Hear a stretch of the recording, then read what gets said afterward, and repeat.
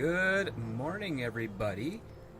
Thank you so much for joining me today. I am, of course, the Script Doctor, and welcome back to my little Valheim playthrough respite from the chaos of industry talk and and reviews. So happy to see all of you joining me today. We have Aurelius Tratos saying, "Hello, Script Doctor. Because of your live streams, I decided to jump into Valheim myself. Awesome. I played with the HD textures and in first person. Cool. You should try it too. The world around you feels so much bigger that way. Oh, I don't know if I can go into the immersive stuff, that part. That might cause me to get dizzy. But that's awesome, Aurelius. We also got Mr. Dan here, and of course the dedicated Maura Blundell. Thanks so much for joining me so far. So yeah, let's get a little bit into it. Let me get myself here. And there we go. So we are going to get started. So just adjust this. Here we go. All right. So we're gonna jump right in. We know where bone mass is, but the swamps are a little boring at the moment. So I want to explore some of the mountain range we have nearby. We got the frost potions to protect ourselves, and I did a little bit of reading. Apparently there's some obsidian that we can find. Now obsidian can only be mined by the iron pickaxe, so we're gonna have to fashion us one of those and temporarily retire the antler pickaxe. Let's see, what do I have left off here? So yeah, I've already smelted the iron we got from last episode. Went off the line. And I have taken out some of... So that's all the iron I had smelted, and I got some tin, and I smelted some of that. And I have taken out some of the... that's the flint head I had, that's the fire, and that's the iron arrowheads. The iron head arrows that I got from the swamp. So we're gonna hold that on as a backup for the moment, and we're gonna find out how much it is to get an iron pickaxe so we can get obsidian. So I think with obsidian, oh boy, 20, we can get some more armor, weapons, and upgrades. So we need 20 iron and 3 core wood. Core wood. So let's take that. And 20 iron, so we got that. So we do the iron pickaxe. There we go. And we don't want to be repairing it a lot, so in order to upgrade it, we need 10. So we got the iron for it. So let's use it for the upgrade. Ooh, and we can also upgrade the mace. Might do that as well. And the axe. Because I got the iron for it. Okay, let's do the pickaxe first. Okay, let's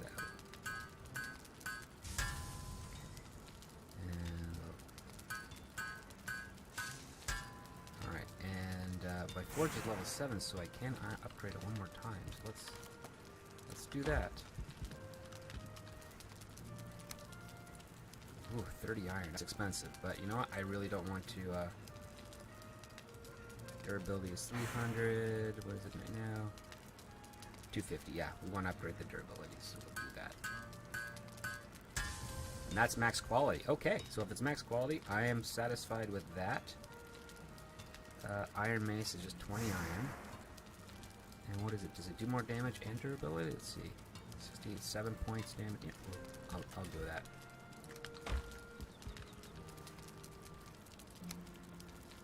Upgrade, and that should be its max quality too, I think. Maybe no, it'd be up to 4, I believe. I don't need any iron for anything else, so yeah. And 30 iron for its next upgrade. Okay, well, that's alright. We can always go back to get more iron, so we have a whole nother crypt there. But I want to, alright, so we are going to temporarily retire that pickaxe, and we are going to go to the mountain range.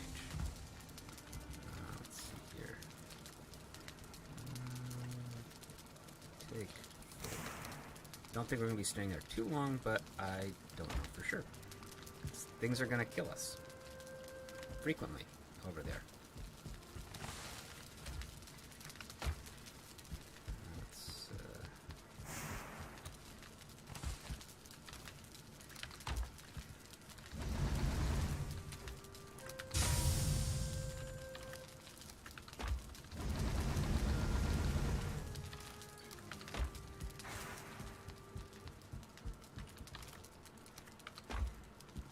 Lots of bouncing back and forth. Mara Blundell says, Script Doctor, I can't help it. I enjoy your streams. It's always a great watch and time here, and all thanks to you and all in the chat too. Well, thank you so much. I think the chat does a great job with their interaction. And yeah, I appreciate them hanging out with me while I do this. I'm working on some plans for some other types of content besides gaming. There's a lot of stuff going on right now with some of my colleagues and the works that we have planned in the future, so that's been taking up some time. So, but I hope it goes through, because you guys are going to really love what this project will be. It's very up everyone's alley. I'll put it that way. So cross your fingers, send good vibes, prayers if it's part of your faith, that we get things going smoothly, because it's going to pay off well for everyone in the audience. So while we're here, let's determine which mountain are we going to go through first. This one's the closest. Well, that's actually they're almost equal distance, but we're going to go to this one here. We're going to take. Actually, I want to get. Gosh, I'm all over the place thought-wise. I want to get our rested buff up high. So we'll. There we go. Get our rested buff up, and then we'll proceed into the mountains. We have Joshua Hammond here. Says, hello there. What did I miss? I fashioned an iron pickaxe and upgraded it to its maximum quality. And yes, that is pretty much what I have done. And we're going to go into the mountains. We're going to look for some obsidian, see if we can get some extra upgrades from that. And then, yeah. And then maybe towards the end, go back into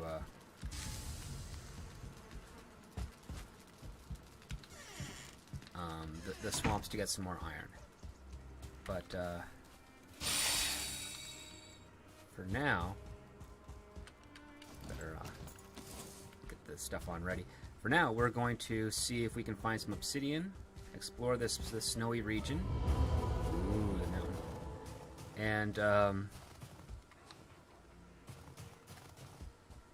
And see if we can get ourselves a little bit more prepared, because I really want to destroy those two abominations that are in the swamp. They're frightening me, and I'm not strong enough to defeat them yet. That's not anything. But at least we can come up here. Take a look. What we got? Whoa! Oh, that's nice looking. Look at that.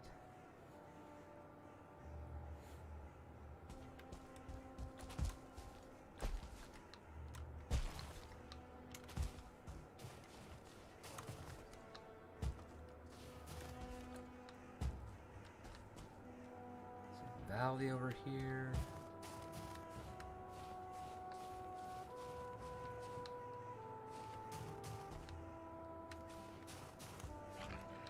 Oh!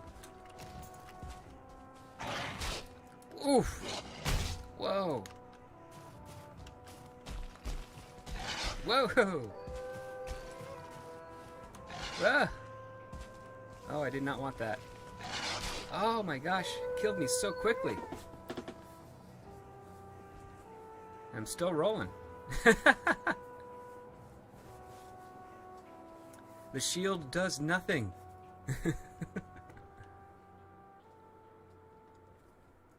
Let's get some food and go back and get our guy. so let's see here. How do you do 40 health, 45, 55, 1, 2, 3. There we go. That'll work.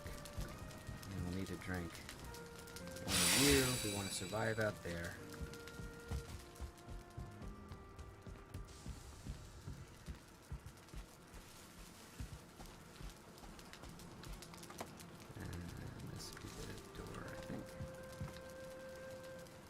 Give a minute for our health to jump up so we can at least make it.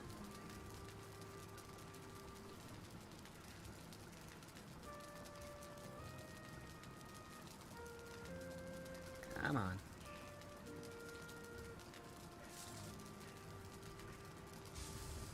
Let's go. There we go.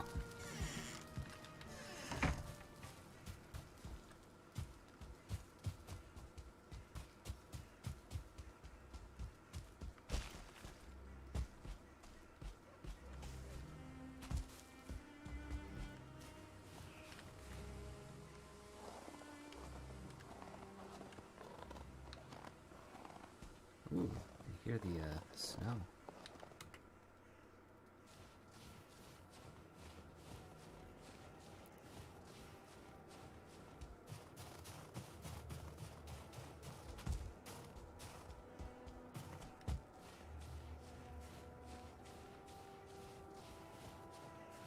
All right, there's the body.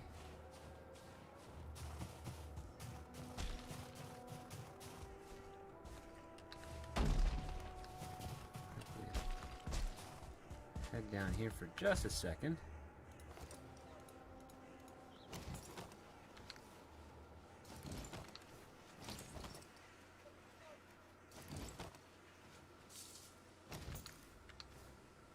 Wait, I have 600 capacity now? That's not right. How do I have 600 capacity? Is that a glitch? Is there an update?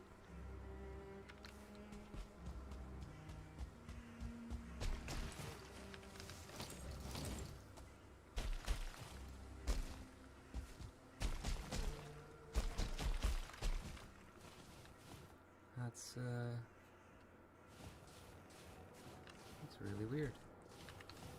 No, okay, it must have been the death thing. Alright, never mind.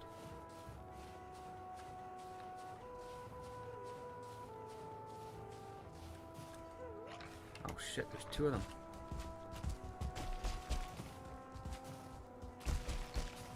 I'm running away. Oh, they're still following me. Okay.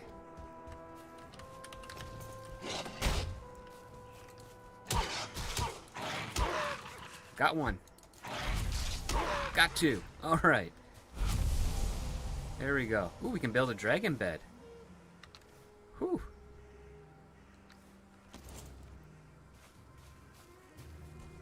Alright. Okay, one part of the goal done. We got some new materials and some meat. Okay. Dega, he's in the chat, says good morning. Good morning, Dega. Good to see you. Hope you're doing well.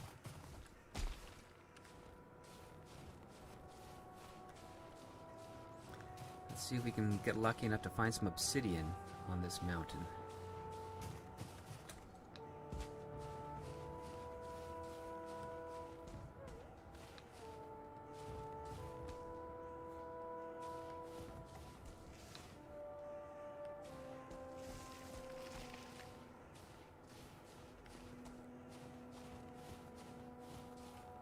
Is that obsidian? No, that's just a rock.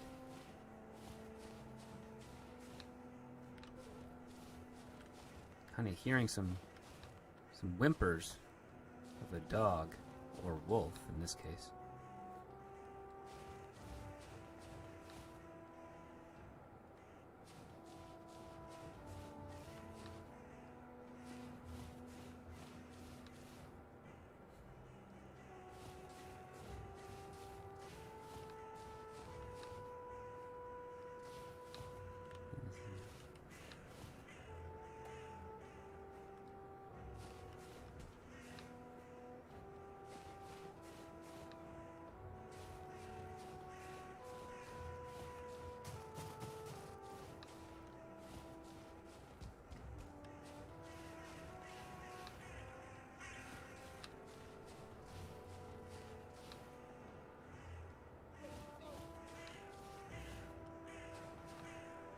Hearing all sorts of creature animals around here.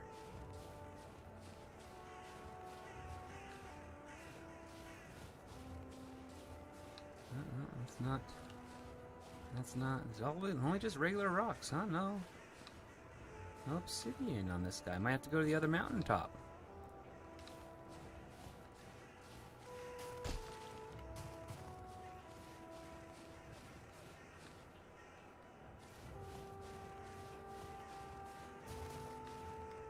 Which, don't get me wrong, I won't mind. But, really hoping we get lucky. Maybe this is just a place with a lot of silver in it. It can be, hopefully that's the case. Oh, I got another wolf.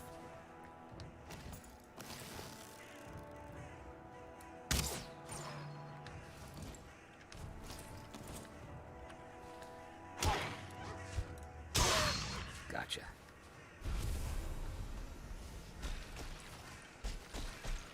Wolffang. Okay, cool. Oh, look, we got this little hut over there, stone thing.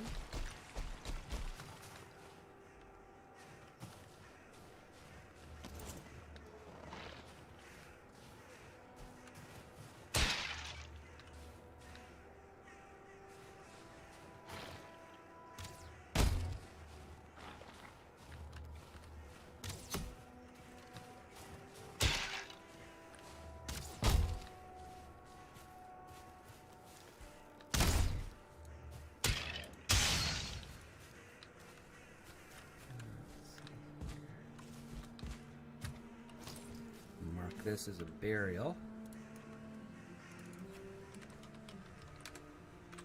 In case I might need it in the future.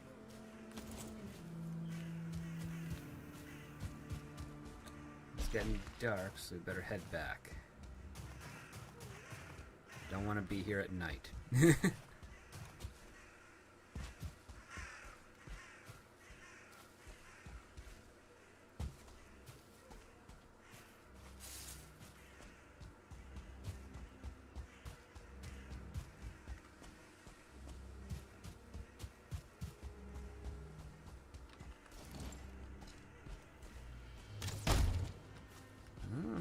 You got a little army.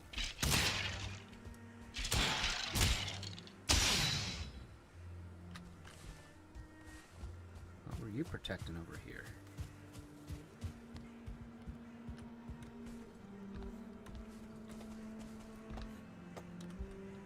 Probably nothing.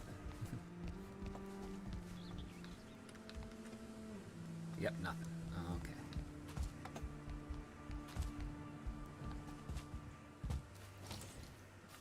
Let's see if we can rush back to our base. And then we'll start planning for our exploration of the other mountain on quest for obsidian. Hey, we got the memes of destruction in the chat. How you doing, sir? And Charlie's here. And Scribelight. Hey. So guys, if you're hanging out with me for now, because this is going to be a short stream, but in about an hour's time, or a little less actually, Scribe is doing a live stream on some topics about structure and Hollywood. So go over there and check that out when he jumps live, because that'll be a fun conversation you'll have.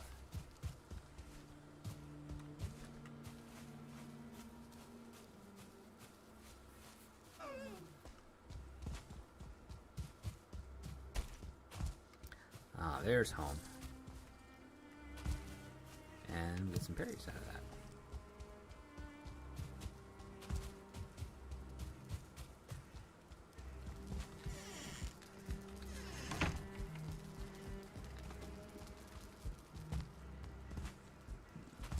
And we're back just in time as our frost healing is, or frost protection is going.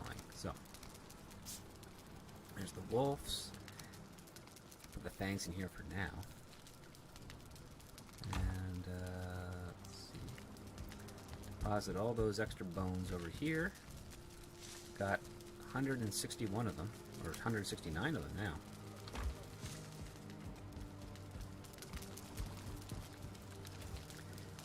This one.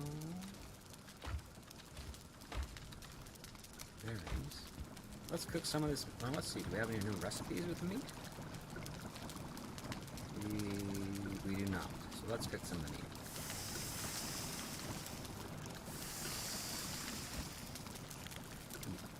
Big things.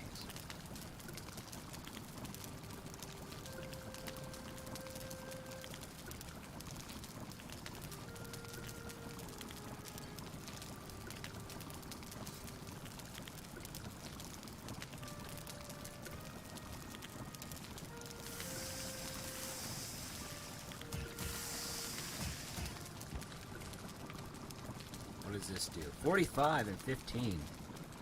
That's pretty good. Hold on to you. Okay, so it is dark now. Whoops. Don't want to go there yet. Let's go sleep. While I'm sleeping, let's see.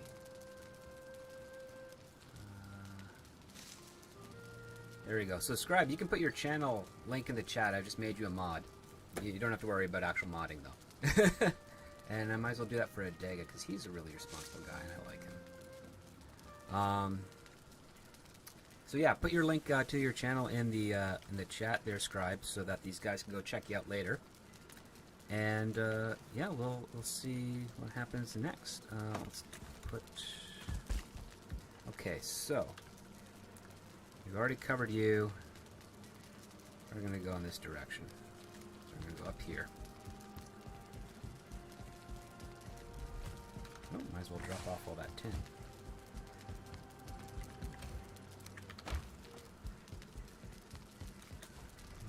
Nothing left here, nothing left here.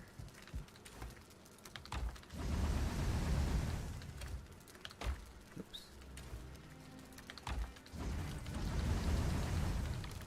There we go. Okay. Time to head for the new mountain. Oh, looks like we got some skeletons trying to attack, or maybe did attack. I don't know. I was asleep.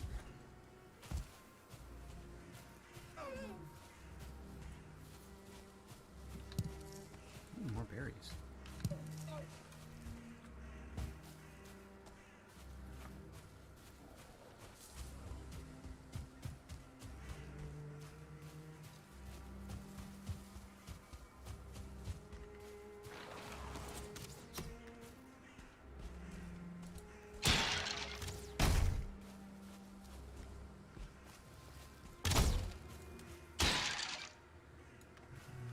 Mark you.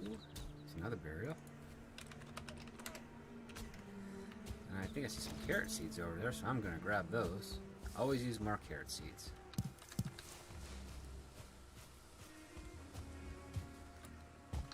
And there. There's just 10 minutes to explore the mountains. See if we can find some obsidian. It's supposed to be really black. You know what I'm going to do? I'm going to make myself a ledge here. Yeah, see? Now I can stay.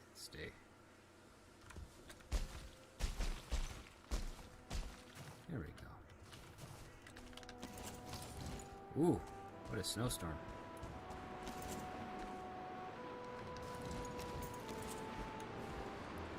Glad I got that potion. Alright.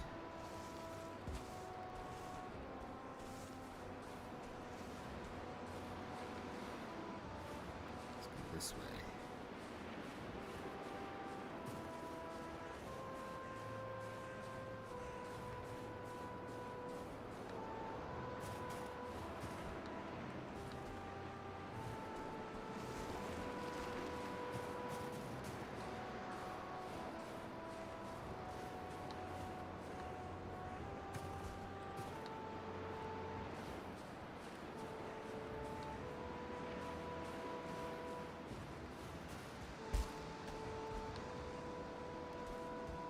Obsidian?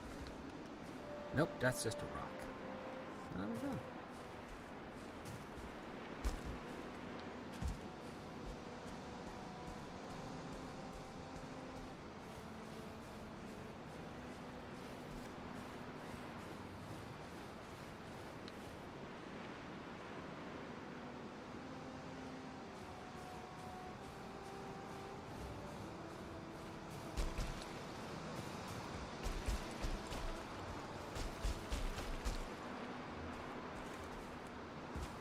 This is a really good environmental.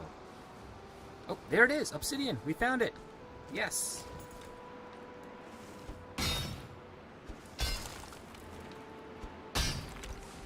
Woohoo! Oh, we can do a new build piece and poison arrows. So let's get some of you. And obsidian can go through portals. Oh, okay. That's good to know. Alright. I want to just do a quick check. Crafting. Need 4 obsidian. I've got that already. And 4 iron. I've got that too. Alright. So we got the obsidian already, but I want to still explore this a little more for you guys. Maybe we'll find some more obsidian.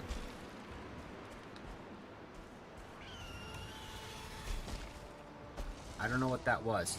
Oh, that is a thing. That is a thing that wants to kill me. And,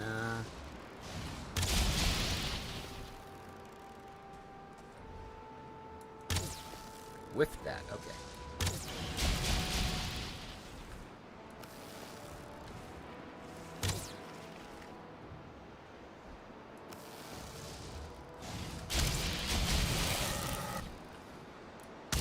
Gotcha. Ooh, got a new freeze gland, and I can do frost arrows. Cool. See, yeah, this is a good reason I decided to stay on a little bit longer instead of just heading back. I kind of want to find more obsidian, though. So I only got 15.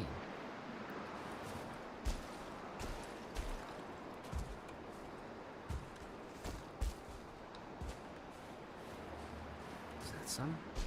That's more.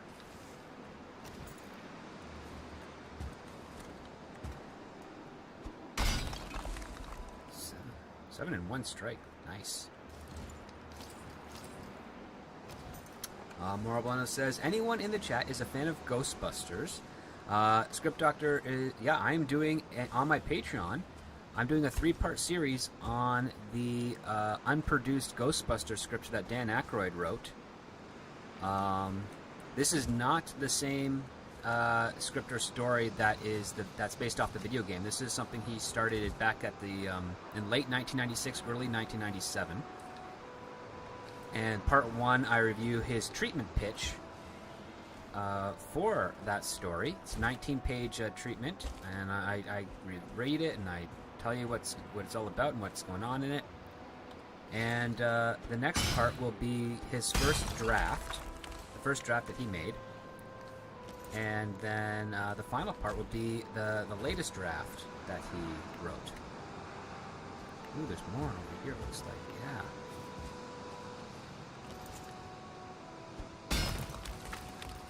Got 8 out of that one.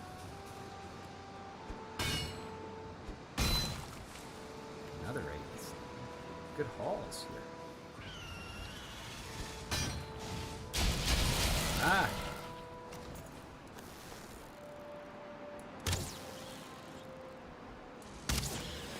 Rock. Gotcha. Alright, see, I'm doing alright in here, all things considered. Charlie says, yes, the treatment is really interesting too. It was planned for Chris Farley. He was the key player in it, yeah. Going to be leading the way. And Dan Aykroyd really captures the Chris Farleyisms that audiences fell in love with. Just in that treatment, which was quite remarkable. It is my understanding, though, because the treatment was written, completed, and submitted, oh my god, 10 months before he tragically passed away. Oh my god, we even have... Can I get that? I can. Alright, I got a dragon egg. I don't know what I'm going to do with it. And that stone golem, I got to get on top of that, don't I? Isn't that the trick with the stone golems? You gotta get on top of them.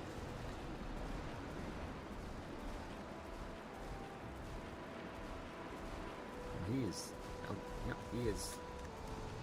Oh, did not want to do that. I think we're gonna...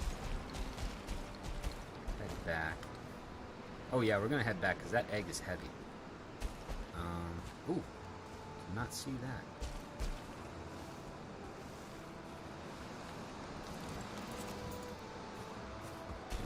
head back and drop off some stuff. See what we can build.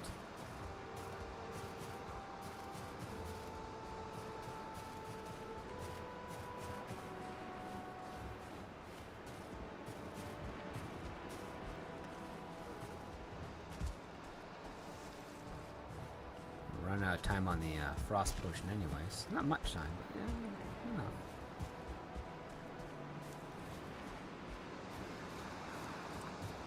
Memes to Destruction says, I miss Chris Farley. Me too. He had a lot going for him. And, you know, he was doing his best to clean himself up. But you have to have a good support group around you in order for that to stick. And in the SNL entertainment sphere, that is really hard to do it. He had just left SNL as his movie career started taking off, but he still brought a lot of those guys with him. And yeah, we're at a loss. The world is at a loss because of that. So, oh, more mushrooms. Gosh.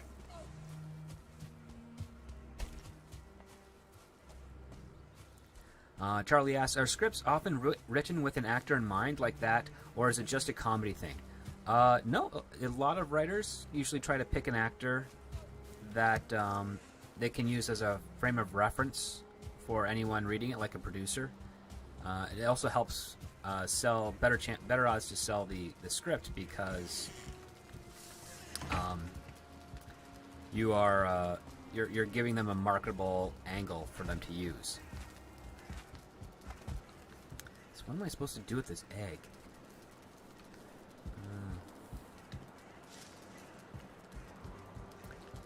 I have no idea. I'm going to put you in the trophy pile. Maybe I'll figure something out with you then. Okay. Alright, so let's see. I need some iron to make this, and 10 fine wood.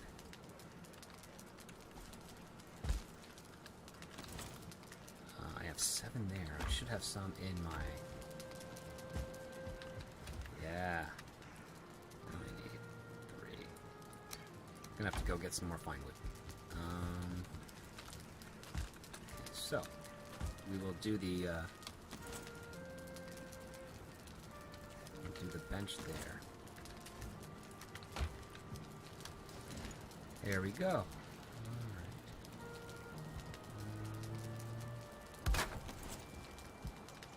Level 5. We can upgrade the troll cape. I've got so much troll hide.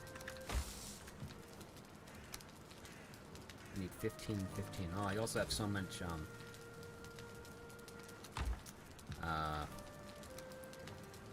bones. I have so many of those bones. Dem bones. Okay. Let's get bones are over here.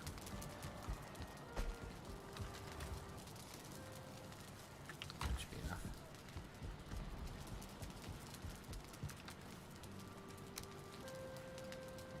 And 15. There we go. Alright, let's upgrade that. Troll hide is at max quality. Nice. I'm gonna be running out of food soon, so let's just do a little of that. And I've got 40 troll. I wonder. So I got the troll costume here, and I'm not really going to be using the troll hide for anything else. Let's see how much it costs to upgrade that to its max quality. 6 and 6 across the board. Oh, with some bones. Well, we'll do that one first because I got the bones with me. So we'll upgrade the hood. And we'll upgrade... Oh, a storm. Leather pants. And upgrade that. There we go.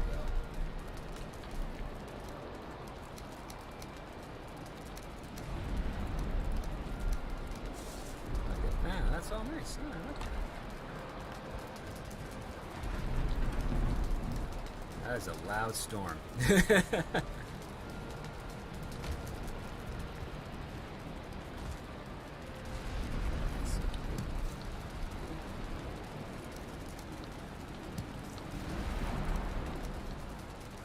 There we go. So we've got Mysterious Oregon keeps a perfect temperature.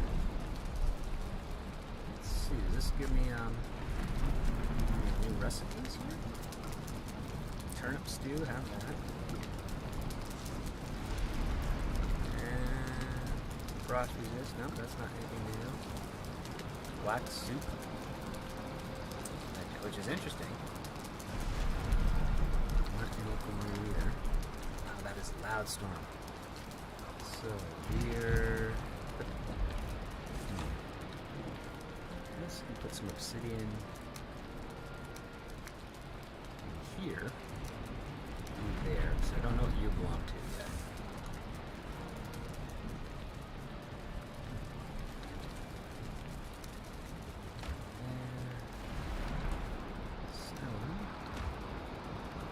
Ooh-wee.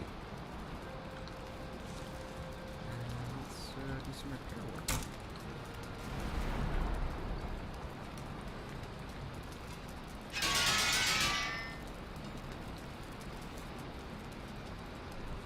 Okay. Well, we got the upgrades. We got those seeds, so let's go put those in the farm area. We have Darth Plato who comes into the chat. Says, hey, script. Hey, Darth Plato. Mora Blendle says, Script Doctor, Dragon Eggs only have one use in the game, summoning Motor. Motor is the fourth boss in Valheim. Oh boy. That's, okay, well that's a little ahead of what I'm needed to do, but okay, that's good to know. Those turnip seeds are good to pick up. That's, alright, it's good to know we can plant, do some planting. Let's, do some gardening. Farming, really.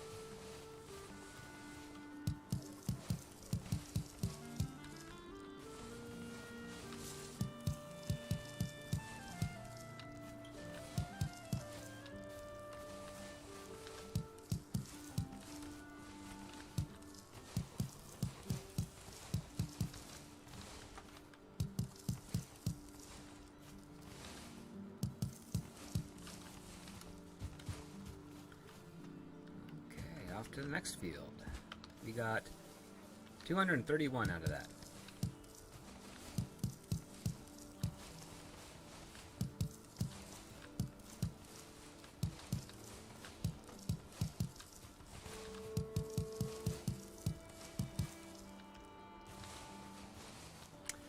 Charlie asks, is living in LA still a requirement to start a screenwriter or start a screenwriting career? I remember it was years ago, but with production hubs sprouting out like weeds everywhere, I thought that might have changed too. Yes and no. With screenwriting, you have to be very, very available, and a lot of people still like personal meetings, even today after all the pandemic issues. The personal meetings help you facilitate the long-distance meetings. So you don't necessarily have to move out to Los Angeles, but it does help. But you definitely have to show up in Los Angeles because, you know, if you're there, it does two things. Number one, it conveys to producers that you're committed to this industry because you're able to, you know, make it out here, actually make it out there. And number two, if you wow them with a pitch, you're going to have to do a bunch of meetings really quick, back to back, and you have to be available for them. And and you don't know when those are going to be, and they're mostly in person. So you want to be able to make those meetings. And it's usually lunches. I don't know what it is that everybody in Hollywood's obsessed with lunches. You invite them to breakfast, they think you're crazy. I think lunch is really just a de facto breakfast over there, because I know a bunch of them that don't wake up before noon. So yeah, and those meetings are about relationships, and that's basically what you're selling mostly in Hollywood, relationships. And then if you happen to have a great script, that is an added bonus. That is at least my takeaway from it. It's not always that case. Other people have their own different takeaways, their own different ways of getting started, but that's what I have picked up.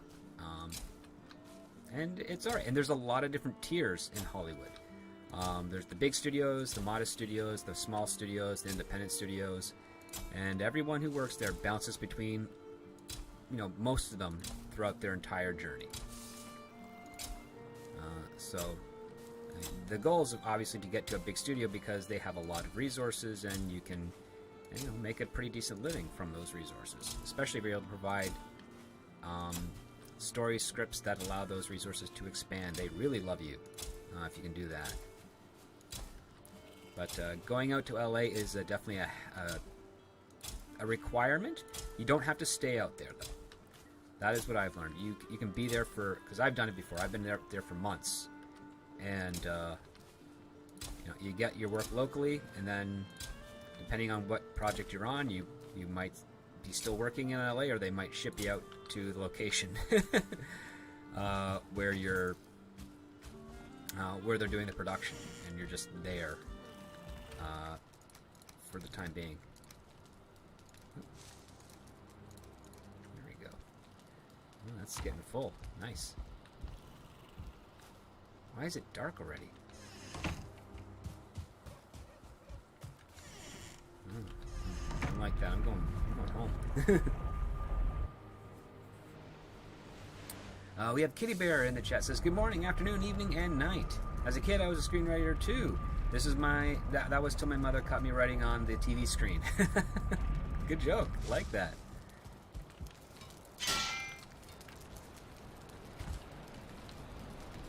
Dry, huh? Always so rainy.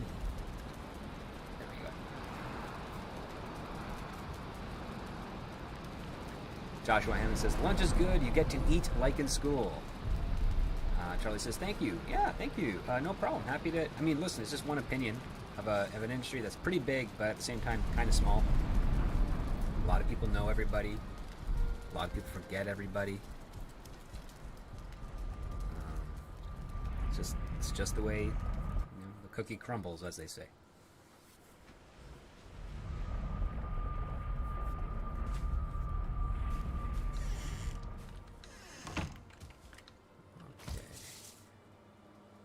Plant carrot seeds now.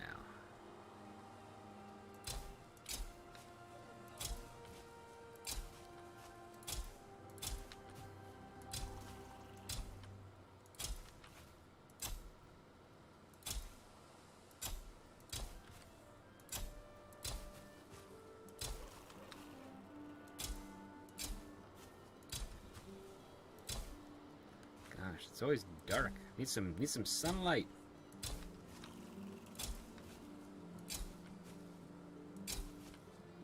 Some sunlight in this game.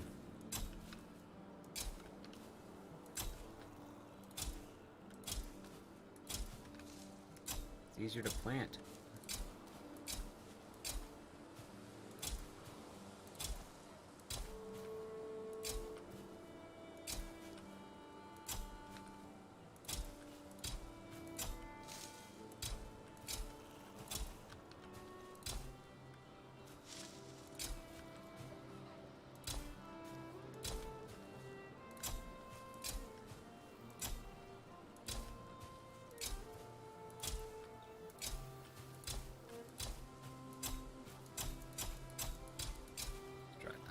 That's too far apart, but okay.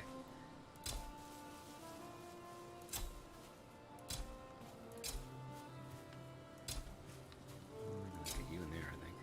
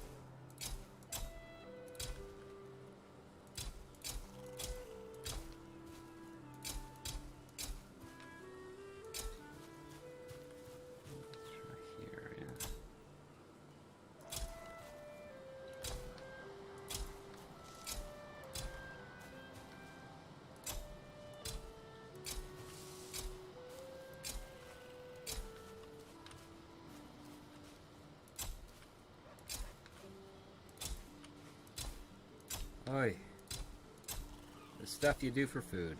Makes you appreciate farmers, that's for sure. And theirs is a lot harder than just this meticulous aspect.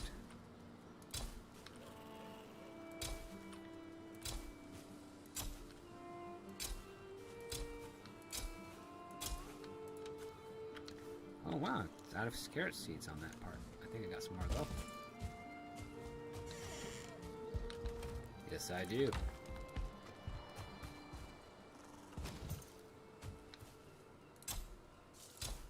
There.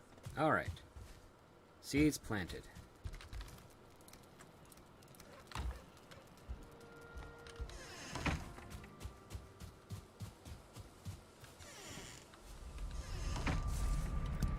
More Blundell Script Doctor. We will be watching the Plane film. That's the one with Gerard Butler and Mike Coulter. Maybe. Maybe. It's kind of a silly one, but might watch it.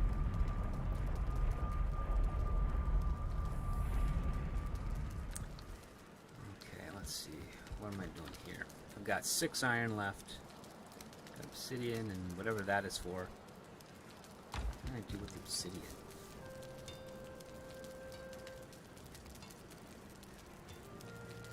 Bronze, iron. Okay, nothing in that part.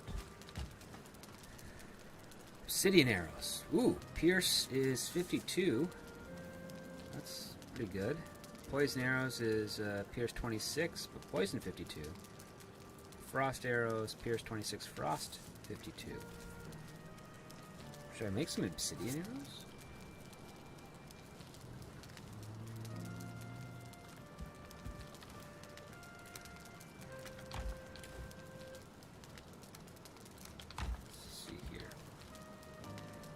So this is what the frost arrows are for.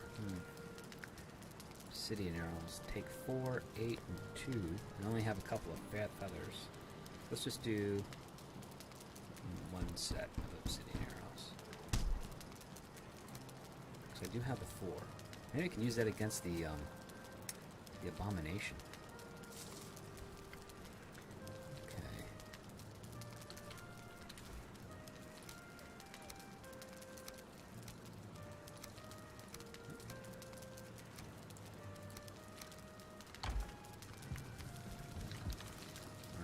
Well, you know what? We're gonna go take 2 of you just in case. But we're gonna go get some more iron.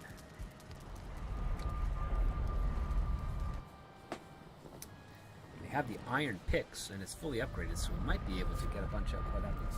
Rush back.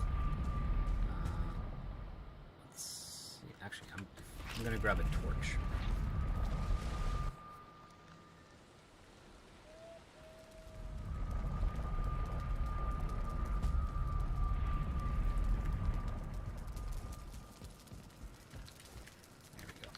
Now we're going to go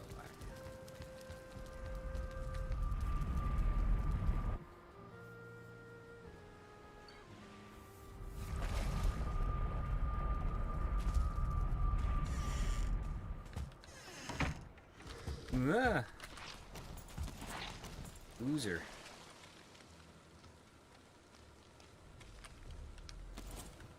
Come on. Get off my stairs.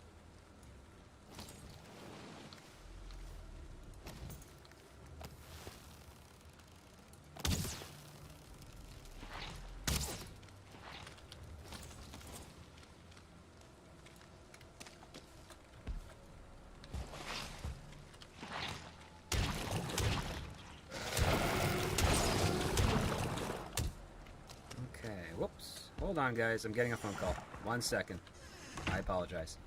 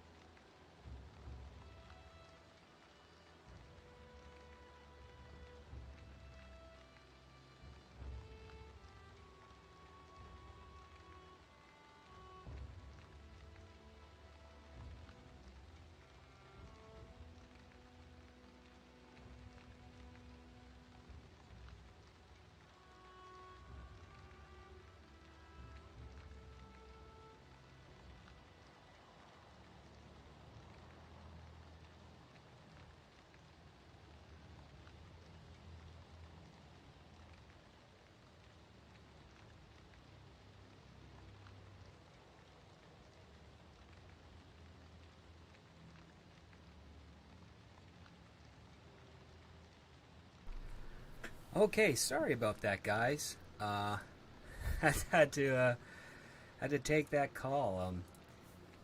Good news, can't go into the details, but producer friend I know. Oh, I pick up some iron from that somehow. A producer friend I know read my script last night and enjoyed it so much he wanted to call me, but it was 4 a.m. my time, so he had to wait. So as he just woke up, it must have been, I don't know, 7:30, 8 o'clock his time, and he called me right away, so I wanted to talk about it. So hopefully I'll have some great news to come of that much later for you guys. But for now, we gotta wait for the health to pick up.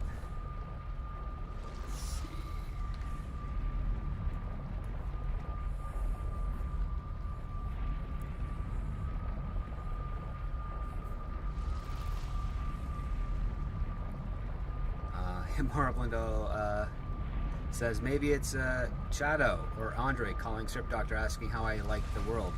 No, not this time, but maybe. I know Shadow definitely has my phone number. I don't think Andre does. That's also long distance, so I don't want to burden him with that either. Okay.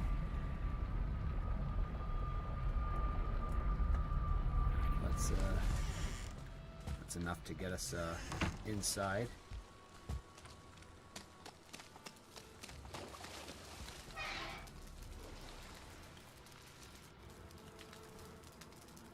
Okay. Oh my gosh.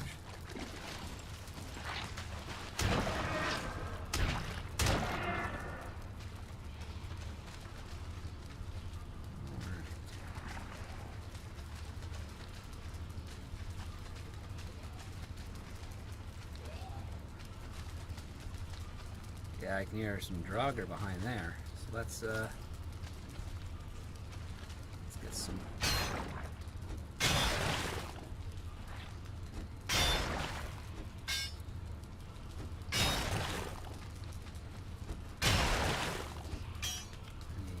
No iron out of that. So, there we go.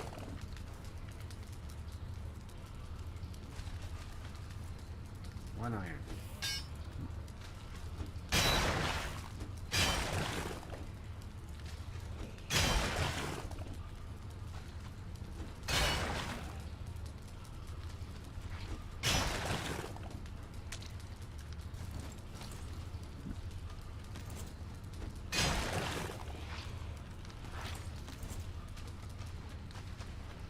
I hear something.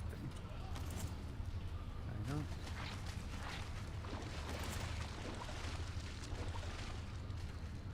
That's interesting. This is just an empty room. A disappointment. Okay.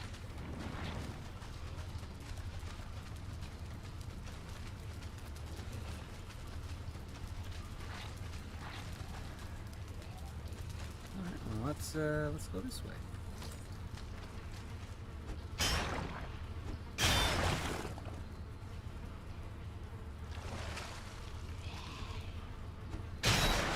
Really hear them.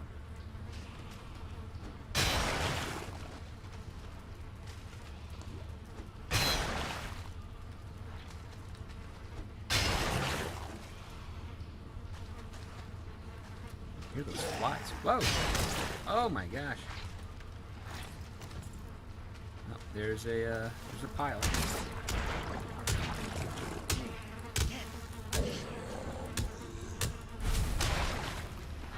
Whew.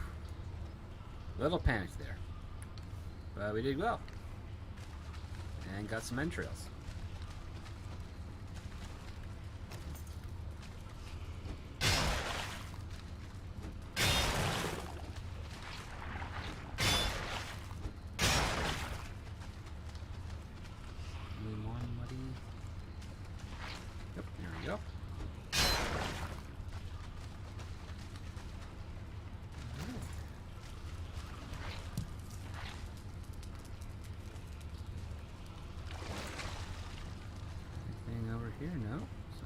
you got in the chest? 19. And some gold. Nice. Let's,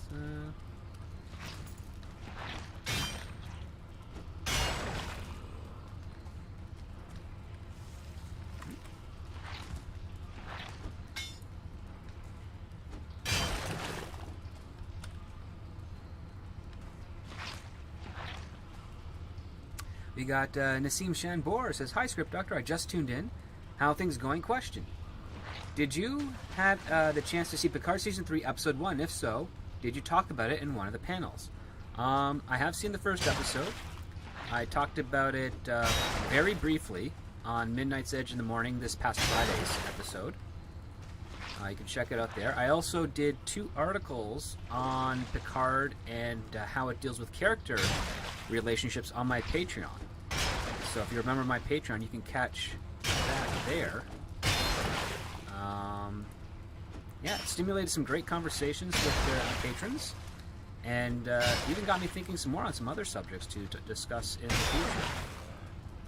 But some of the clip notes is that it was not egregious compared to the other seasons of Picard.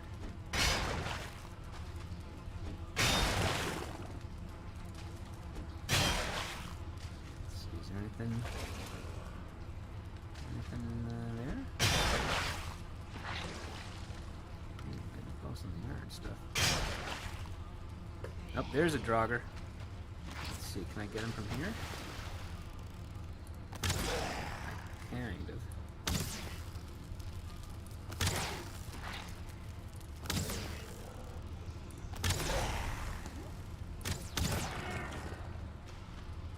Oh my god, a 2-star.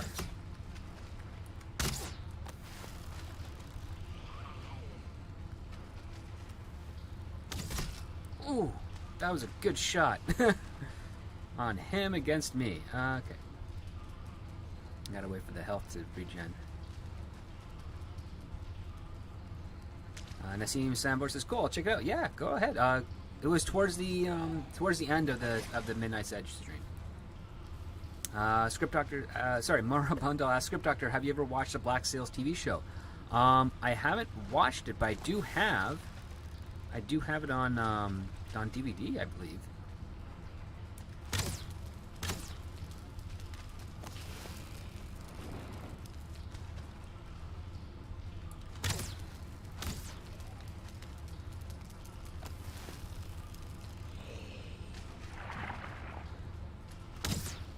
Missed. Hoping not to miss there. Gotcha.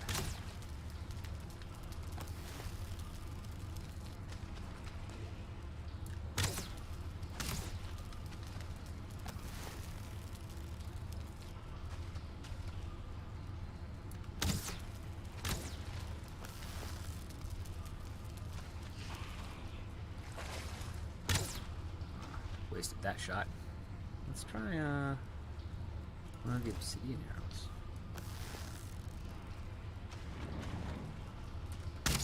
Missed. Darn.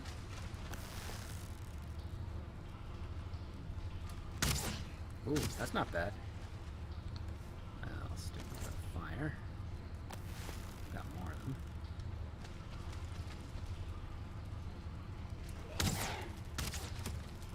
Ooh, almost got me there.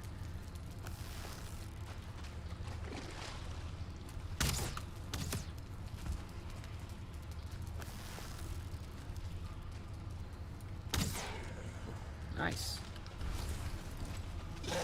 Oh my god. A 1-star.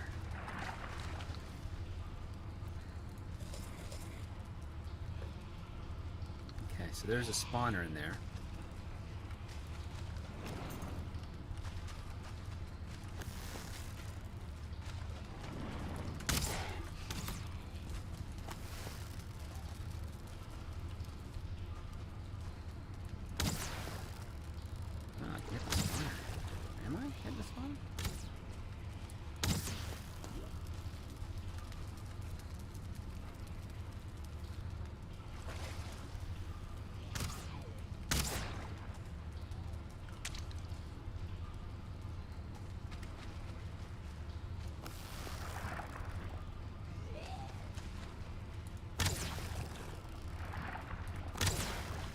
I think I got the spawner.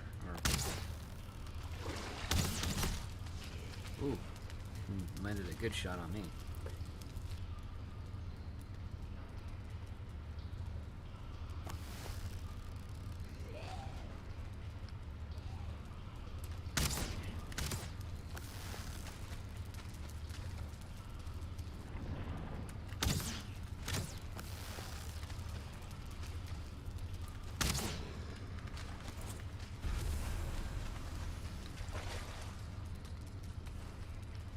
Looks like I killed the spawner too with the arrows. Good.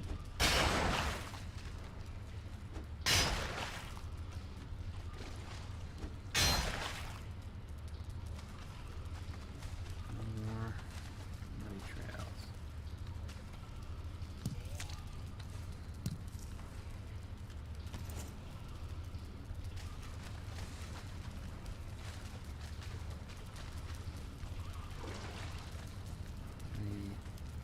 Yellow mushrooms. What do we got here?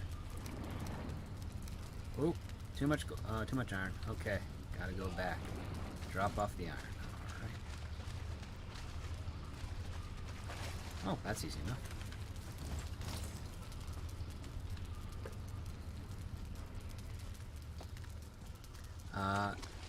Nassim Shambor says, I'm checking on your patron. Oh, thank you.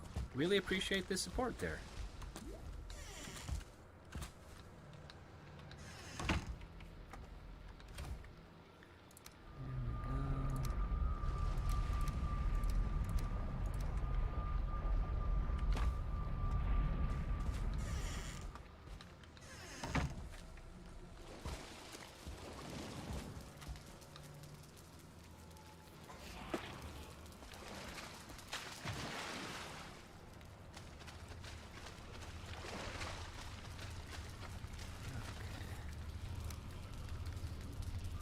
Cool.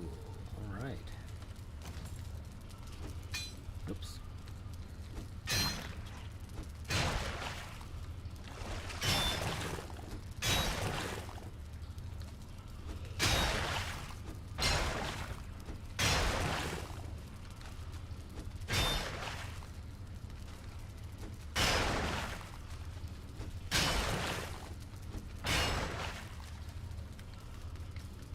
One iron out of that.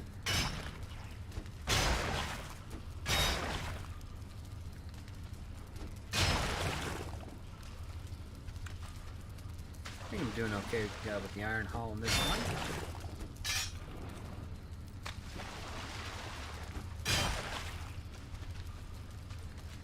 So really what we need to look for is a Draugr elite to defeat and get a trophy so we can build a really cool hammer. Right? If I'm not mistaken. We gotta find that. Moro Blundell says, Script Doctor, have you seen the Tetris trailer? Yes, I have. With Taron Egerton. Looks like it's a fun, dramatic retelling of how Tetris made it onto to the Game Boy and part of Nintendo.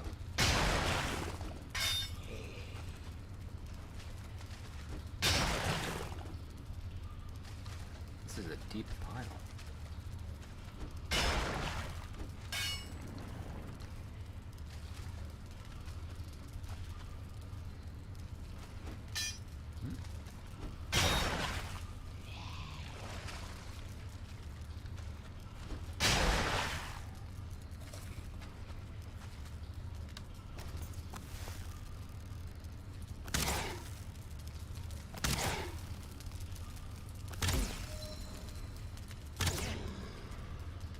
Get him?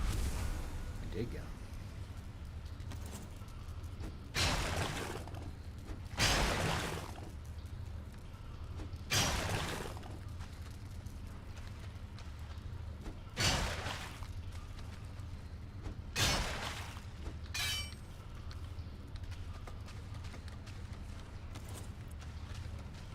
Okay, more muddy scrap piles.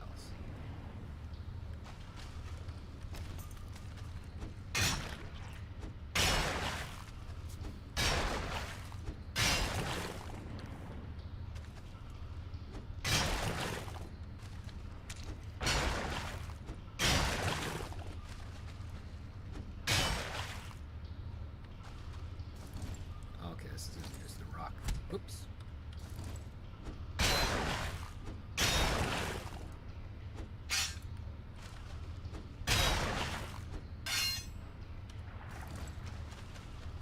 Can't get that because of the... that sucks. Okay.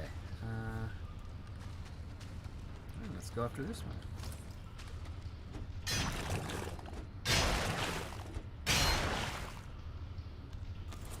That's also a rock. Alright.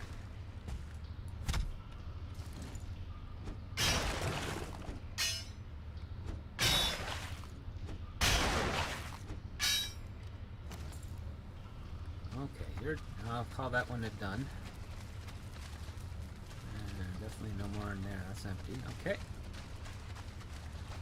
And on to this direction. That's also empty.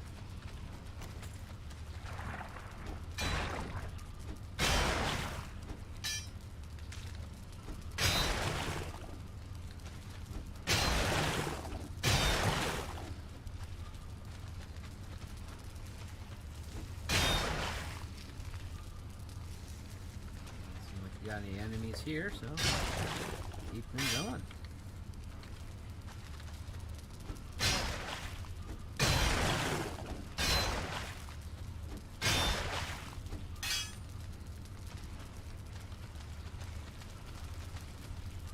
Ooh, gold coins.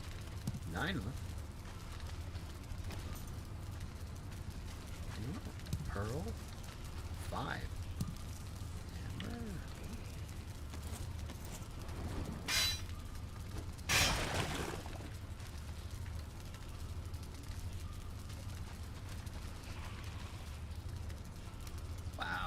Alright. Let's go drop that off, get that other iron. At least I'm not getting as lost as I did in the other ones. But I'm probably speaking very much too soon.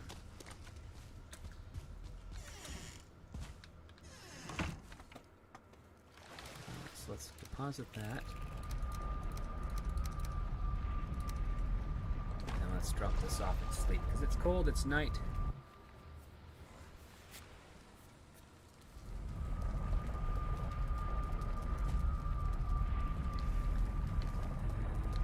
Treasures.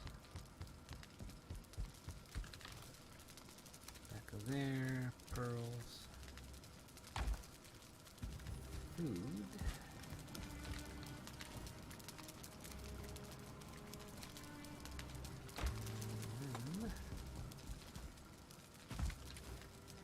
Bones. Chain. Throw some other straps in there. And go to sleep.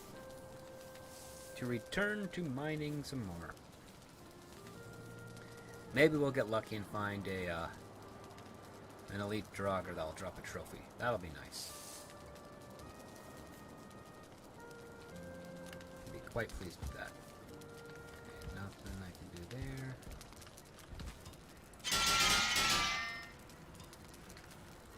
Alright. Back to the grind, as it were.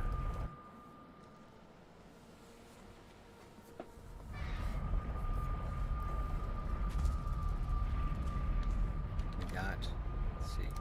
We already got 61 iron. So that's not bad.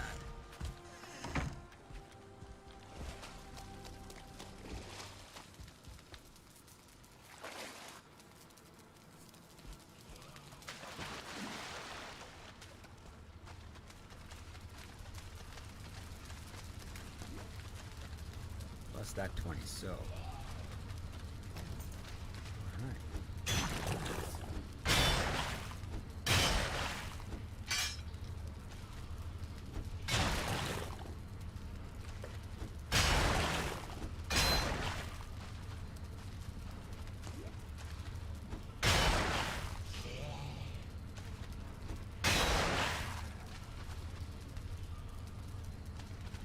There you go. I see ya. Oh, and there's an archer.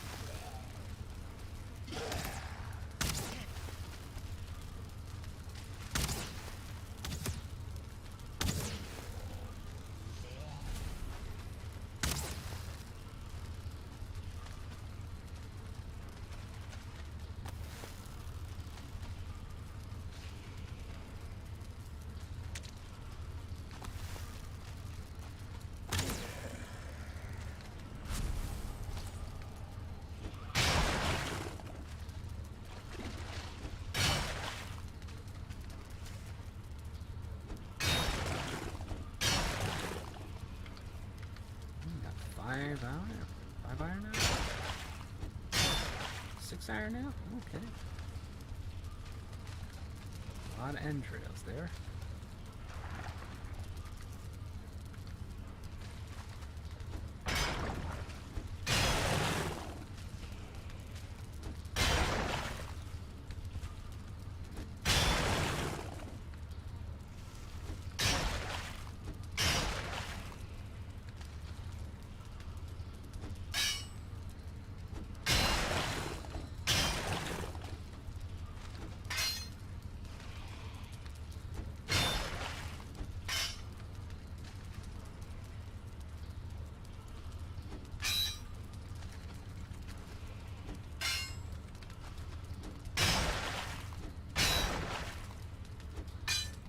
Okay.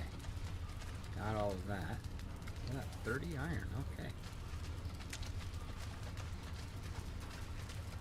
So that direction's done, isn't it? Yeah, no other way to go. Okay.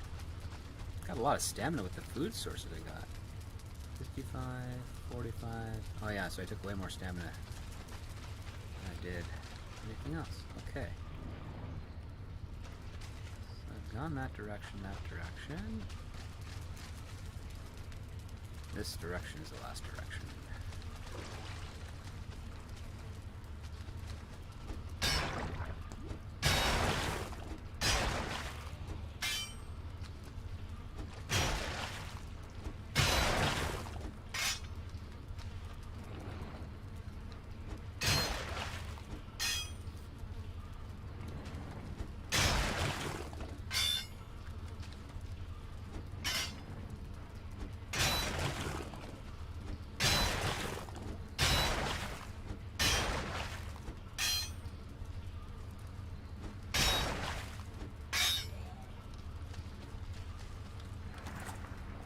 That's done. And those two are directions. So let's you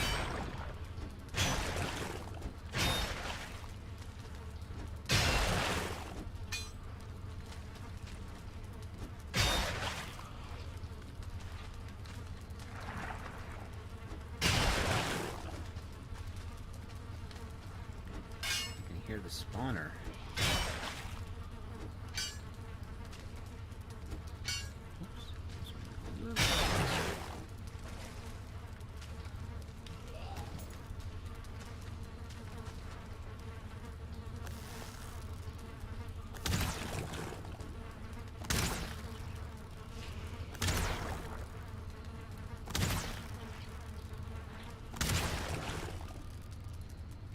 Bye-bye, spawner. Oh, there's an archer. Can I get him?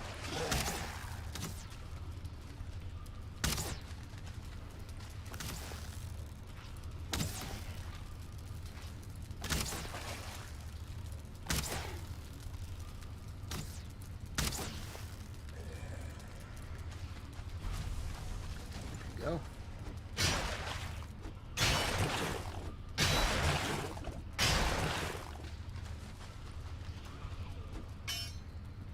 Ooh, scrap iron, but I can't pick it up because I'm probably overburdened. So we're gonna drop you in there.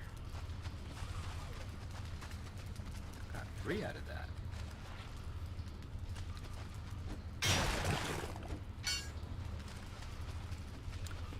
Mauro Blundell asks, Script Doctor, can you write, film, or TV show about Mexican Iron Man jumping out of a window and turning into elf to hide from Ben Affleck? I could. I won't deny that. I definitely could write something like that.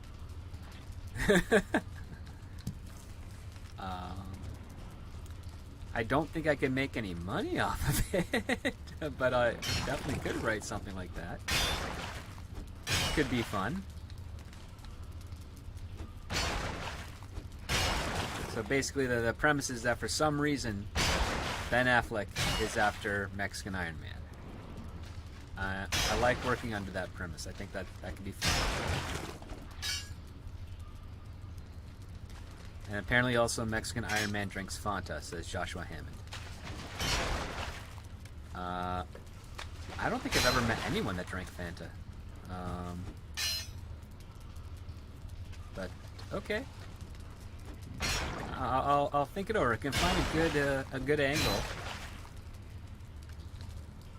on it. I will consider it.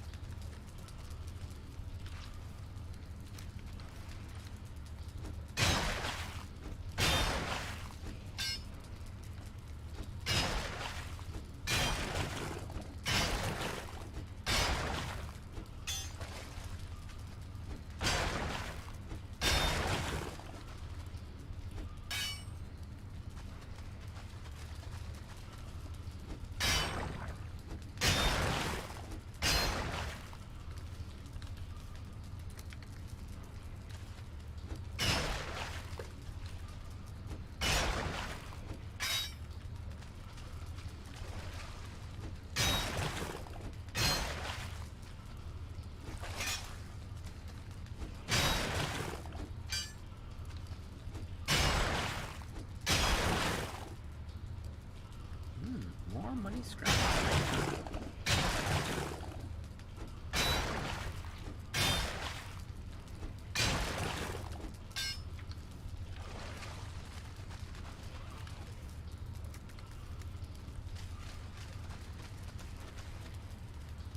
More cool stuff. Amber, more withered bones, rubies.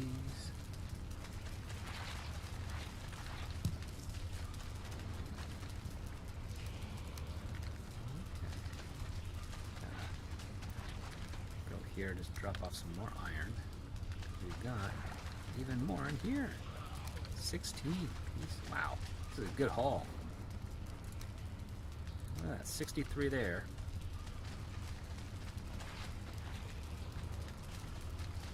Top of whatever else I'll find.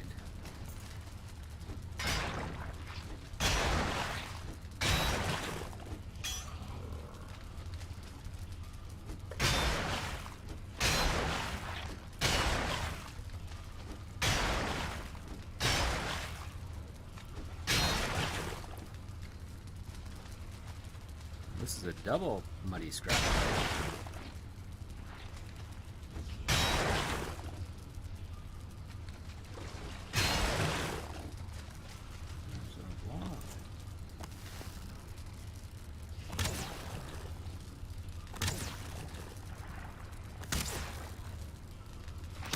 Oh, you jumped. You slime ball.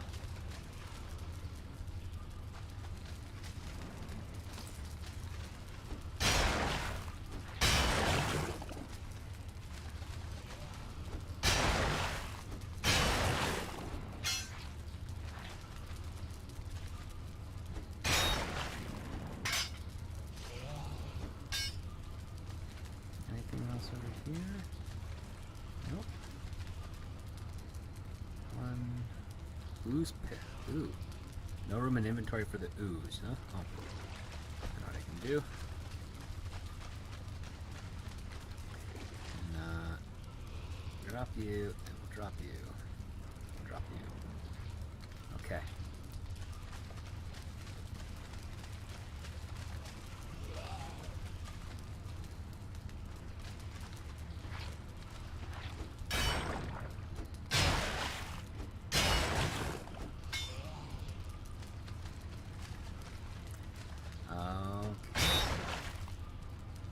Joshua Hammond says, I drank Fanta a couple times. It's good. Oh, okay.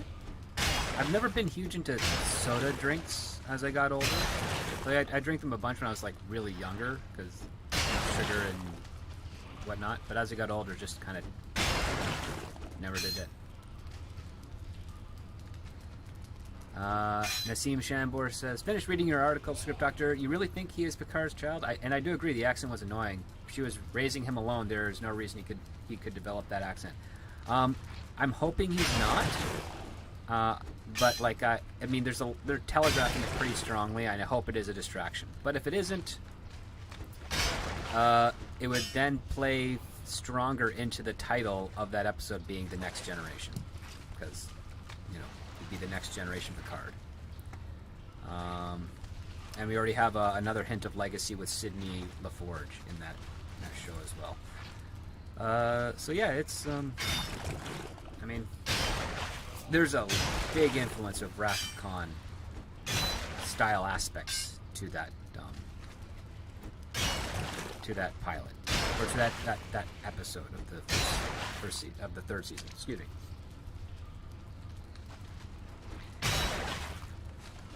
Okay. Charlie says, I think the Fanta joke in Mexican Iron Man hates it, but it's one of the most popular drinks in Mexico. Oh, really? I did not know that.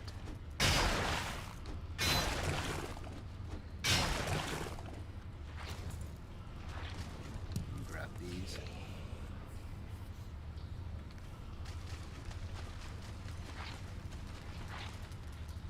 So those two, and this guy, and I think that's it for this crypt.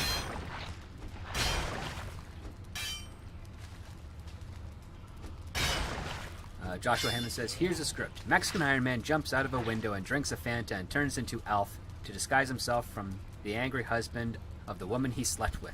Okay. Well, that's the premise. So that's a pretty good one.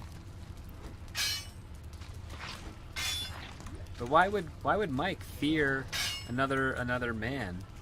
I mean, he's Mexican Iron Man. He shouldn't be worried. If anything, the husband should fear him, right? If I'm not mistaken. Okay, so I think I cleared this. Oh wait, no, there's that. Okay, so we're getting close, but let's empty the inventory out. Get some defensive weapons here.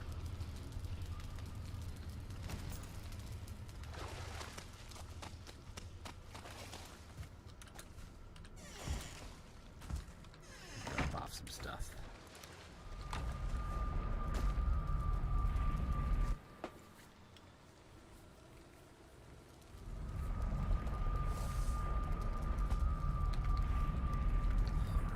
Ooze. That goes there with the entrails. Mushrooms.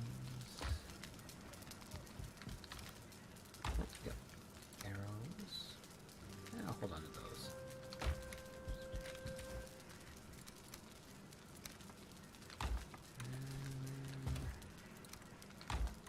Let's see. Nothing to repair there. Let's go back.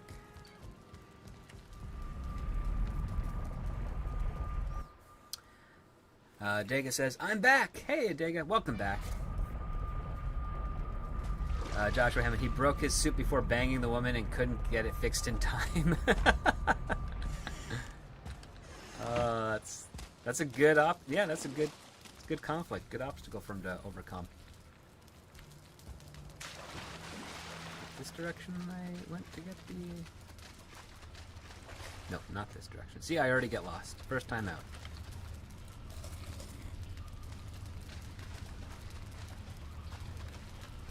This direction, and then this way?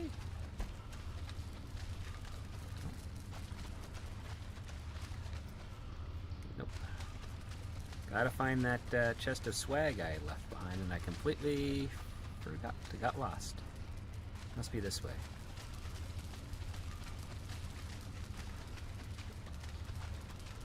Nope, it is not this way. There is no chests here that I haven't already. Yeah. Okay.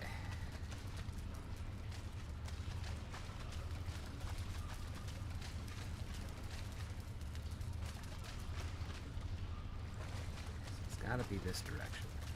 All the way on this side, the other side. So that's okay, that's that. That makes sense. There we go. Oh, that's right. Gonna make a couple of trips.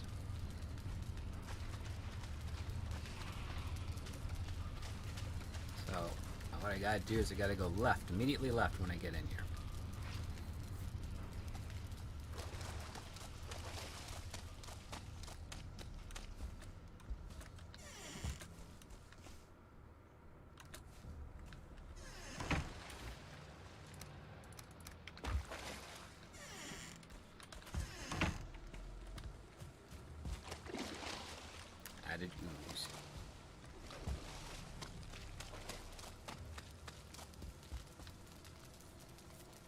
Nassim says, it has the Wrath of Khan vibe. I agree, and I think the identity of the child is centric to the story of the trailer spoiled it as his son because of the villain's interaction with Picard. Quite possible. I say those are solid theories. Oh, that's right onto the line there. I can definitely carry 37.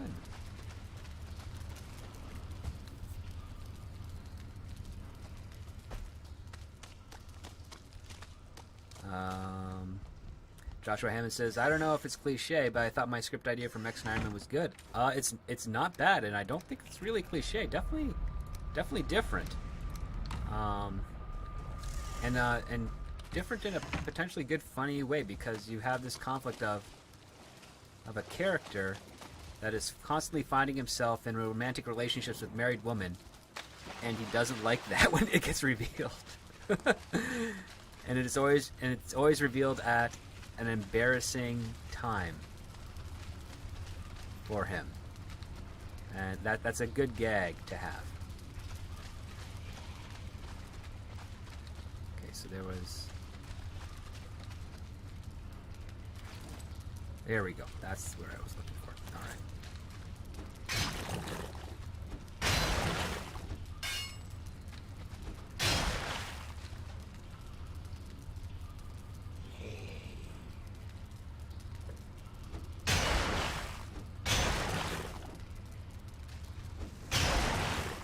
Ooh, there's a Draugr.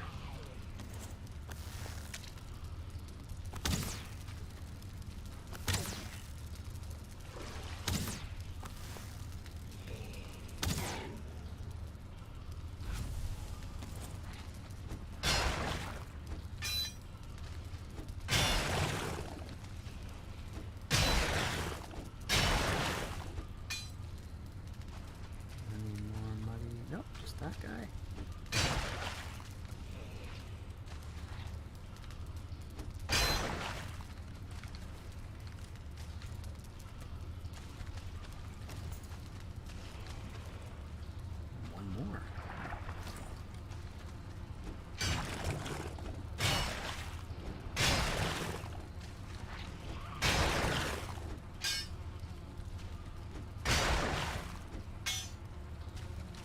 And I hear the flies of a spawner. There it is.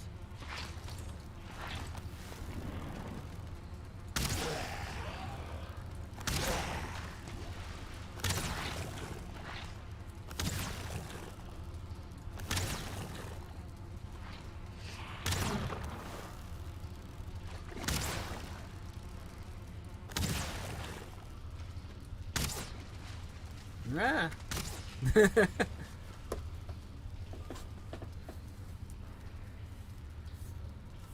Maura Blundell says, Joshua Hammond, I'd buy that for $1. Hey, it's not a bad premise.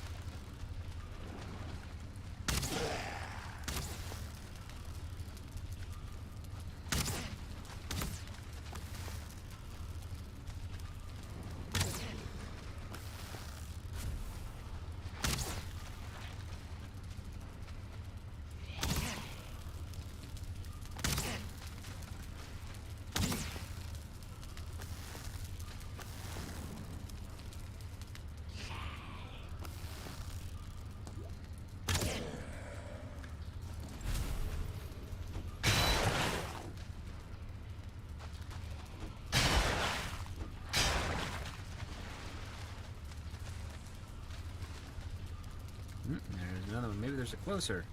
They're only giving me the one location. Son of a gun.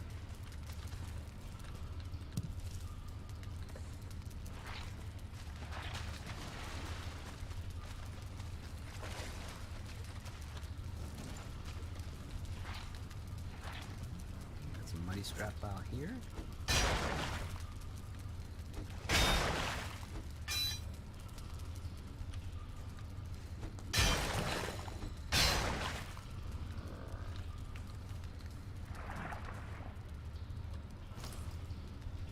Aside from mushrooms, nothing really of value over there. But we got amber. That's good.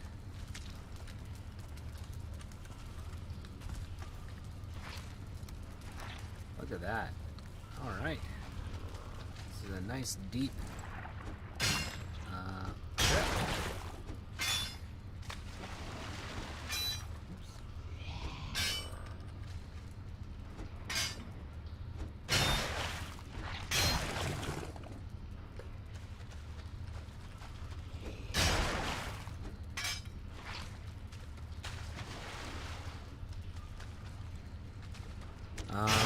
Moral Blundell asks, Script Doctor, have you watched the film Cell?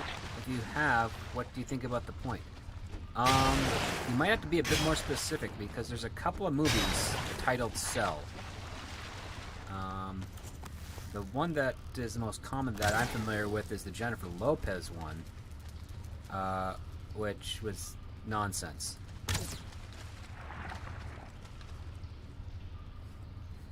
I think also Vince Vaughn was in that.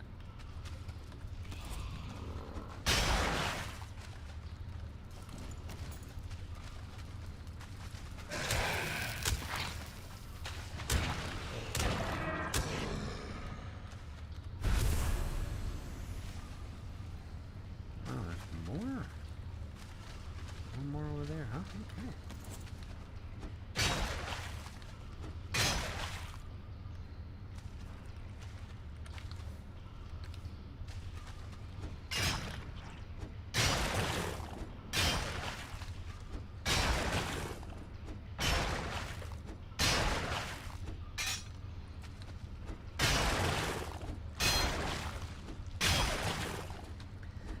Dick Outlaw says, all this carnage on Be Kind to Draugr month.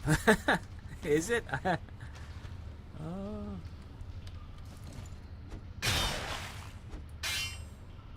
Okay. Alright, I think that's it. And a pearl. Let's see. That's empty. Put these mushrooms over here.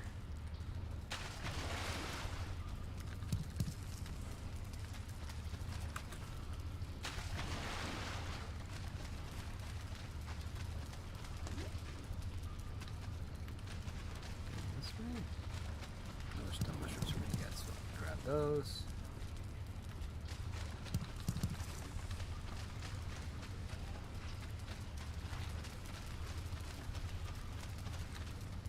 Is that a mud? Ah, there's a mud scrap I missed. There we go.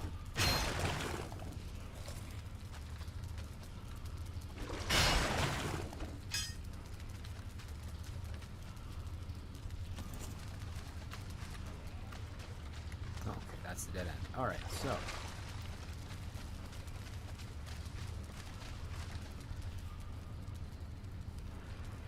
Nassim Shambor says, that's one deep crypt. Oh, yeah. Now to find the way out. Oh, there we go. Look at that. But,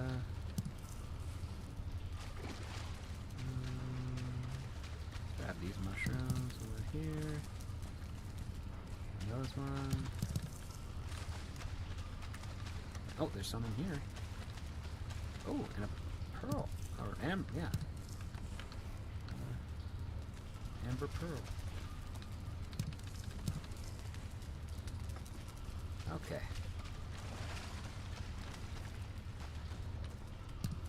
Coins I didn't notice. Alright, good haul. Really good haul.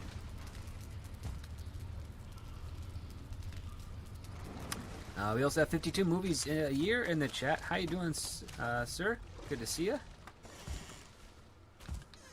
He says, The Cell, Jennifer Lopez, Cell with Hogan, Cusack, and Samuel L. Jackson based on the Stephen King book would have been a good movie if it just wasn't so bad. Or John Cusack, yeah. Yeah, such is the nature of things, right? Alright.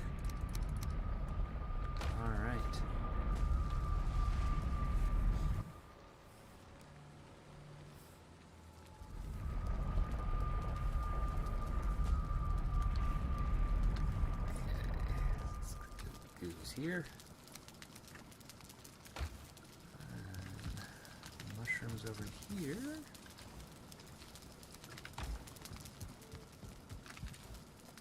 And the money. And the trophies.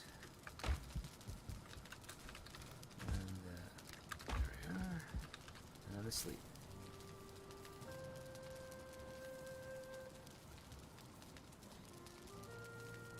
So our next task is hauling that iron back to base.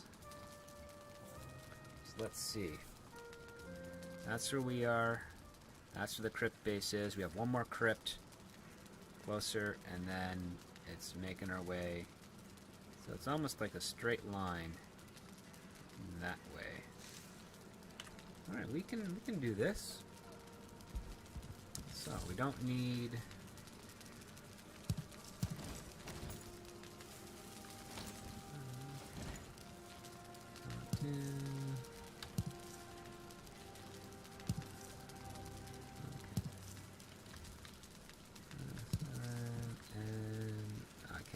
I can't put the torch up there, unfortunately.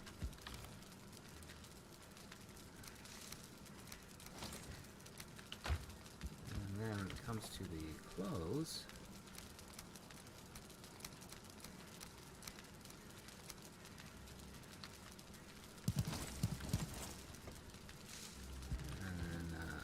there we go. So we got the belt. And let's see, the food we need is for good old stamina. So, not you. Yes, you. Yes, you. Have another.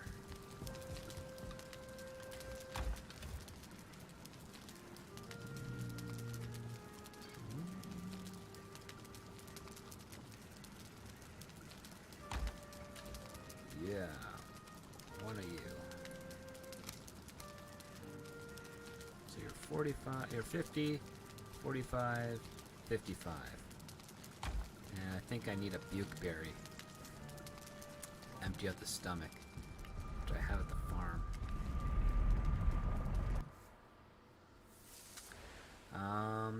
Marblendo says, Script Doctor, what Star Trek film do you think is the best one? Ooh, that's a tough one. It is either...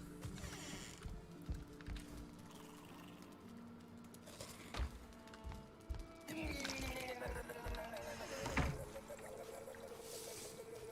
I want to call... As I'm throwing up. Star Trek 4 is really good. Star Trek The Motion Picture is really good. Wrath of Khan is one of the better made films. But it's, any one of those three is actually pretty good. I really enjoyed 4. And our stamina is up to 200 with this. Okay? So, stamina's up to 200. We're ready. We can... There's nothing here. There we go. Got plenty of room. Let's...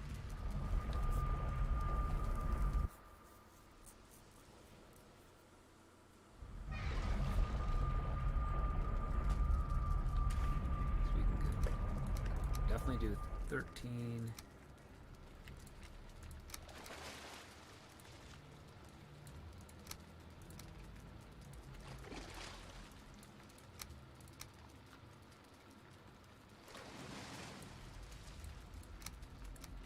Alright, so we can do 44.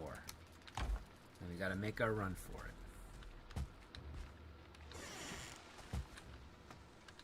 Let's get ourselves in the right direction, which is here. And we go. We're off to the races.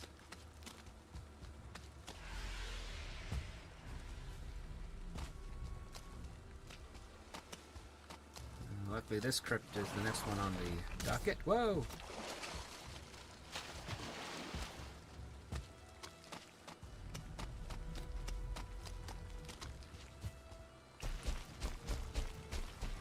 We're on the sugar high with this this concoction of food.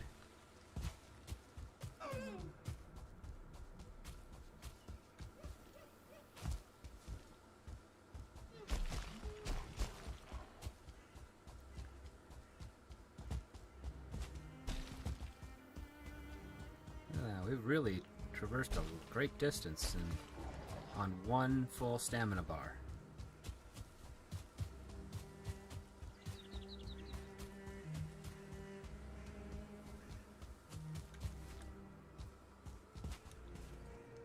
Now we can recharge a little.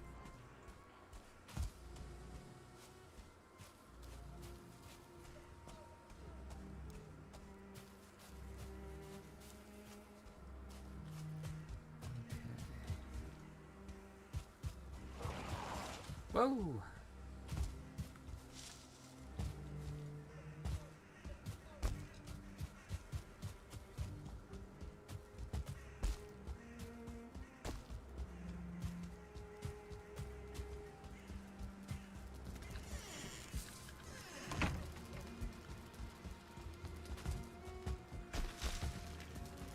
All right.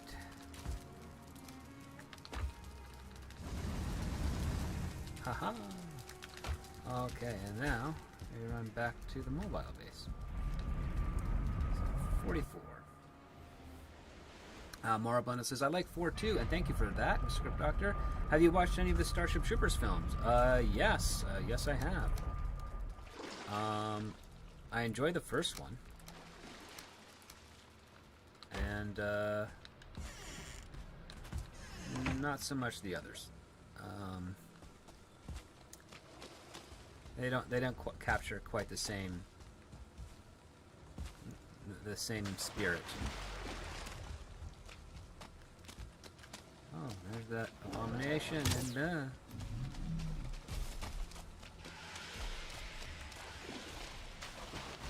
the good old Surtling cores being harvested for us. I'm gonna have to build a I should build a thing, a protective building around the Surtling cores so I can actually get them. Running or jumping is at 59 either way. So I can get them without having to worry about other things.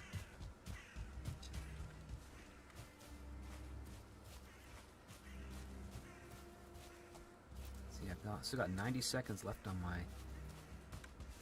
Oh, that's gonna hurt. There we go.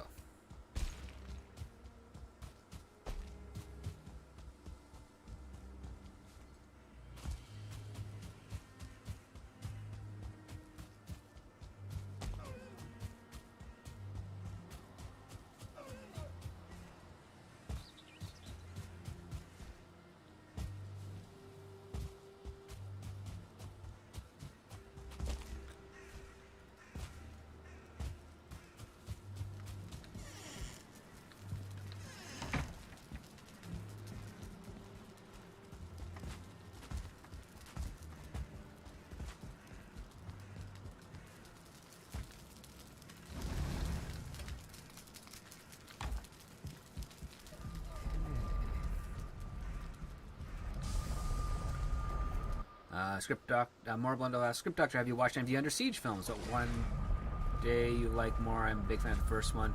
I enjoyed the first one. I thought it was clever. I was not expecting it to be like that. There we go. One more haul after this. It's going to be a little trickier because I'm going to be out of the Ikea power.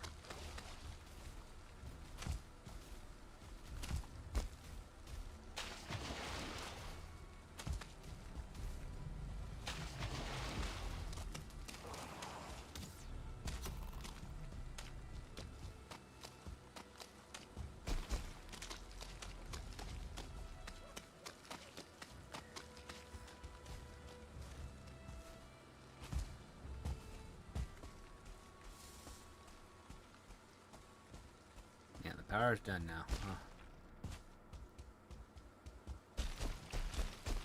Stamina will drain a little faster.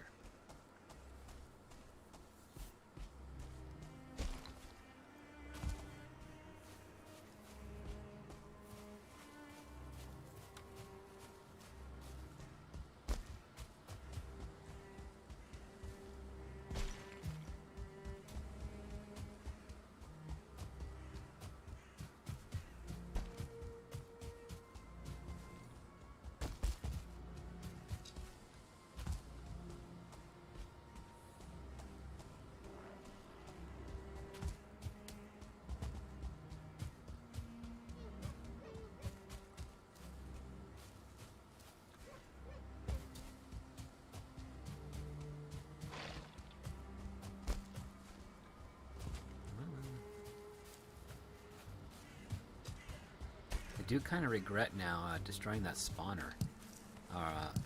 Because I could have built... be relatively close to my fort. Getting all this stuff.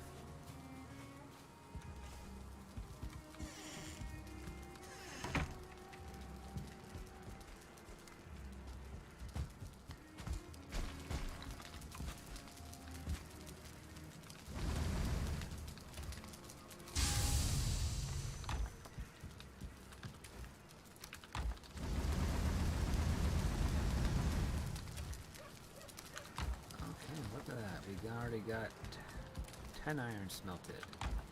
Where's the food? Over there.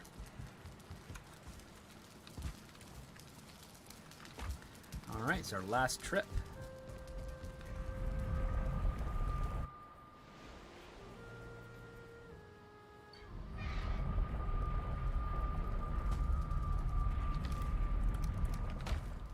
Adega asks, was there ever a movie everyone knew that was pure garbage, but you still liked it? Oh my gosh, that's hard.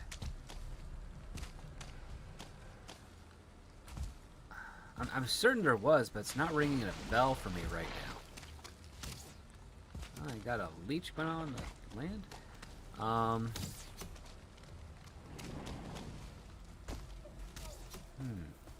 I don't know, maybe like maybe the Dukes of Hazzard film by Broken Lizard's team. Warner Brothers did that.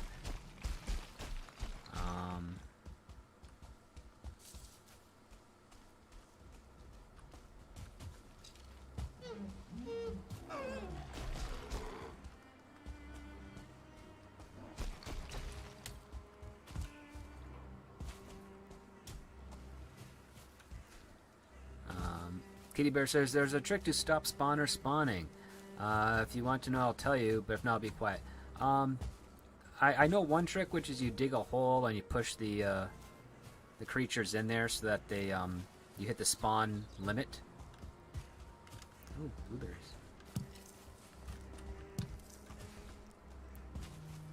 Not today, skeleton. I know that trick. I know another one where if you build enough around them, or build a platform on top of them, it won't spawn. So, yeah. Digga says that counts. Oh, it does it? Because I mean, I had a couple of friends that also liked that movie too for some reason. I mean, it has some really spectacular car stunts. Practical car stunts in it, so that's probably why they agreed to entertain me on that.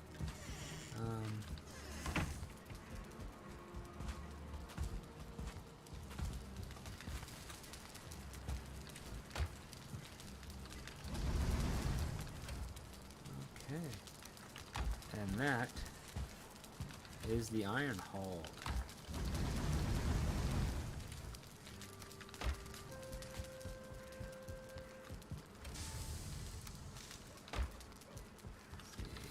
Wood. Is this one stone? No. Nope.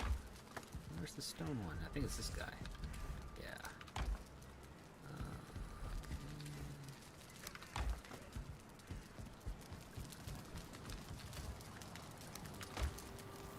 Alright, time to re-gear up.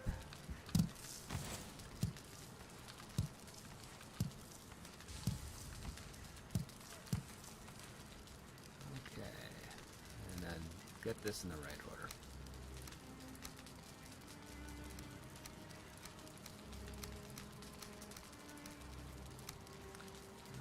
Okay, so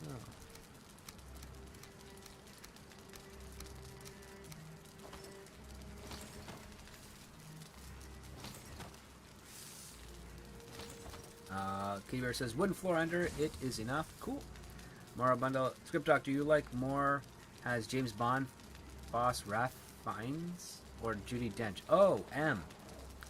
Judi Dench's M was really good. And the ones I've seen up prior to the Daniel Craig era.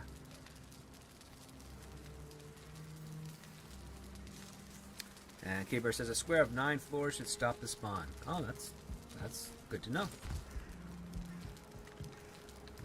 Needed there for repair.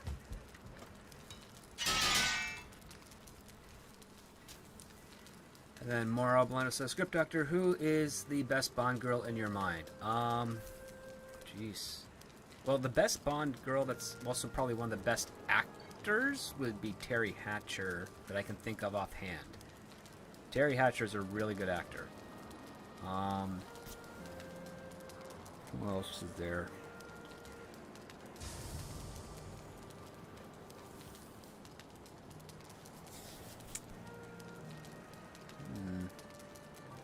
Kind of tricky.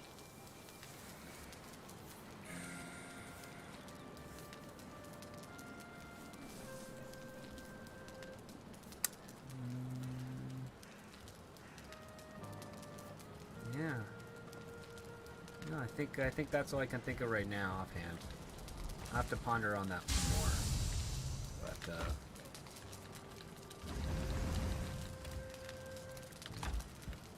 But that's a good question. We're gonna have a lot of iron when we're done, because we have 10 in there. 30, 60, 90, 120, 143 plus iron on top of that. So we've got enough to, if we want to, make a full set of body armor of iron and maybe even upgrade it to its max capacity. But for the moment, let's check in on the farm. So maybe some things are ready to be... Oh, Adega says Diana Rigg. Ooh. Yeah.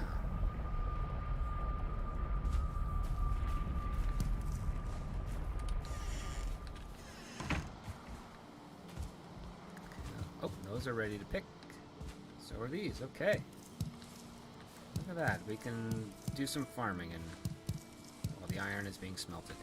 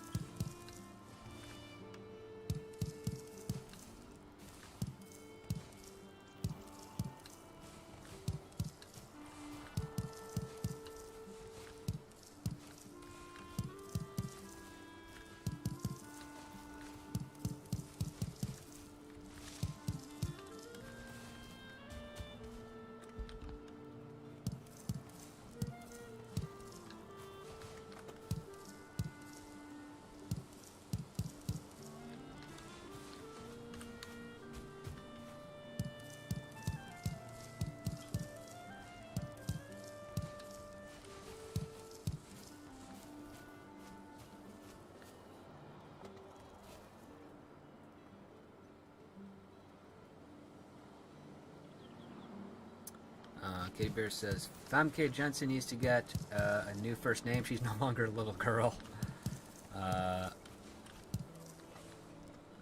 Famke is the Frisian word for girl. Or Frisian word for girl. Yeah. I know some people liked her as a Bond girl. I thought she has a very, very pretty face.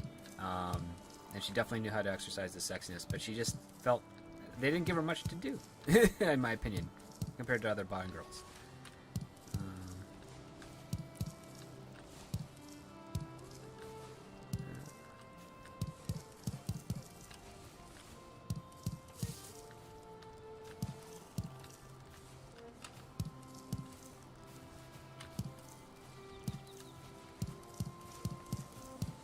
It's starting to get dark, or a lot of clouds.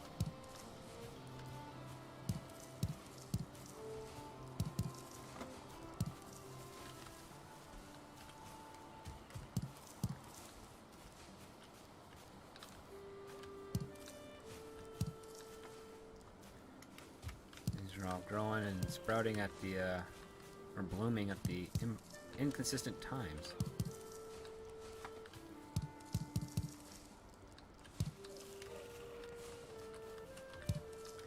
All probably because they're a little too close together.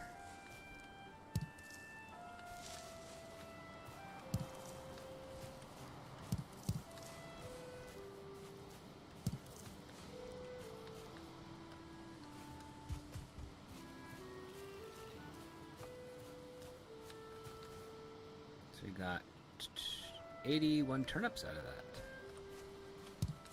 Not bad. Let's go plant some more turnip seeds.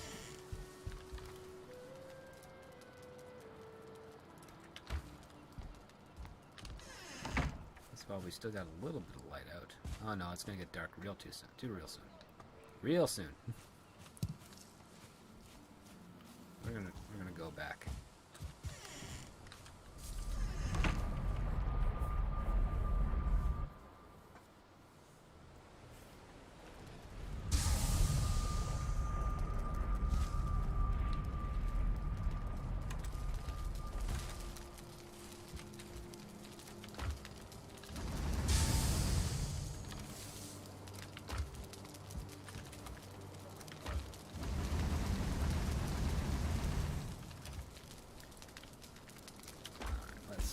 Drop this off and go to sleep.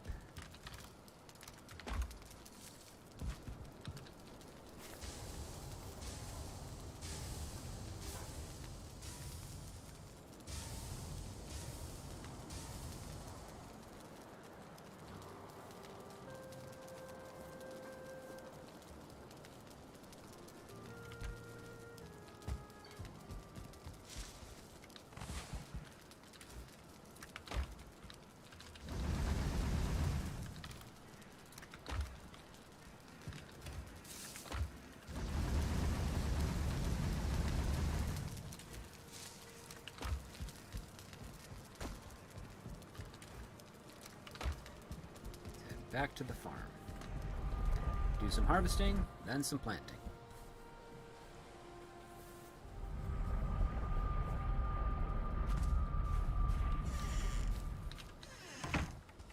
These guys, not yet ready, huh?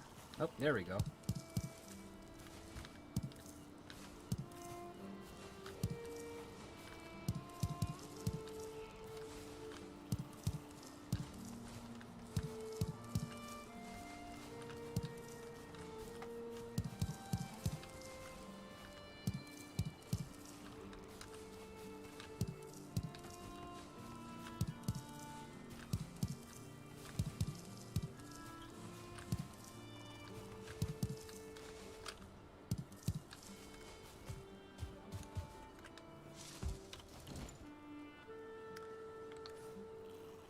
Oh, we don't have any food.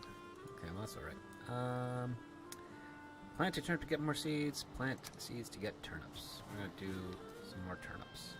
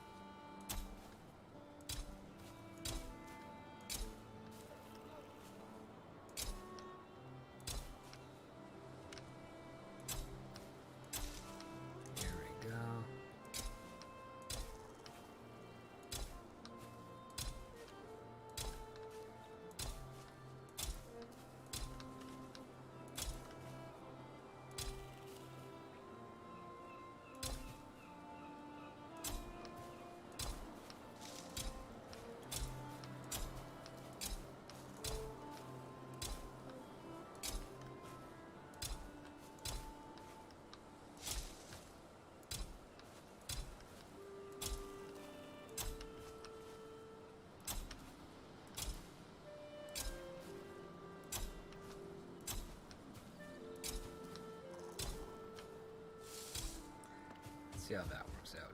And then plant a carrot to get more seeds. I don't have any carrot seeds. Oh, okay, let's fix that. More Blenda says, I love Ursula Andress. Honor Black Man has Bond girls.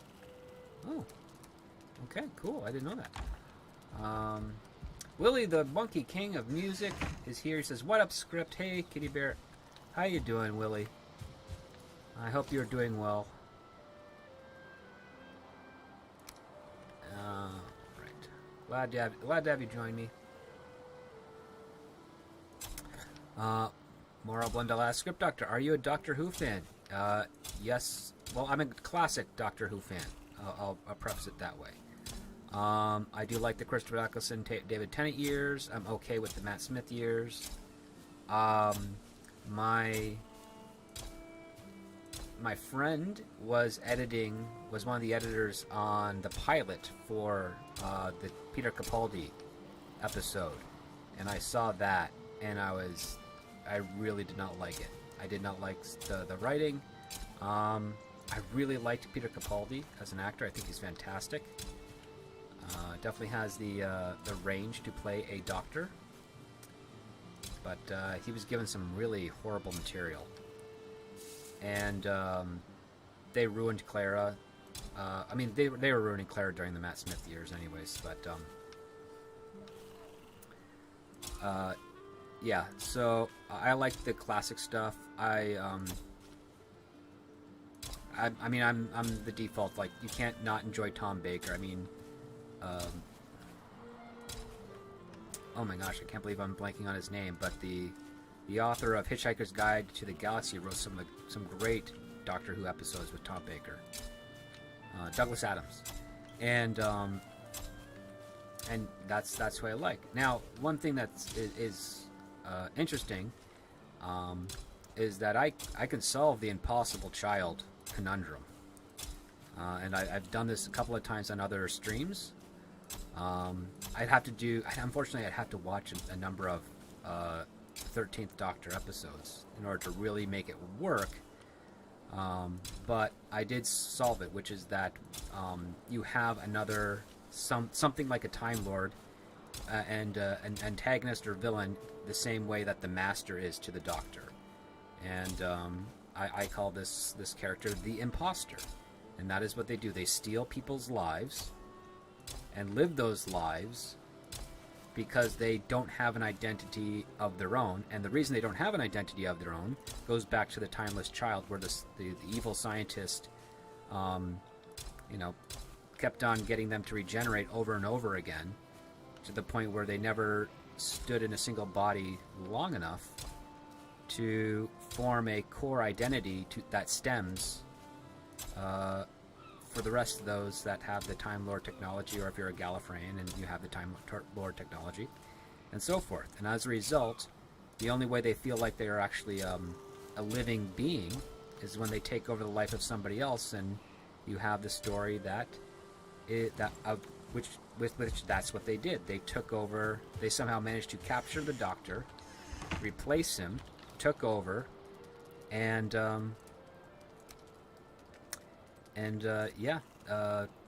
that basically just take over his life and then pretend to be him while never being able to fully convince others that really know the Doctor that it's real.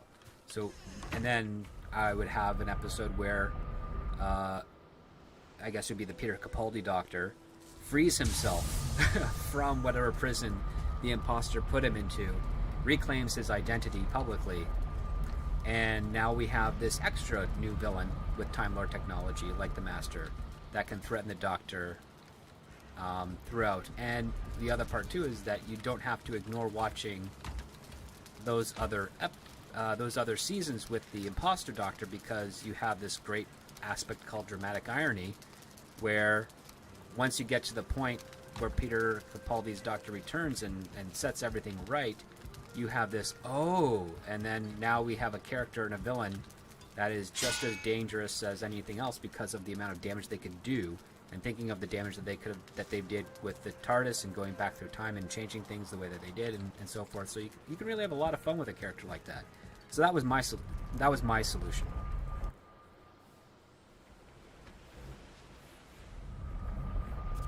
We have Michael Bolster in the chat and Scion coming in.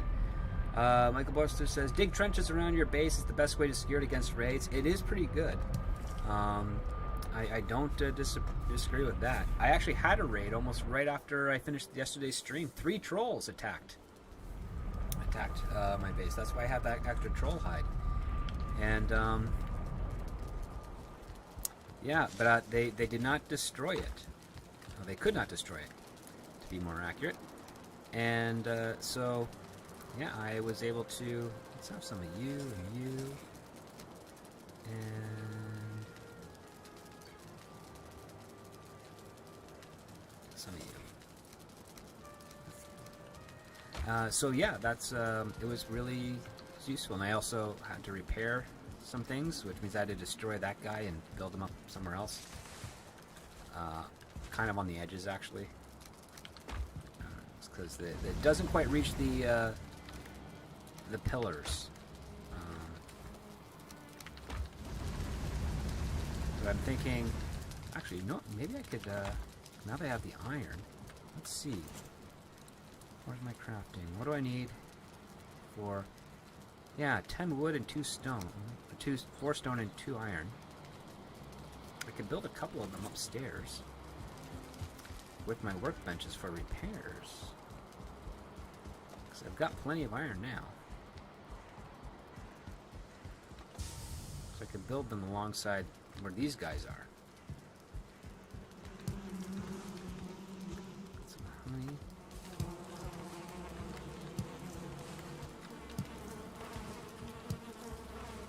Let's see. Wow. Let's do an assumption with regards to buildings. Let's see if we can find out well. Okay, it's not going to tell me. All right. Let's go do that. Let's build. Ooh, some wood up here. Something got destroyed. Probably from when the trolls attacked. It's empty. It's got some fire arrows. Okay. Let's rush down here.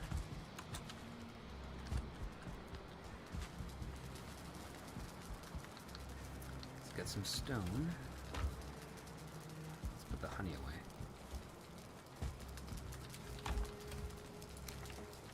Got the wood.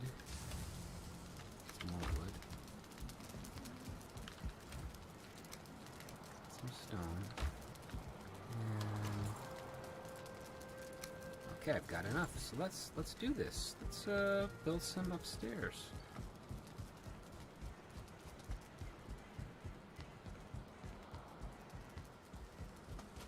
Build one right here to repair the pillars. I can actually build a bunch of these, so let's abuse it a little.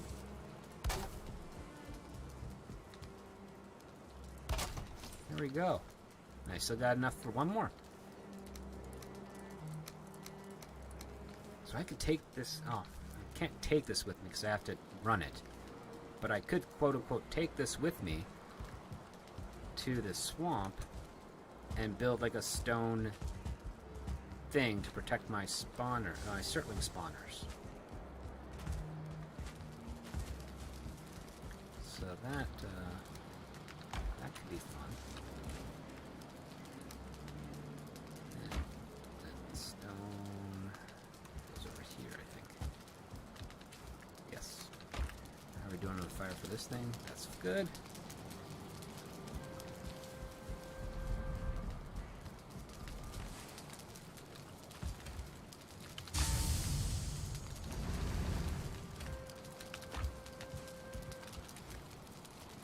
Getting low on coal.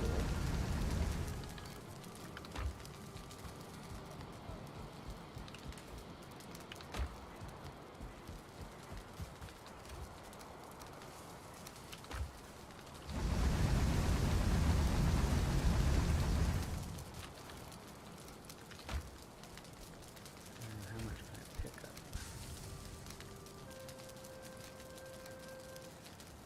There we go.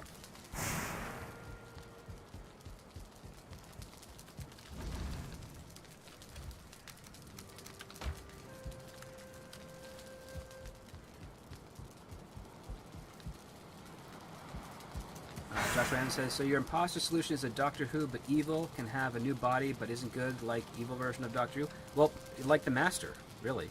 The Master can change forms and bodies, and they have the Gallifreyan Time Lord technology. Like Flash and Reverse Flash. Well, I mean, that's more like the Master and the Doctor. They're like Flash and Reverse Flash. You know, the Master's doing his own thing. He's got a TARDIS. He's whatever.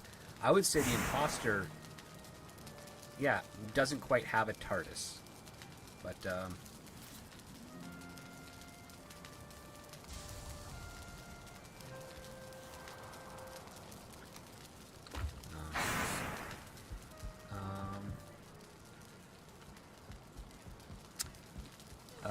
Maura Blundell asks, Script Doctor, in your eyes, who's the best Doctor Who companion? Sarah Jane.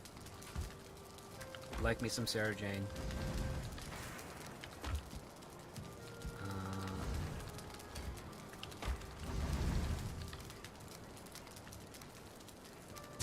Just dig her. She's she's a good I dig what she did. She had the cool yellow jacket, or yellow raincoat. There's always a little bit of chemistry with her and Tom Baker. And when she got her own series, I kind of was getting into that with K9, but sadly the actress passed away. Willie, the Monkey King's Music, says, hey, Script, do you like the nickname the Scribe Supreme? If not, I'll stop. No, I'm fine with it. Michael Bull says, the best way is to dig a hole and work from it in the earth above. Disappears. That is the why it is not possible to dig a tunnel. They haven't. The guys at the devs at Valheim have not figured out how to do tunneling. I would love it if they could. Tunnels would be awesome.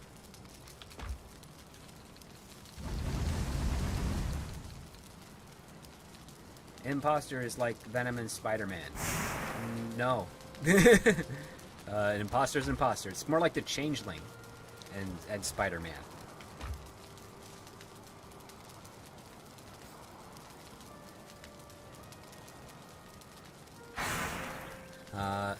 Science says, love how the companion question doesn't make scripts hesitate. Thank you.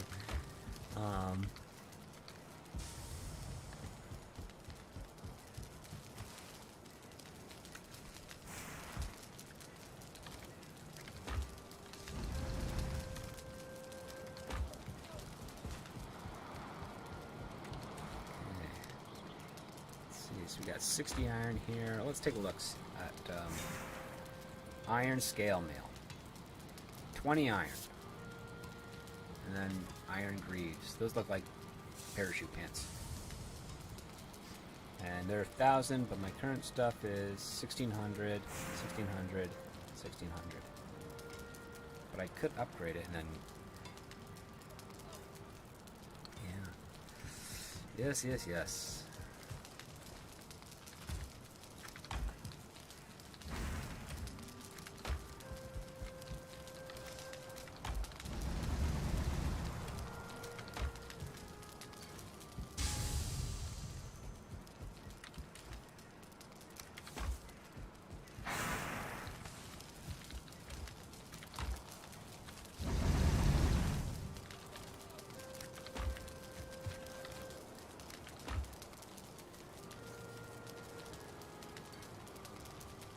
Joshua Hammond says, I was going with evil version of the heroes with similar powers and looks trope.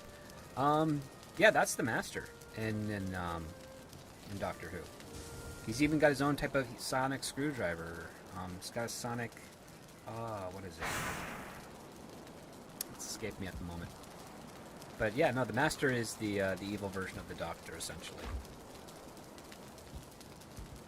Maura Blundell says, Script Doctor, are you a fan of the Fast and Furious films? I am not. I thought they were kind of silly. I mean, good fun, but no, I'm not a fan or interested in them. That was a struggling franchise. It wasn't until I think it was Fast and the Furious 4. And I may be in error, but I'm pretty sure it was Fast and the Furious 4. And that's when they started talking about family in the Fast and the Furious films. And then that's when they started picking up. Because one of the things Hollywood is very well aware of, yet they're not entirely committed to, is the Latin market. And in Latin culture, family is very important.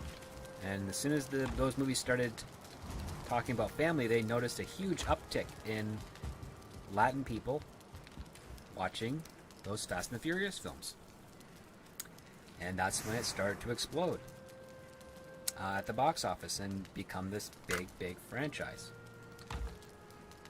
So that is, if you are a fan of the Fast and the Furious films, thank the guys that realized the importance of family within the franchise and made the movies about that.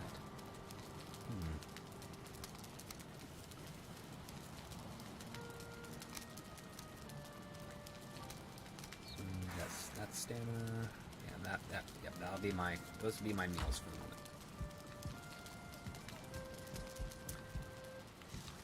I need to do something with this area, don't I? I can probably make more storage, but I have plenty of room for lots of stuff right now. Apparently, I just need to make sure I've got enough coal.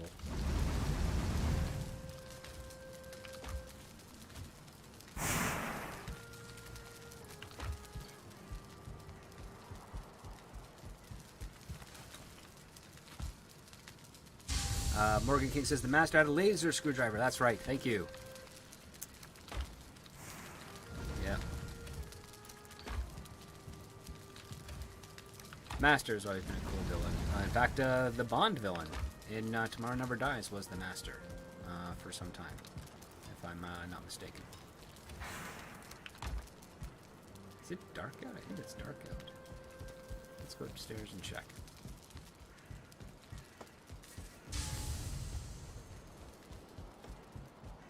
It's getting dark out.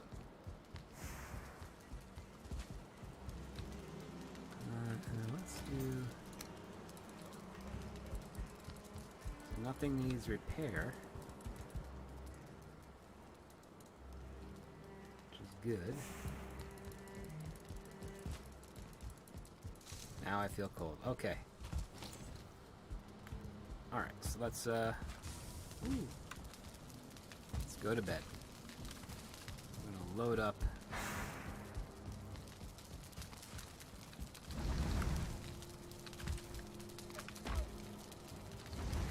That worked out.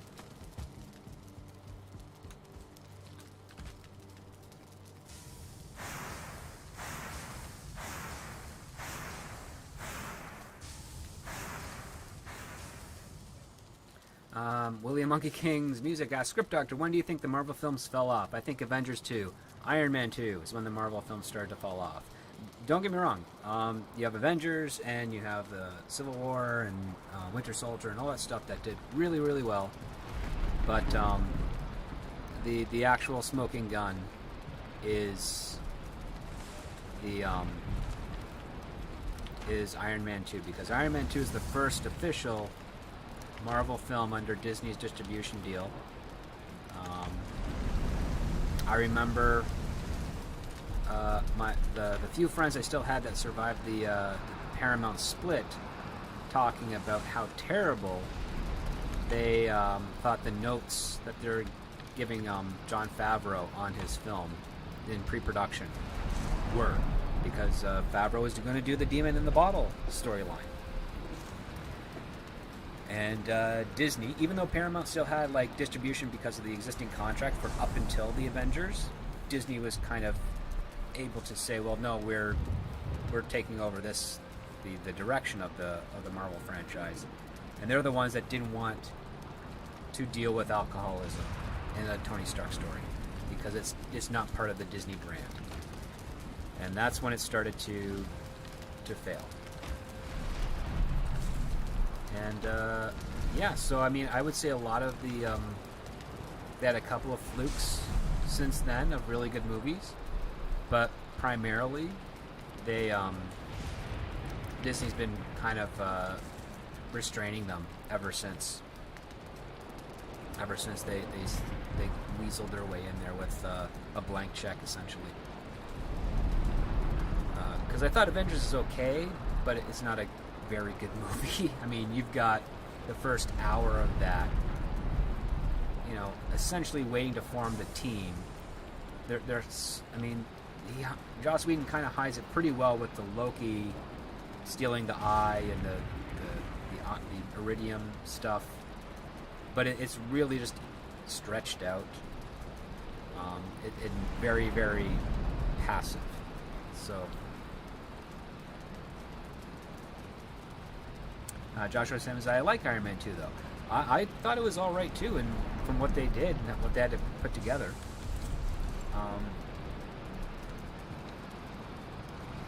I mean, Favreau did the best he could under the restrictions he had, and that's the mark of a very creative and dedicated filmmaker. You still have to do the job. Tantrums don't beget creativity in the same way you think it might work somewhere else in other businesses.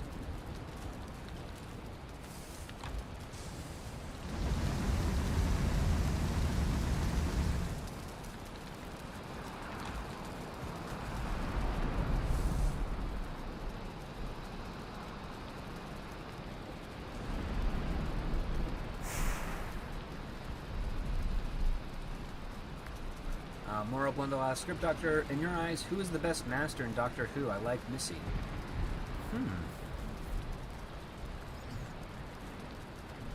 That's a good question. I don't know. I don't have one up.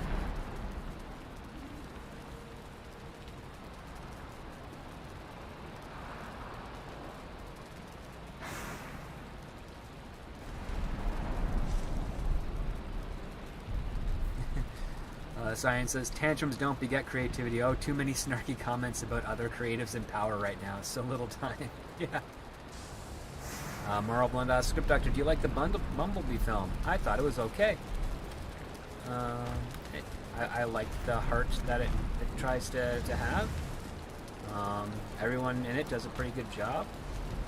It's distanced itself from the Michael Bay-isms significantly enough.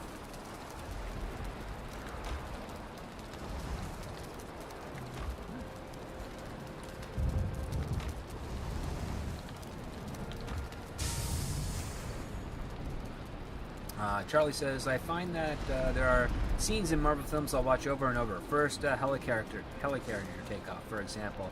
But not many movies I'll watch the whole way through more than once. Oh, interesting. Yeah. Willie Monkey King says, I agree with you on Avengers. I thought Phase 1 was tight. Loved Guardians of the Galaxy 1 and 2. Didn't like Civil War. I thought Cap 2 was okay. Oh, yeah. No, you are in good company with a lot of people on that, Willie.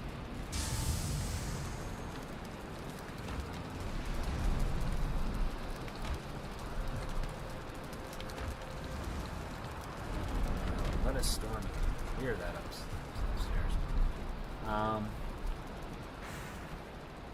Marblin says, I like Derek Jacobi as the master. Oh. Cool. It's not ringing a bell for some reason. But, yeah, cool. Alright, let's see. Let's get some gear iron. Alright, let's make some iron stuff. Alright, let's make the iron scale mill and see how much it costs to upgrade it. Only 5 iron? That is really cheap. And it's good. Oh, it goes to 1,200. That's a good jump. Alright, so let's do you. And then 10 iron. Okay.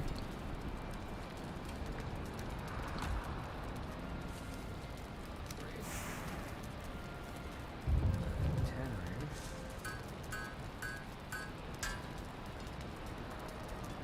And upgrade again. 15 iron. That's its max quality, and it was 1,800 durability. Okay, that's pretty good. I like that. Get 200 durability points. Let's go over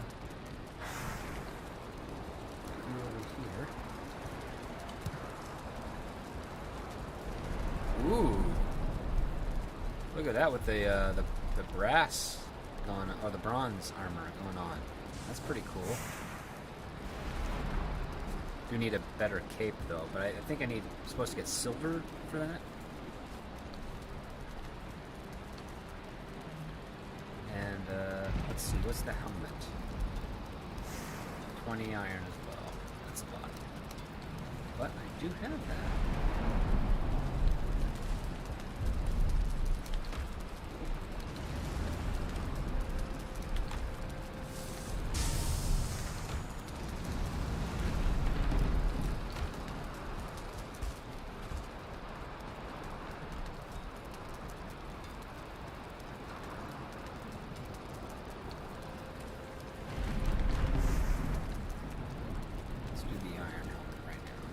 That's 1,000. Probably get 16 and 16. Ability is 16. 52.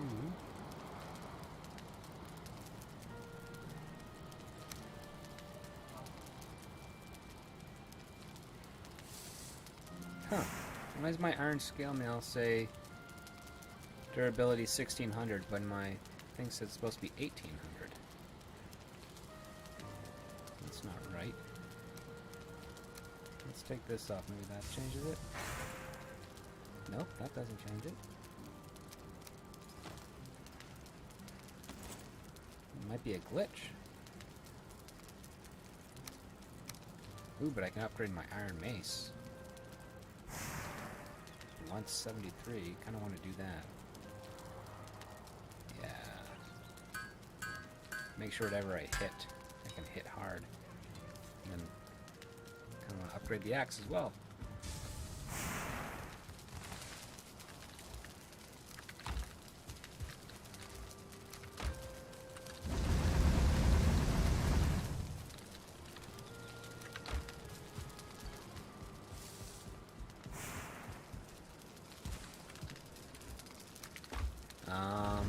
Moral Bundle asks, Script Doctor, have you worked with John Cena, and are there any films that he has done you like? I've almost worked with John Cena, and he's done Suicide Squad and Peacemaker, which I liked. So there's that. Two leather. 20 leather there. Let's upgrade the iron axe. Now this is doing 50, 73. Why does it still say 16? And 30 iron for the next upgrade to max it out. Well, that's going to take some time. But I definitely have it.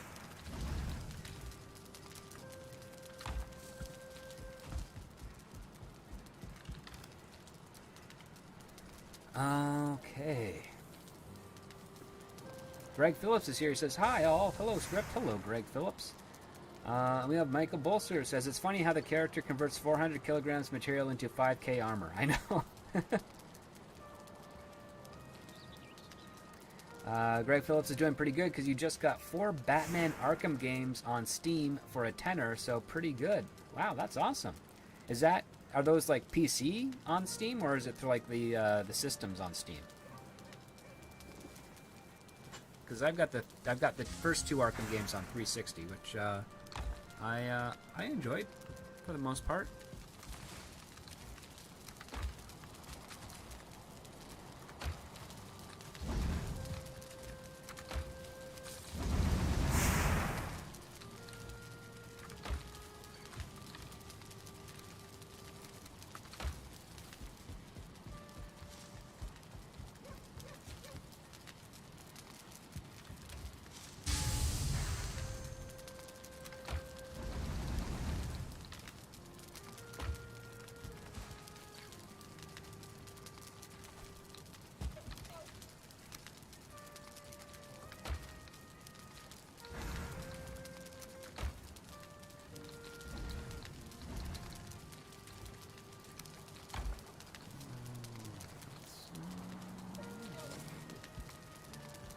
Morgan King says Steam is PC only that I know of. I thought I know some people that use it for systems. Maybe I'm wrong. Probably am. I don't know much video game stuff. Derek Jacoby played Professor Yana, who became Harold Saxon. Oh, his names are familiar, but it's not ringing a bell right now.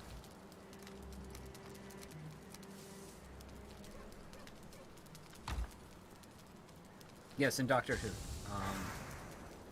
I'm just trying to remember that face for in the series, but nothing's coming to mind at the moment. So look at that, we got four armors ish, all lined up, and for some reason this guy is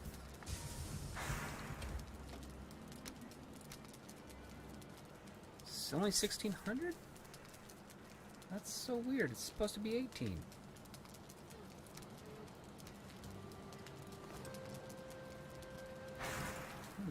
I'm disappointed by that.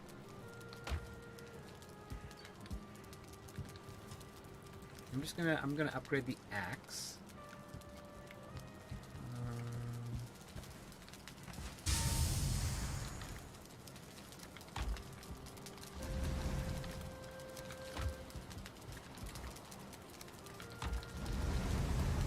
And what I'm gonna do, drop off this iron. I'm gonna pick up some extra wood, and let's go and build the next mobile base for in the swamp, because that one's retired now. We can retire it. So just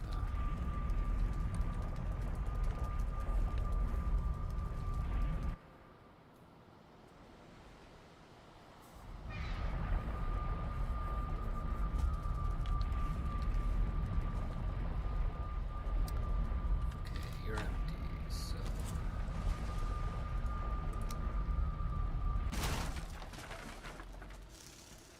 Michael Bolger says, you see the next level on the station, but you can't upgrade it. Can I? I thought that's the maximum level. It's 4.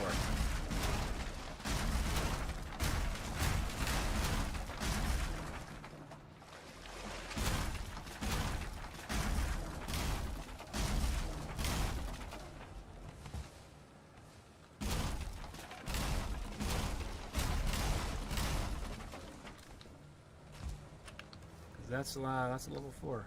Yeah.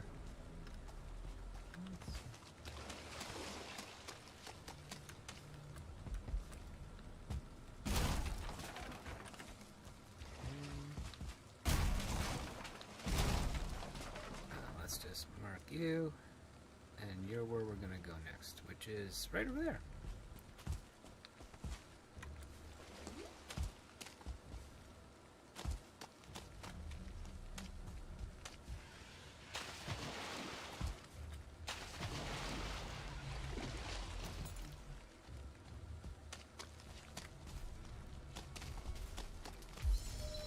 Already opened you, so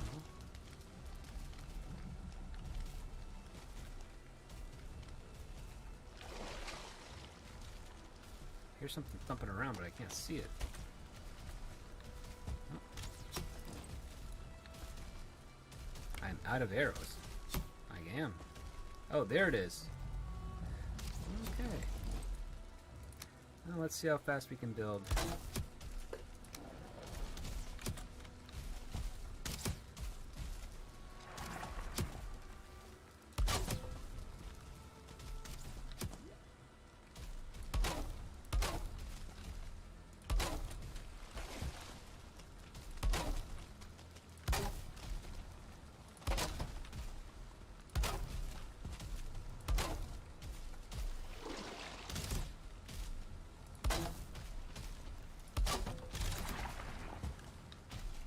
Getting dangerous.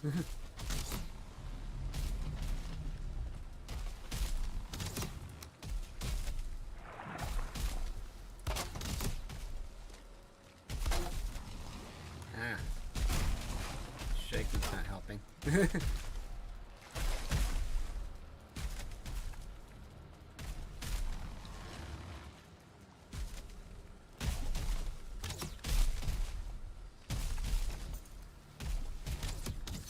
Oh, gosh.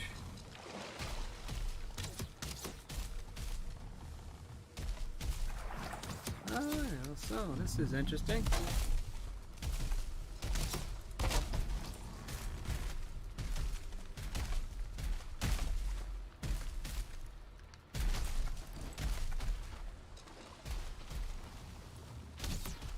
Okay, he's walking away.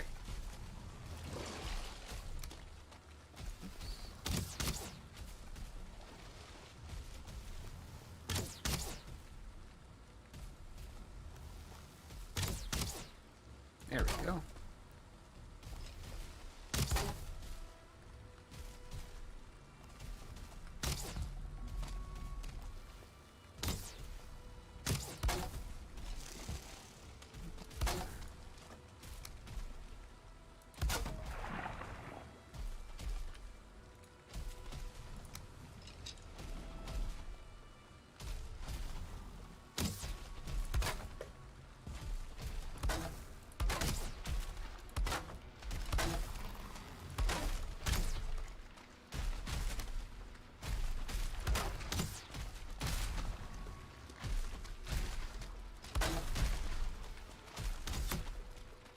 Haha!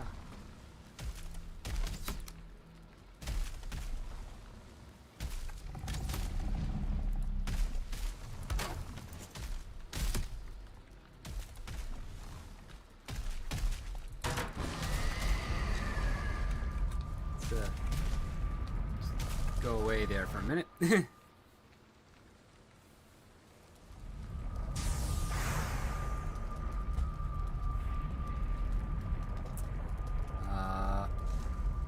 Let's see here. Go to upgrade. Iron scale. Nope. And that's what it is. Can't upgrade. It says max quality. Bronze leggings says 18. I guess maybe that's what they're saying. Speculation. You might be right there, Michael Bolster. That's strange that the upgrade would be the same as supposedly the higher armor stat. It's almost no point in even crafting armor iron at this point.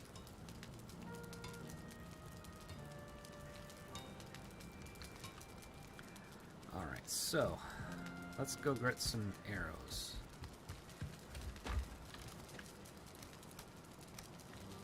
So that's a flint. Don't need any of the wood anymore.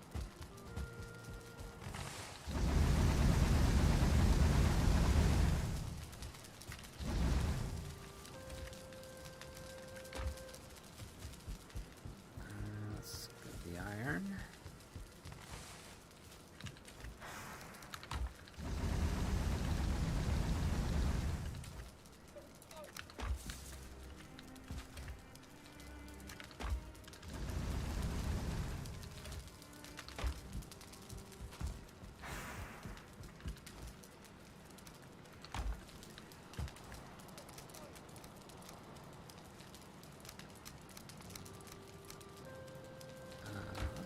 Make some more fire arrows. Need some wood. Okay, I'll get some coal. Oh, and it's nighttime.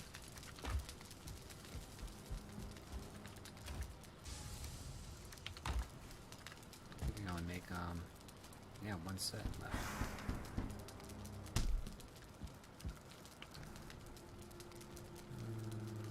Some more resin.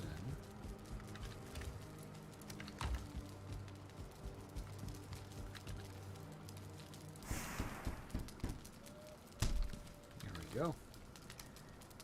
Going to have to find some fire air, some more feathers.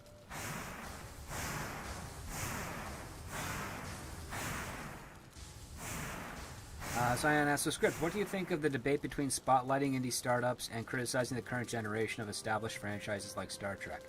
Well, the whole reason we're not getting much on with with regards to Star Trek is because we're not getting the people from other walks of life to work on it, really. And that comes from the indie sphere. Now, the indie sphere is basically the battleground, the testing ground to see if you've got what it takes to make it in the mainstream industry. And for the last, I would say 10 years-ish at least, maybe a little more, the mainstream has been very resistant of people from the indie sphere. And I wish I had an answer as to why that is. Maybe they want to just hold on to the power that they have, and they're not willing to face greater competition. I don't know. I can only speculate. But I will say this: I know a lot of independent creators who they should be in more pivotal parts of the industry by now. And the fact that they're not is very peculiar. And they're really, really hardworking. They're very creative. They know how to be flexible. A lot of actors love them, which is very telling, because if you have a bunch of actors that want to work with these people, usually that's your in. But the fact that some of them can't get there, it's a contradiction to how things have worked for a very long time prior. Let's get this really quick. I want to upgrade the axe.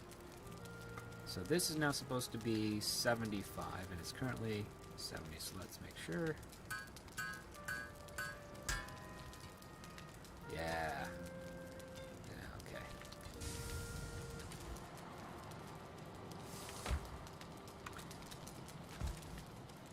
All right.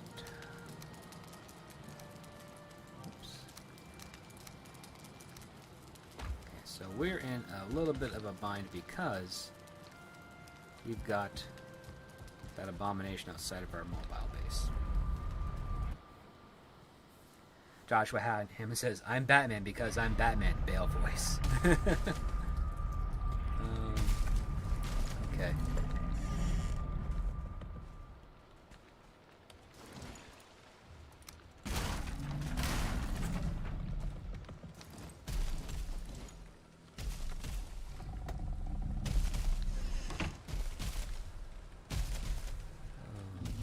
I need some stairs.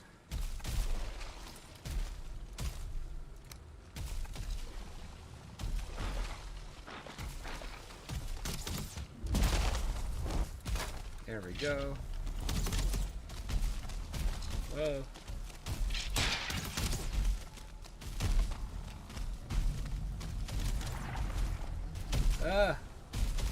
Why am I not able to run faster? Haha. Jump, you jerk. Okay, there we go. Oof.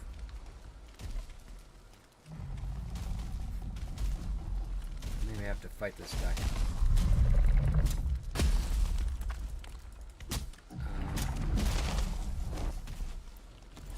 Alright, so that is not working. Oh, you knocked me off my own steps.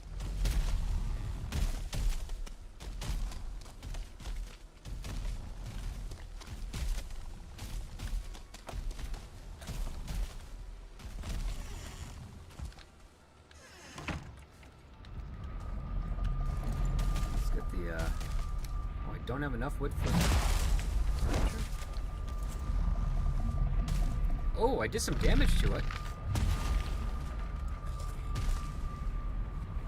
I don't know how I did some damage to it like that, but I did.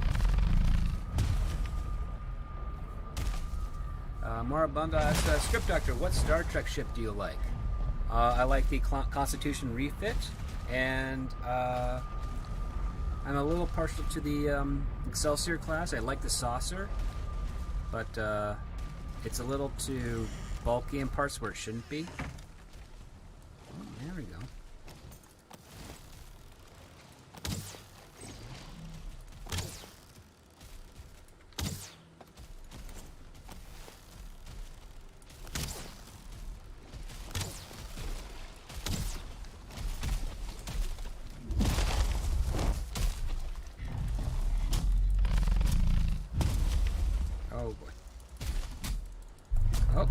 doing it. Oh, I got him. We got him. We got the abomination. What did you drop? What did you drop? Root. Root harn. Oh, what is all that stuff?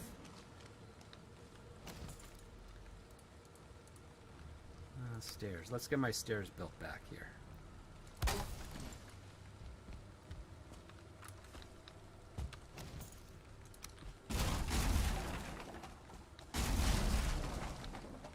Okay. I'm missing some wood. Should have 2 more. Oh, there's some.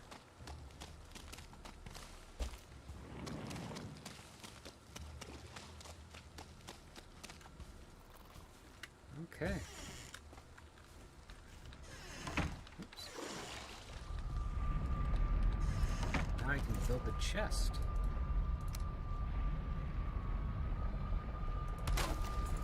All right. I want to find out what that root stuff was.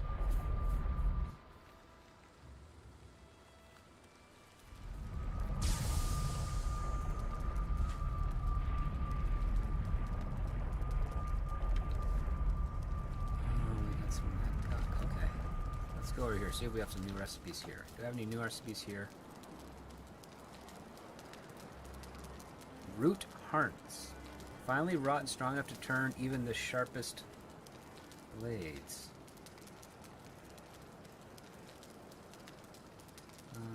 It's armor. Cool. Root leggings. Durability is 800. Oh, okay. And then you have a root mask. Weird.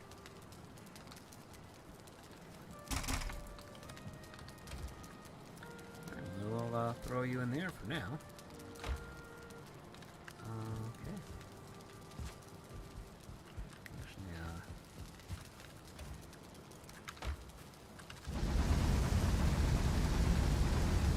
make some more coal.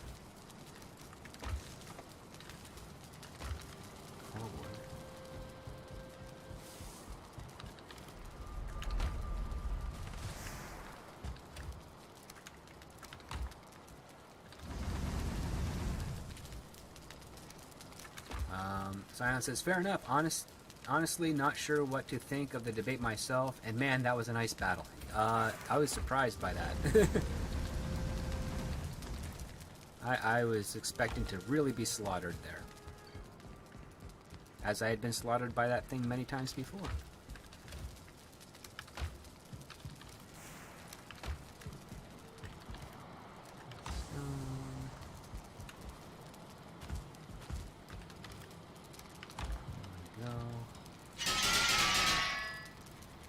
Alright. Did we get anything new on this side of things? No. There was 4 things that popped up, wasn't there, for crafting or something? I got you. I got you. Got you. Got you. Got all you. Forge tool rack. Oh! Iron cooking station. That's new. Requires chain. Is that an upgrade? No. Anything with a star is an upgrade, right? Yeah.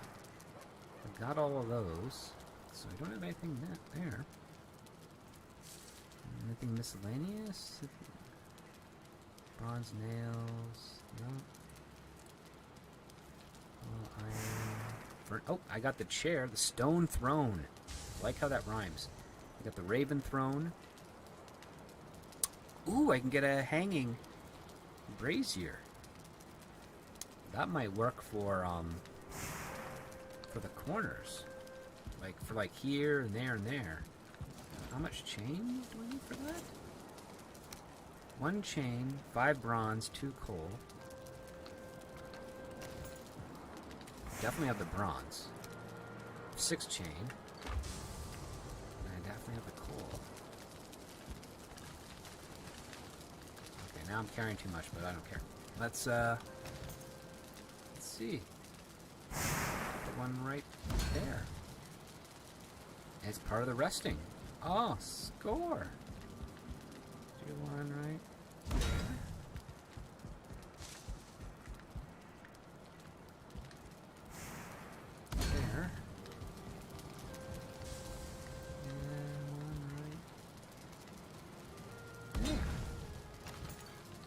Yeah, barely put a dent in my my resources too.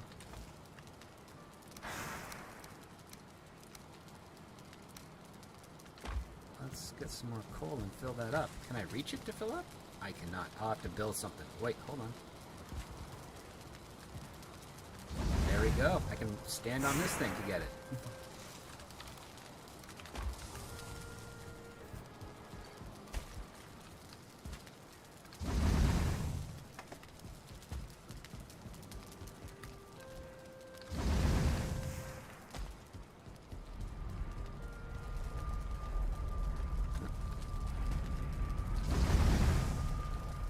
Okay, cool.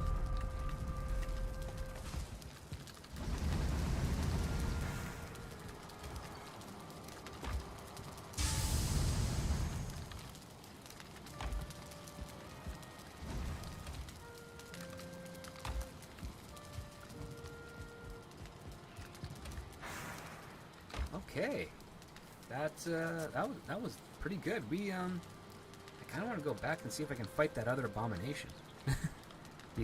I might be tempting fate, but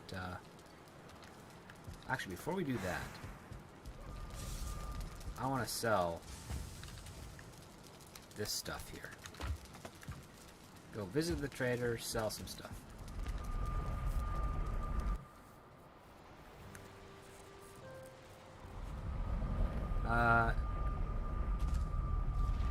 Yeah, Scion says, yes, you are definitely a root script. Thank you. Oh, I could give him fuel. And I can buy the fishing rod. Can't buy any bait yet. Or what does Thunderstone do? I do want the fishing rod. I just need a spot where I can go fishing. Darius is here. Hey, Darius. Says, I don't like the Titan A. It's a bad mashup of the Enterprise and Star Trek Online modeling. It's chunky with bigger impulse engines because Kurtzman Trek aesthetic. Maybe. I mean, it's got 6 impulse engines. And it's weird. I'm still lost with regards to the story of the Titan, because I don't think there's anything, and I may be wrong, but I don't think there's any book where Riker loses the original Titan, which was the Luna class ship. But if he did, and then he got the Neo Constitution Titan A, and then he left that, and that's what Shaw inherited, that's one thing. But again, I don't know. I'm kind of missing some information on that. William Monkey King's music asks, Script Doctor, how do you spot check yourself that what you're writing isn't tired?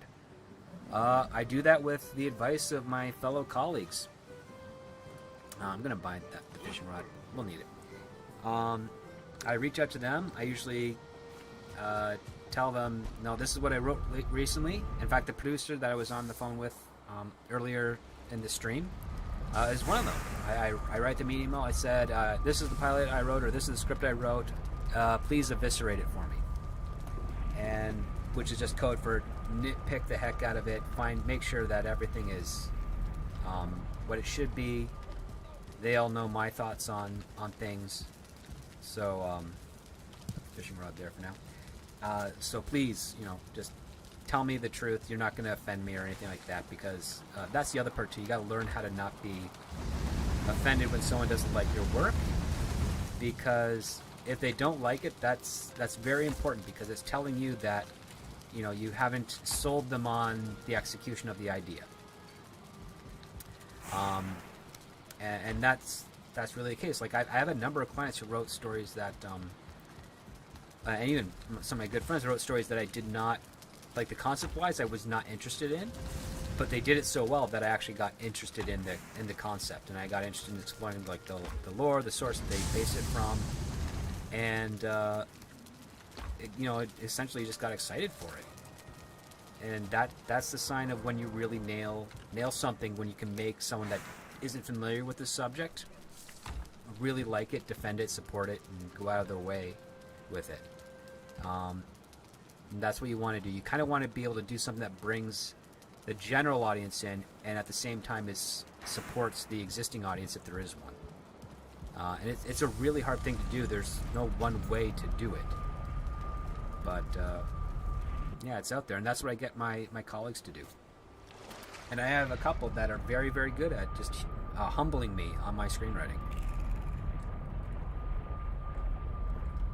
And I really appreciate that. Okay.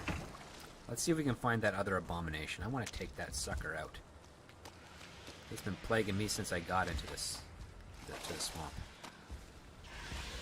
So first we're going to clear out this guy.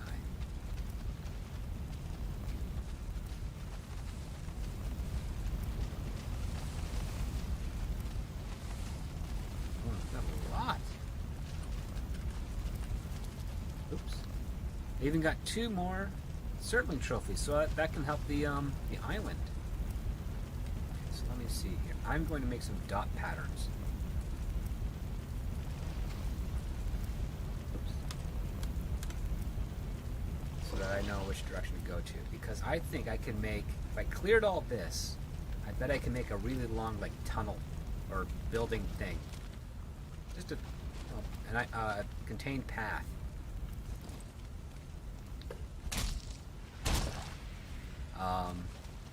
Where I could just run back and forth and pick up Surtling cores without having to go through the muckiness of the swamp. I think there's a way I could do it.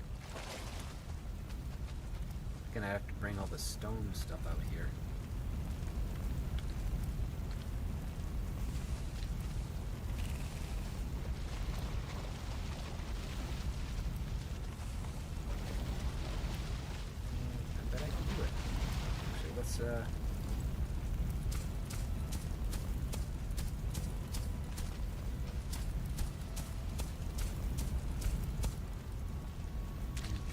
Can I chop this tree down?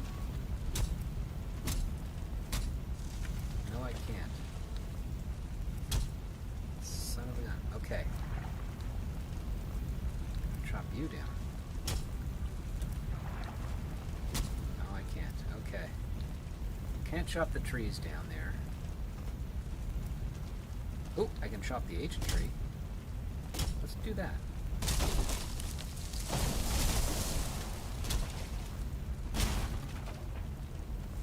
Regular wood. No ancient wood out of that.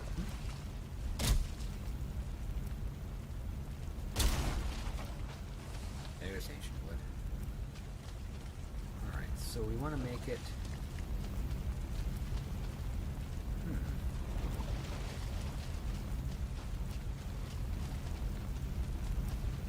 Trying to like pre-plan this if I can.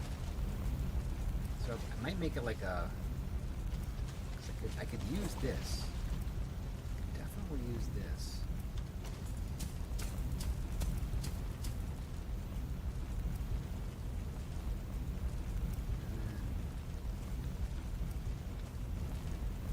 Make a beeline for it.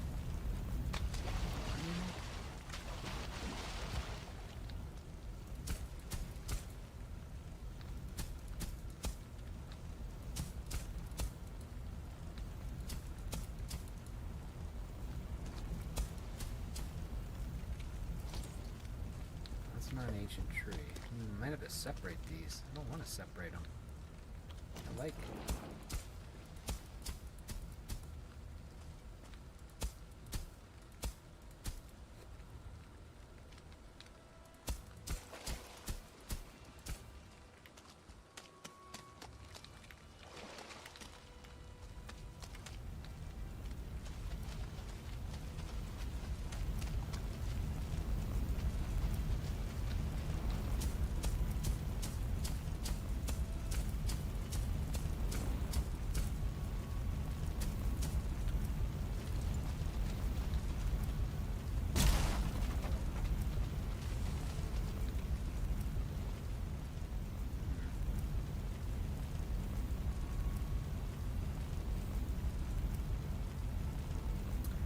Darius says the original Luna-class Titan is very good and would fit Riker's story better. And hello.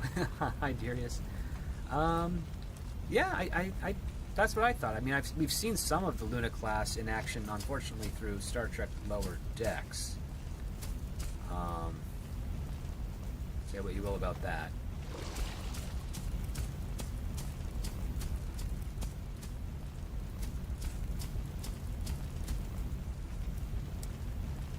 the things I remember reading about is that if you have a spawner, it won't spawn if there's a portal nearby.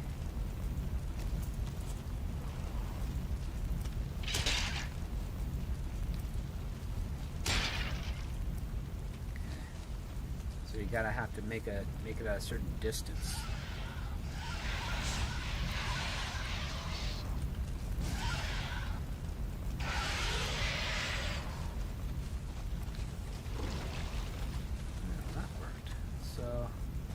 Oh, it's nighttime, so let's head back.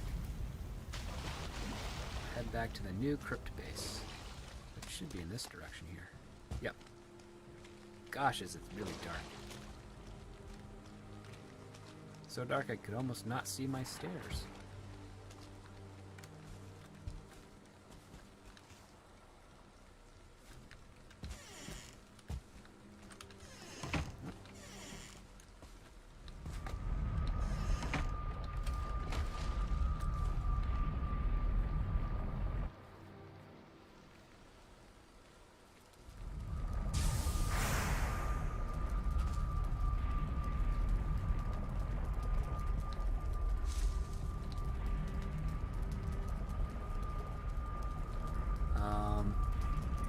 Michael Bolser says, use the Surtling Trophy as a light source or other glowing items. Just hang them on item stands. Yes, I've already done that for, as you'll see, my little armor stands here. And I've already got them in place for this one. So let's, got 3 right now. So we have 1, 2, and 3. There we go.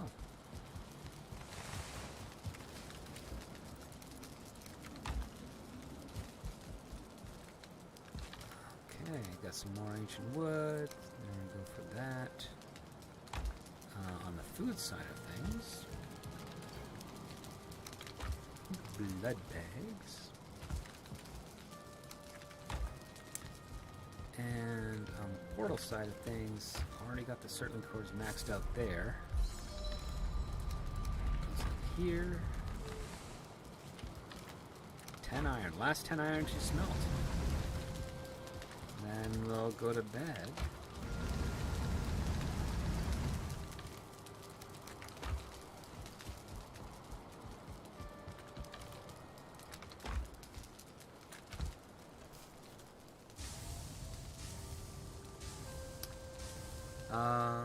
More Blendo says, Script Doctor, by day you're James Bond and by night you're Batman, and all the times, 24/7, you're a gentleman and scholar and a role model.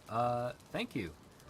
I don't often think I live up to that, but I appreciate the compliment. I'm very honored. Deary says, now I listen while I work. Okay, good for you. Science says, might need some torches for that new base. That's a temporary one. I'm not going to waste the resin on that one. That's my mobile. Only for arming. Sorry, for mining. Arming. What am I thinking there? So. And, yeah. Eat that. Okay. Of course, now, I've got a bunch of iron.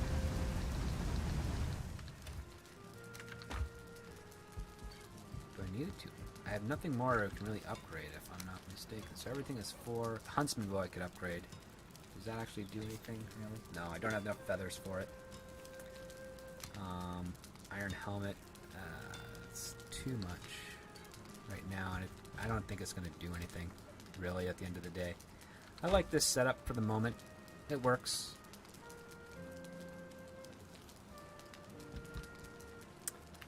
So let's head back and see if we can do a little searching and take out that other abomination. It's gonna kill me. I'm very confident in that, but I want to give it a shot.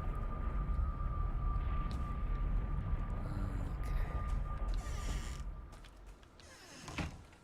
Just can't remember where it was.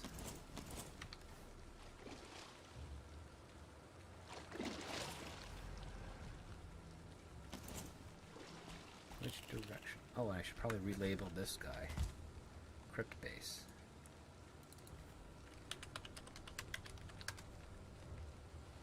And, okay.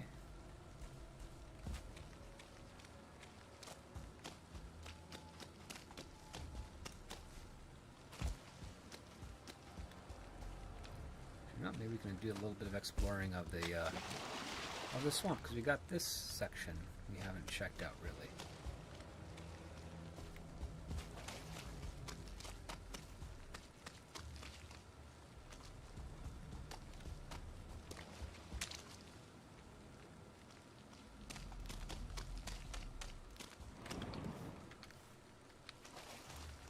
Just heard some growling.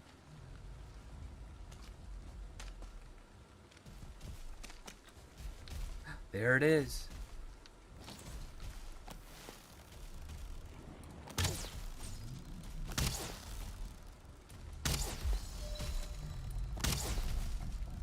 That's doing some damage to him.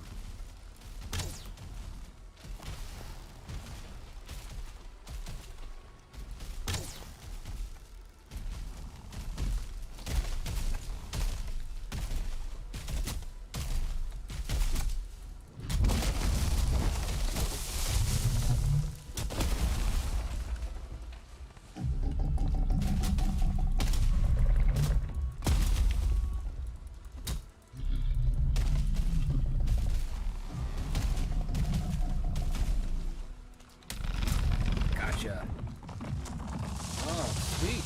Whoa.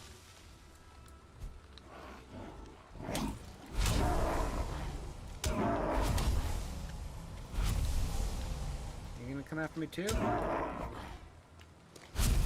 Man, we got a lot of guck going from that. Okay. Not bad. Success. We defeated the 2 abominations plaguing us in this swamp. Huzzah.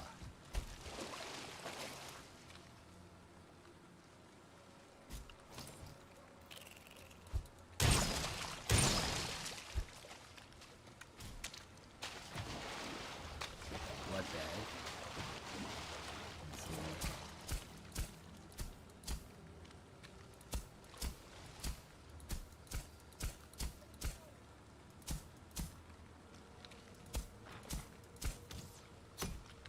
Oh, hello.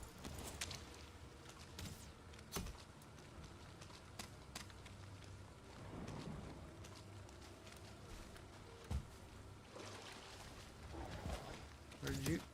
Okay, there you are. Where's your archer friend?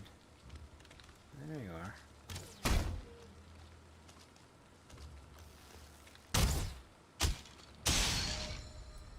Oh, and there's a Draugr.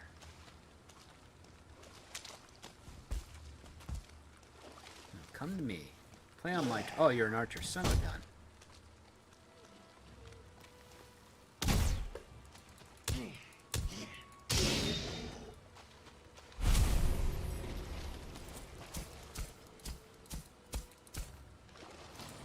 There we go. That's... Ooh, there's another Draugr. Ooh, and he's not an archer. Okay. Yeah, come on, charge.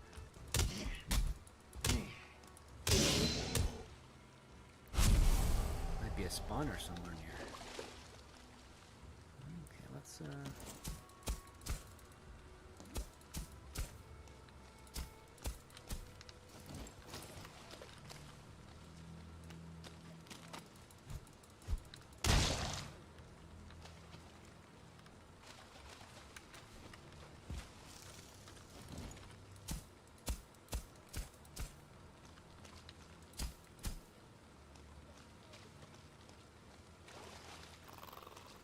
yeah, there's a spawner over there. There's 2 spawners.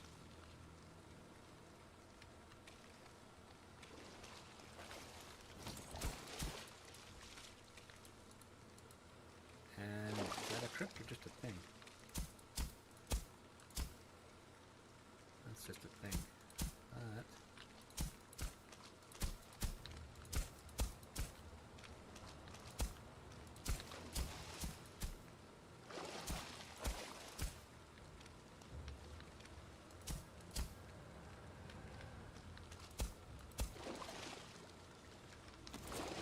Ooh, a Draugr Elite. Maybe I can get a trophy out of him and get that smashy thing you guys were talking about. Let's see. Oh, he's running away. Why is he running away?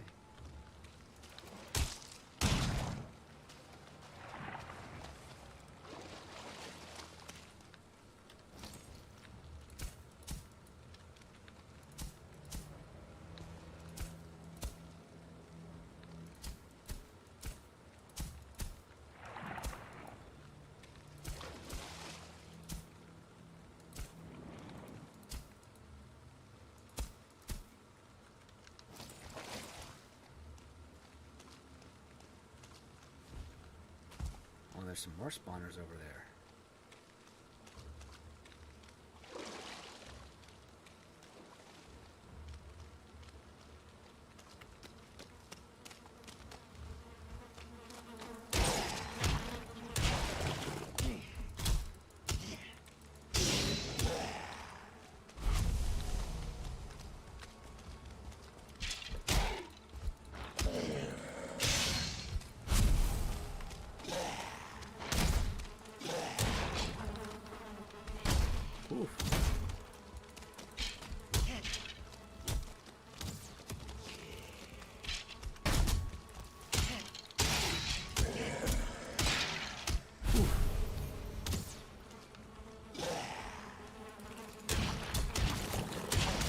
Got rid of the spawner for the Draugrs. Ooh, health is going down, but I'm still good. Still good. There we go. Okay, cool.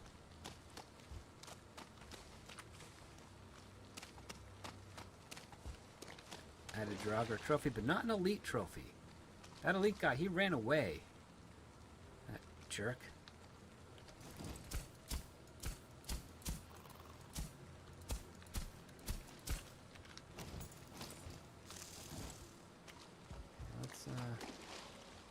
Head over a little bit this way.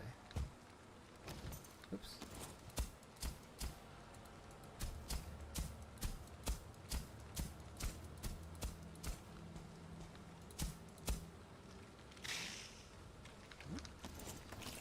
You're out of the water, leech. Haha.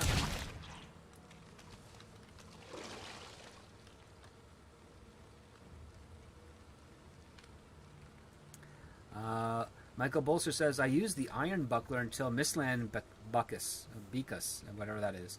If you counter an enemy, it receives 2 to 3 times damage. You can tap a troll and 5 to 6 times for an abomination. Oh, really? I've never been good at the timing for shields in this game. There he is.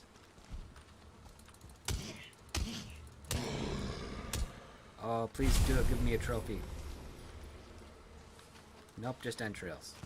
Son of a gun. Trophy would have been nice.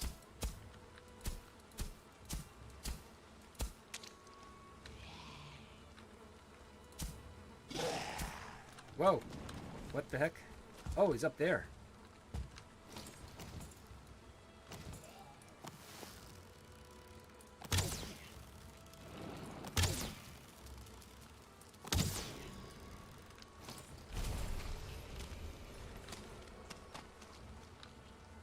There's a spawner in there, it looks like.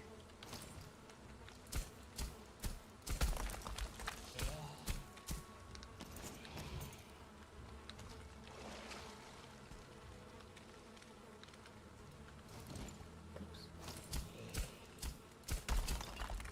And they're breaking stone.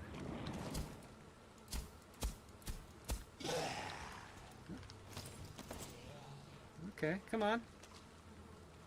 No, you can't get down the stairs? Well, that's unfortunate.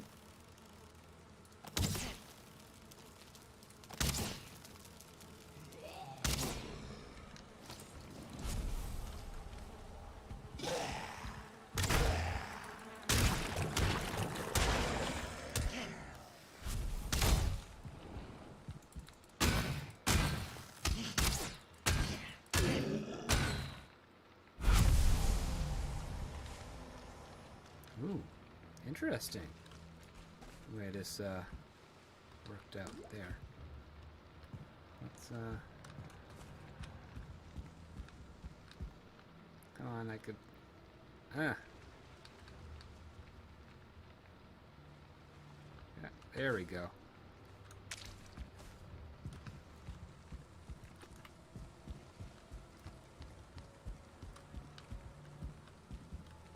I see how they did the steps here.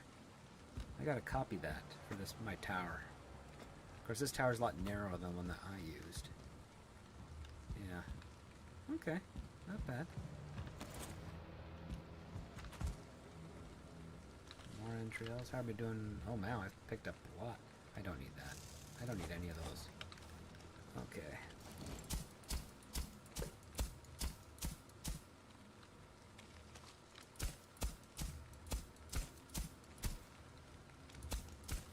Surprised there wasn't like a chest or anything in here. It's unfortunate. Okay. Yeah, let's keep exploring around some more.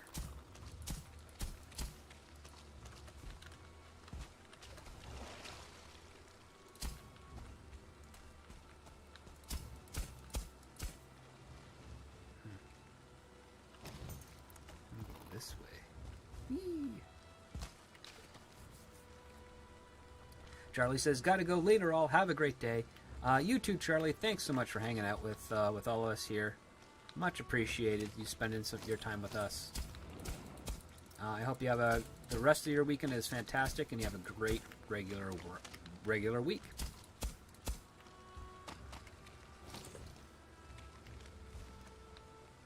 Okay, we got another set of spawners over there. Keep hitting the wrong finger. Finger keeps slipping. Oh, there's a spawner thing. Right here.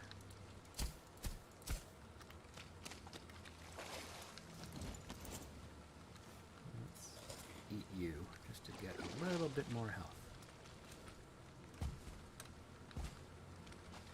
Don't feel rested anymore. That's just the way the cookie crumbles, I guess.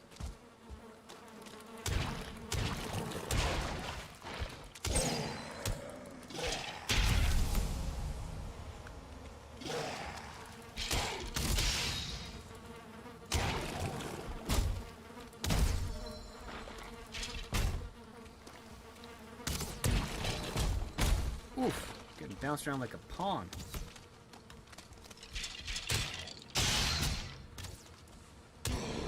You're down.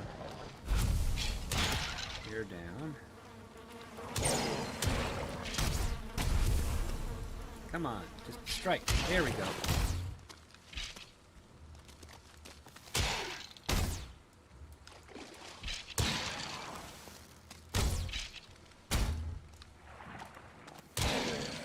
All right.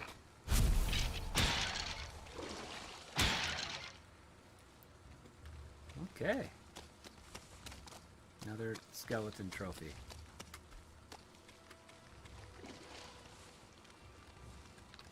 Totally don't need that. Okay.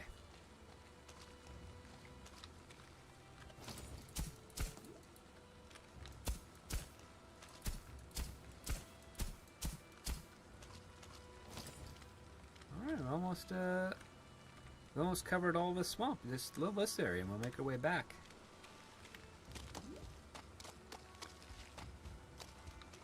There's another spawner.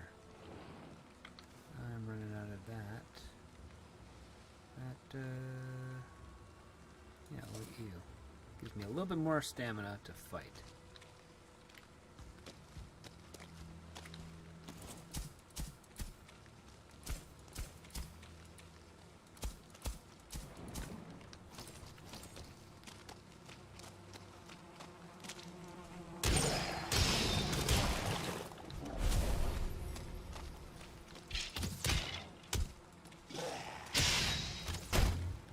A lot of 1-stars.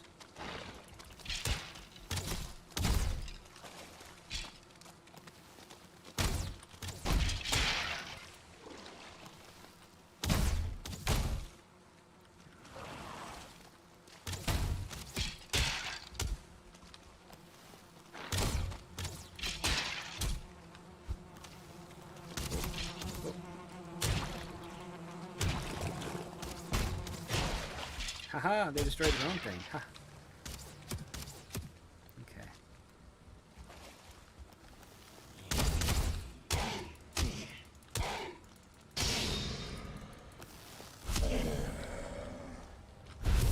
Alright, getting better at this. Some little silly trophies.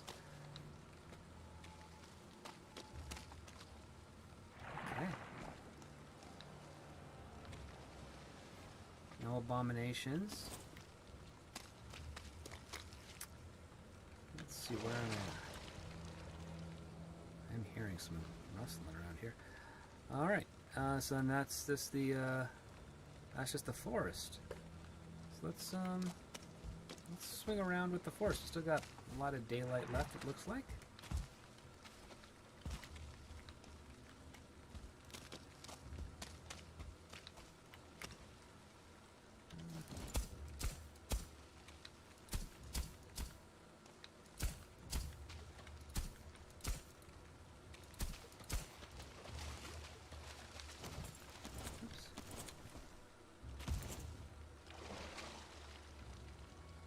Now let's head back to the crypt base. Is that another serpent core thing over there? I think it is.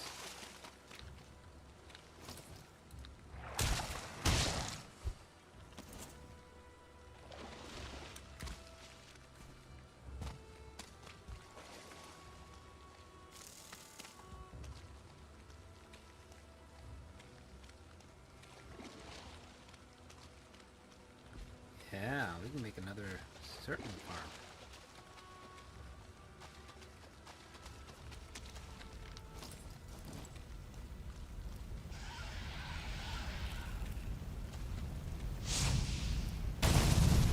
Whew, cool.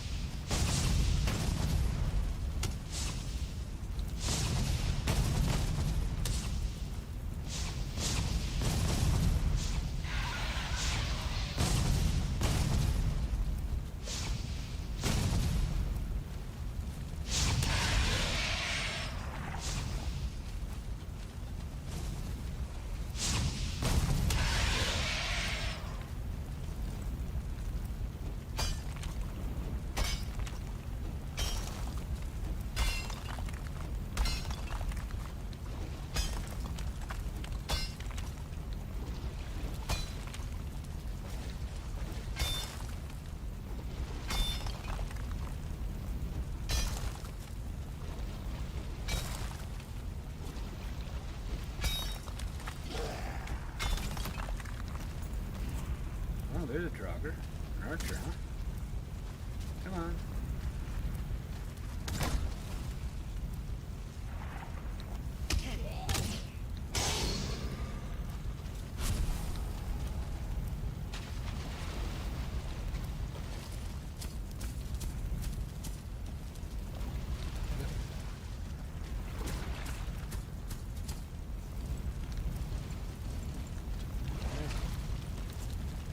Inventory.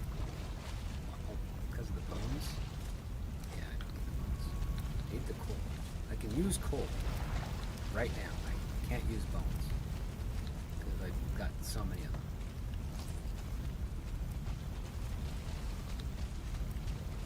A lot of red. There's another Draugr.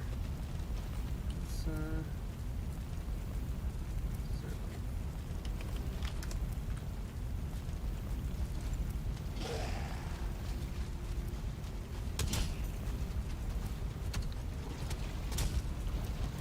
weird.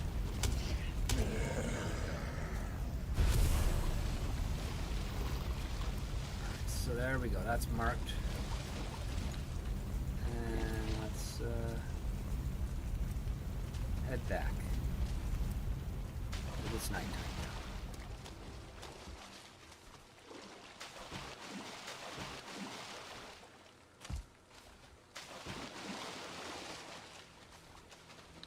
There's apparently a log in my way there.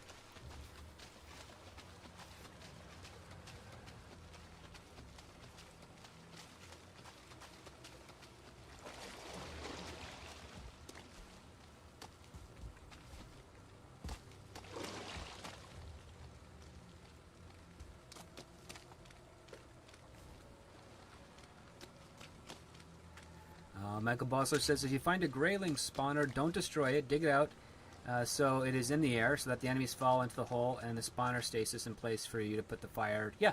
Oh, yes, I already located a couple on my map. The only one I regret destroying, but again, I destroyed it early because it was before I beat the Elder, was this one that was right by the Elder.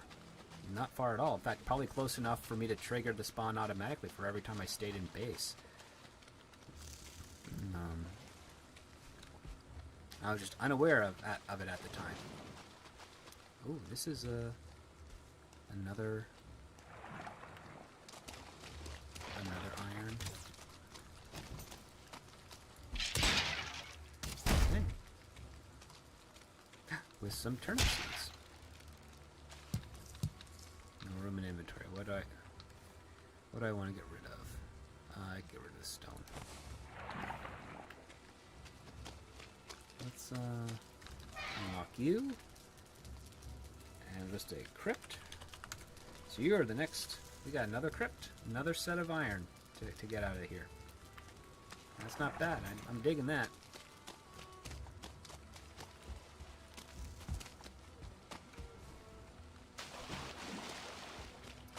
There's the crypt base, the new one. Let's head home.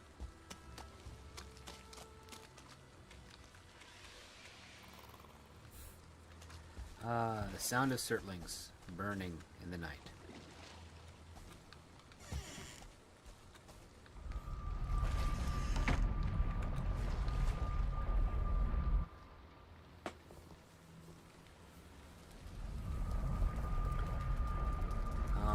Actually, you know what? There is... I do have an idea for a spawner, because in my reading of some of this stuff, apparently blowfish do a lot of damage. So I think there's got to be something I can do with blowfish.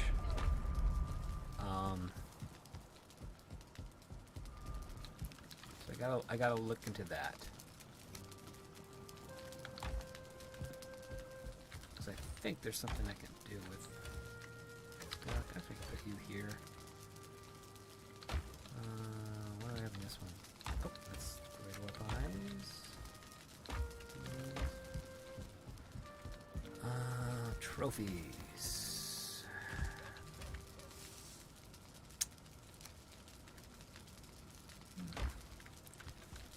And we got more root wood. And that's good enough.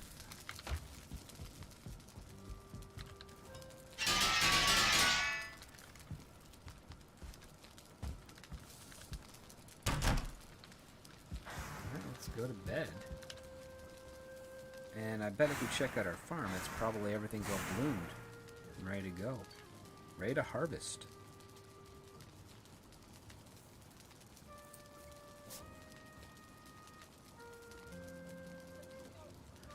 Silence says, wrong window, wrong window. I don't know what that means. Oh, I hate it when I do that. Oh. Okay. Let's go to the farm. See what. No, yeah, you're good for wood.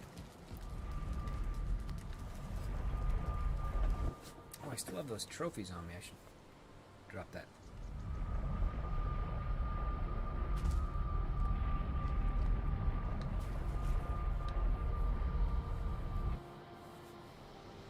Cyan says, yeah, I hate it for the when I respond to the wrong chat. It never goes well for me. Oh yeah, no worries here, sir.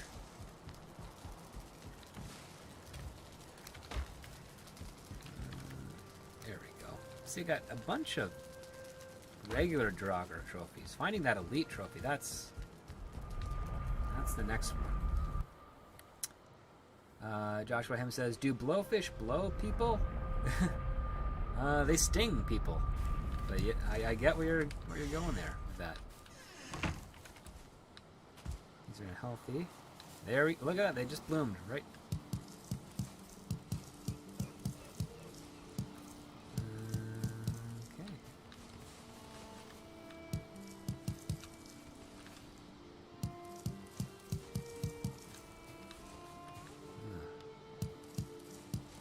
Sunlight.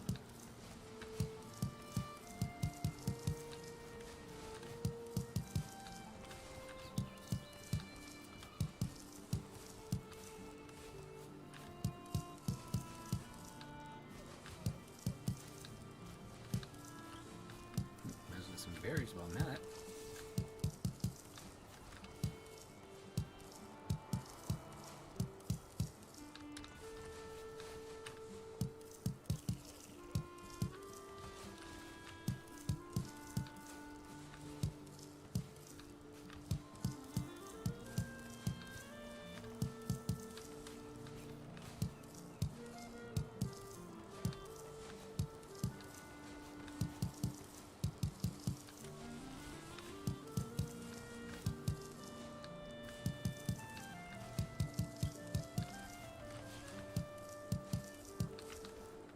Okay, we got 127 carrots out of that harvest. Wow.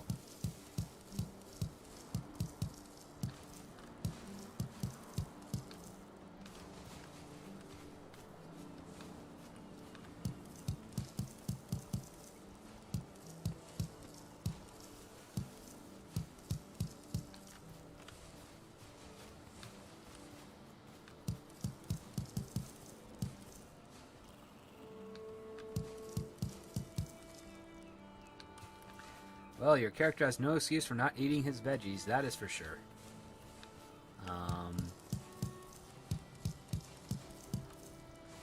Want to have a nice, robust diet.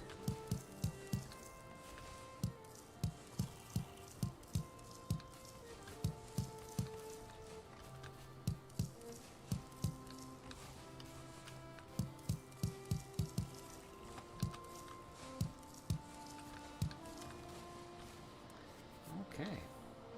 And we got 85 out of that. So let's go see what our seed status is like.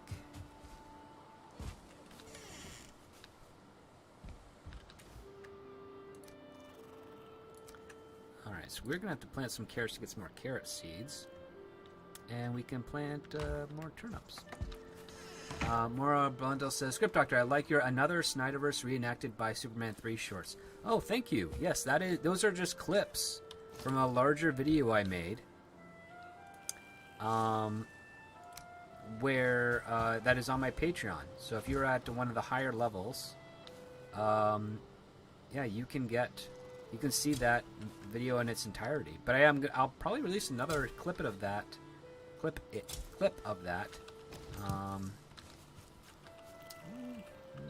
Maybe the next day or so. Just a brief one.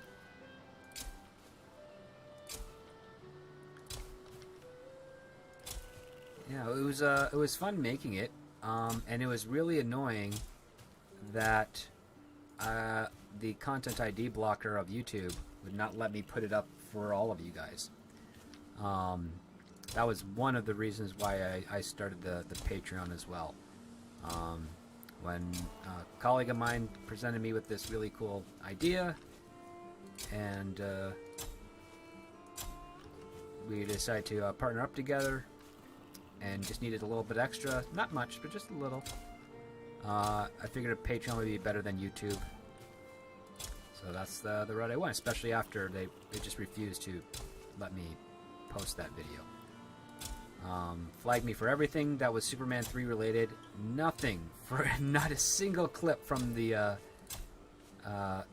Zack Snyder's Man of Steel or any of those other movies he made was flagged at all. It's almost as if Warner Brothers doesn't think they can make money off of it. It's strange.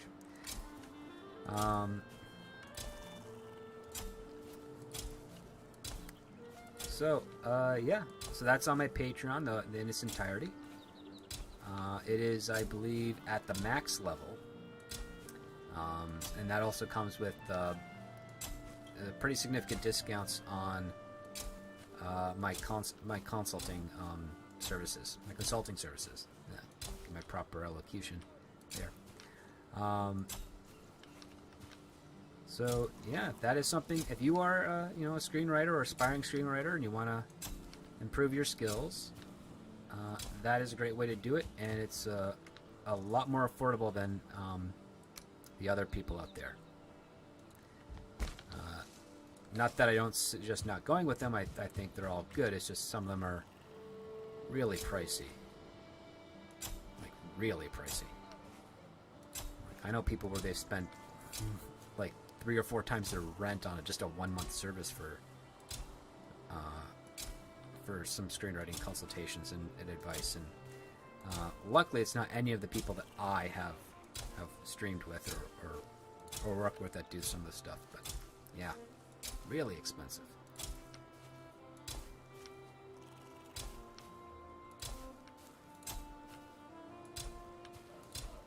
Get some more carrot seeds out of this.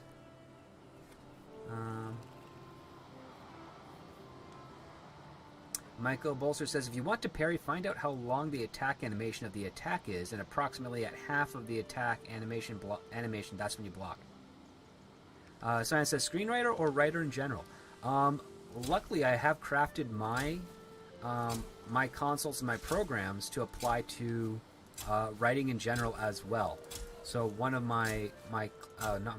actually 3 of them since October of last year when I started advertising more of it were writers of comic books. And yeah, some of them didn't know the format, which is fine. Like, the format's readily available online. It only takes a Google search. But we really just hammered out the story beats, and then also had a few of them had brought their artists in, and we figured out how the artist likes to work as well, and also for the writer to use what type of language to use to really emphasize certain imagery so that the artist can just read it and go. And the artist, unfortunately, well, in one situation, the artist didn't really know how to effectively communicate what type of language works best with him. So we created a nice little like Bible for these 2 guys to use, and it worked out really well. And one of the things I really liked is I bought their comic when they released it. They didn't do an Indiegogo or anything like that. It was just a standard thing, and it was really good. And I reached out to them. I said, congratulations, you wrote this great thing, and they had their own thanks for me, and it was awesome, and I liked doing that type of stuff. And I've also worked with other people that do novels as well, because I do have significant background in publishing before that industry kind of went crazy. So yes, if you are just a general writer and whatnot, I do have the skills and knowledge to help you. And I am happy to offer those services for you. And if you're a patron, you get discounts.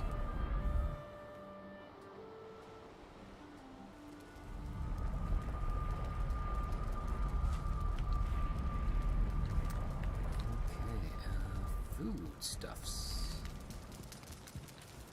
Dandelions go there. And carrots and turnips. Okay, I think we're doing good on the turnip front and the carrot front.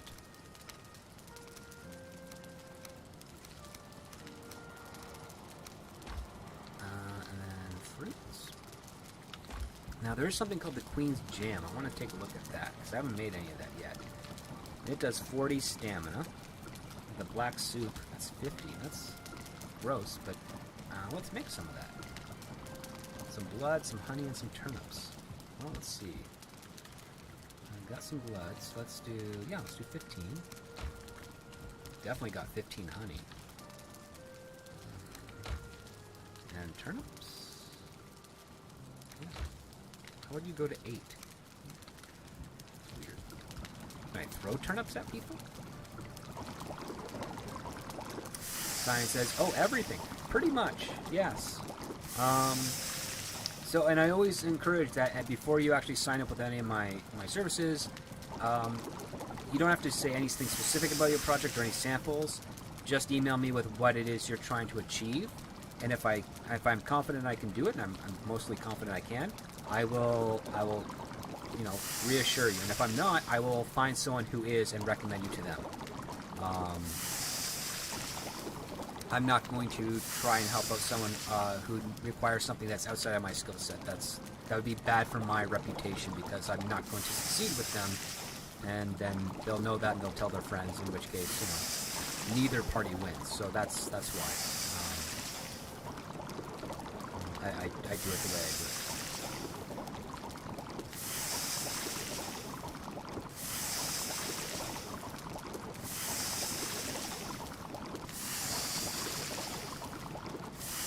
Alright, so that's black soup.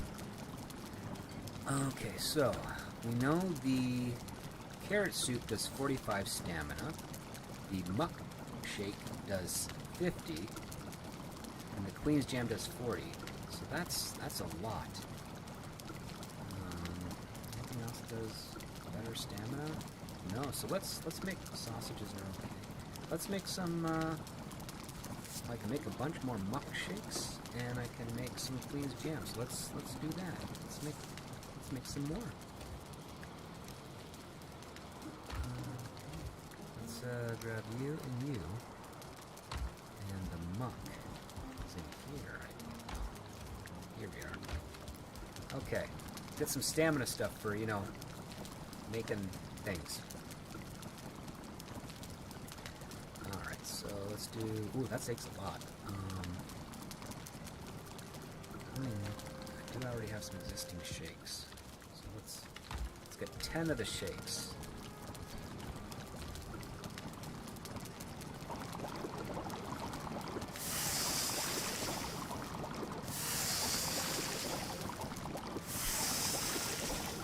Simon says, that's certainly fair. Yeah, well, for instance, like, before any transaction is done, I usually encourage the email to tell me what you are first, because I have no problem fielding general questions for free on that stuff. Because, again, this is to help you as well, and then also exercise some of my skills, so that there's a mutual aspect to it, in addition to the money, of course.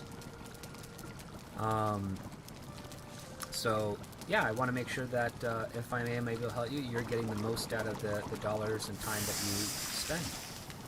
Ooh, got 4 of those. Okay, so we'll just do 2. Okay, that's great. Okay. Fruits and honeys.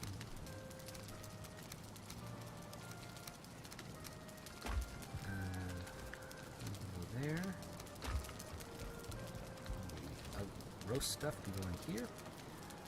Alright, so that's 40, 40, 45.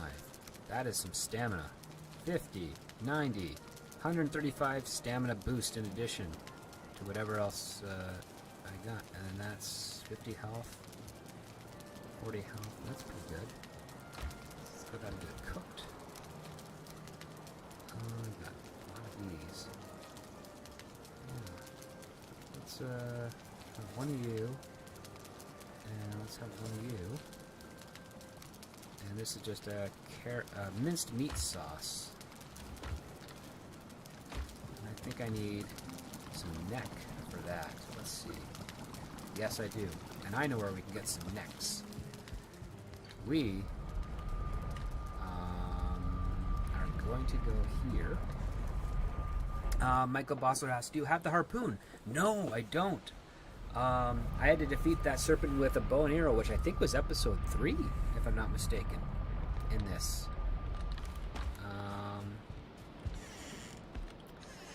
Let's... Okay. Are they hungry? Nope, they're happy. They haven't made it yet. I probably haven't been around for that. Oops. Don't want to go that way. I want to go the long way. Ooh. Oh.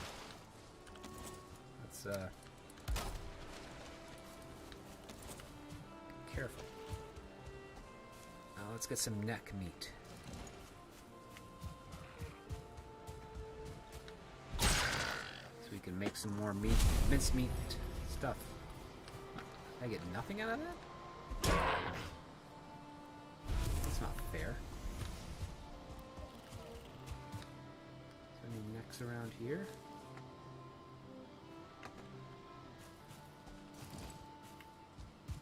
Ooh, more dandelions.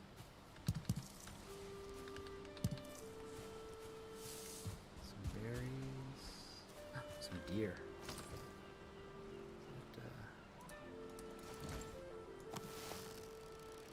Was it a boar? That was a boar. Okay. Oh, no worries. Oh, there's some deer. And some necks.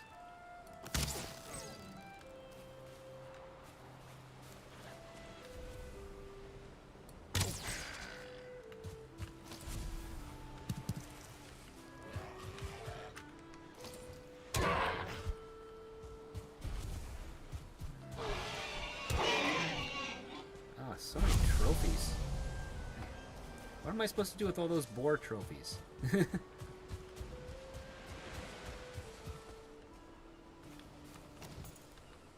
room in inventory to pick that up. Well, I can toss the boar trophy. I don't need that. Alright. Let's get some more wood.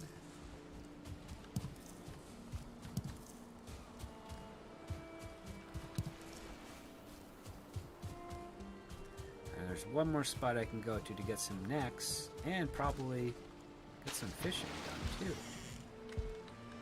An old place, haven't been to in a while.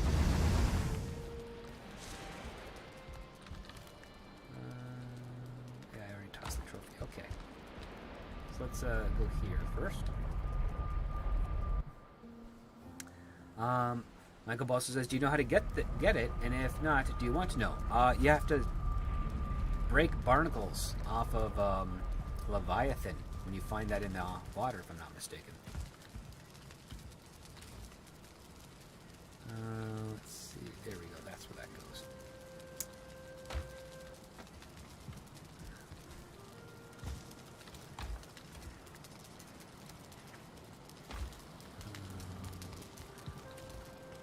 We can put you in here.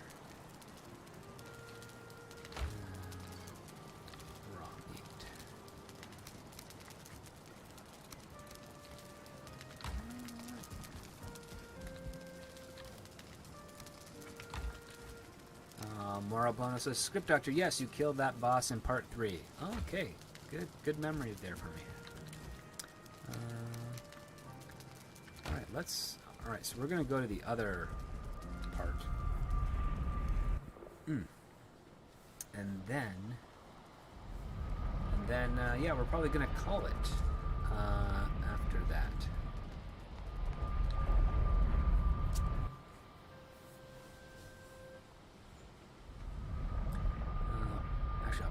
Go to the boar farm because there might be some stuff. So yeah, this should be a little familiar to you. I kind of stripped much of the base so I can move it over to the elder area.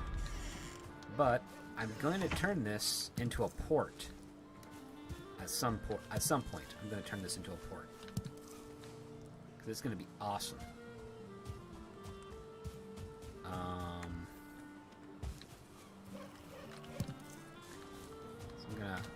I might dig this bit out. Oh, there's some holes in there for some reason.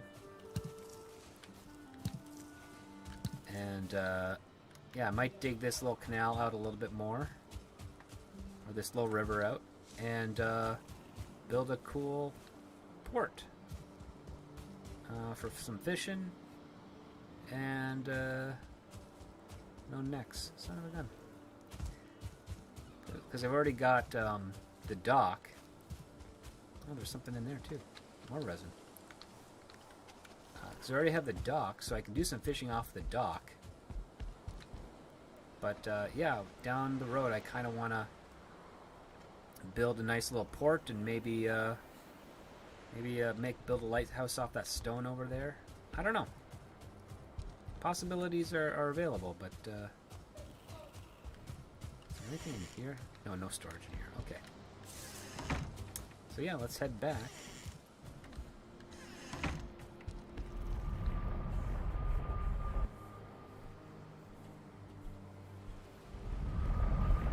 Joshua Hammond says, I'm curious on my Midnight's Edge on my Mexican Iron Man thing. Well, listen, if you want help doing it, just sign up for the service.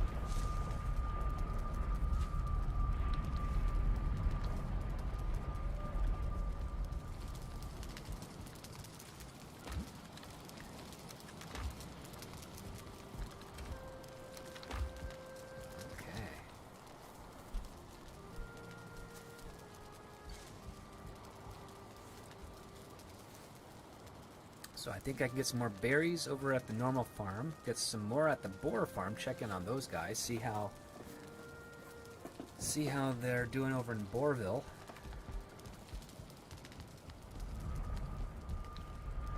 And maybe pick up some fishing bait.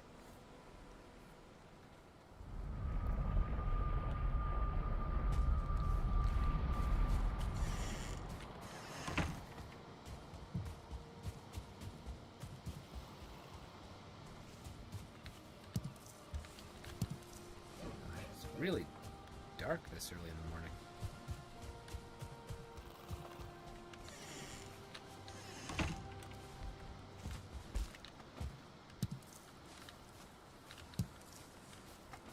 How are you two doing? You're hungry. You have nothing to eat. Well, I got carrots, so...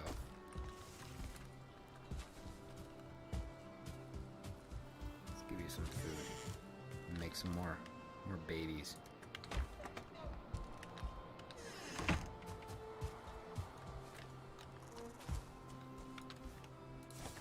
Go.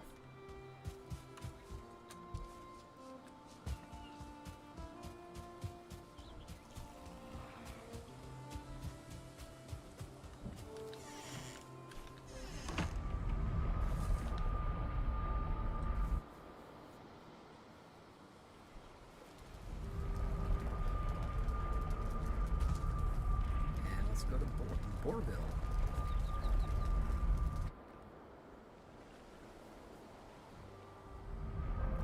Michael Bolcher said, "Did you tame something?" I tamed a bunch of things. And then some. I will show you. So first, I've tamed these 2-star boars, which in last episode I explained how I found the 2-star boars, and then how difficult it was for me to get them up here. Because I actually had to use this dock and create essentially, with multiple workbenches and fences, create a path up here so I can get to this part. And then I have a breeder spot. And over here is my breeder spot. First I'm going to harvest some berries, because I've got them. And they are, you can hear them giving birth.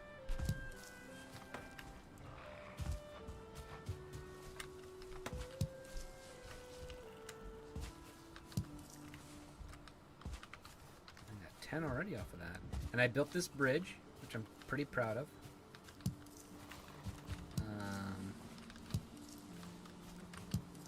I especially liked what I did down here to get it supported.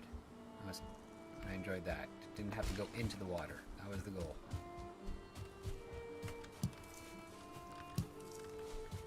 Okay. So as you can tell, this is probably why I'm keeping Boarville, because right now I've got around at least 20 berries just from this spot alone. Looks like my torches went out, so I'm gonna have to get some resin. But here is my automated boar farm, if you will. Science says, "Well, you have been busy, Script. I must have missed the episode where you built that bridge." I actually built that bridge prior, offline, because I thought people would think it boring, and then I learned otherwise that it wasn't.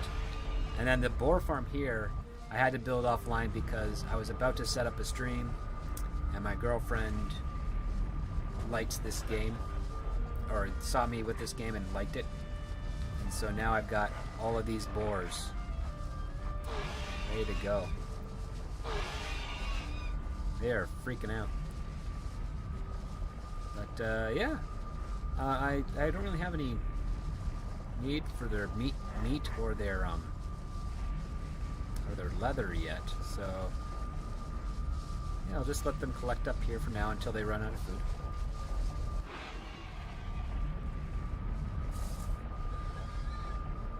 They just gave birth again. So yes, I just have to find some resin for those guys. See, look how many there are down there. A lot. Ooh, more dandelions.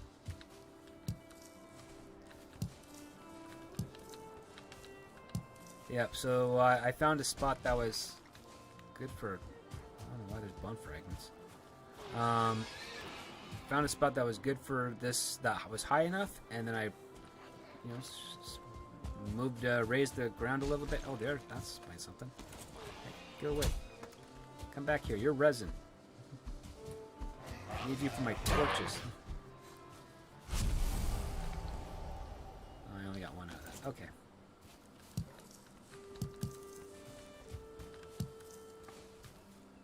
So yeah, this that's where I built, and I just kind of leveled the ground and built it all up, and I moved those 4 in there. Now, I have read that you can tame wolves as well, and then some of you guys in the chat have brought that up a few times. So I think I might be able to take 2 of those boxes there and put some wolves in there, and you know, that'll be their thing. Let's go get some resin and get those torches lit.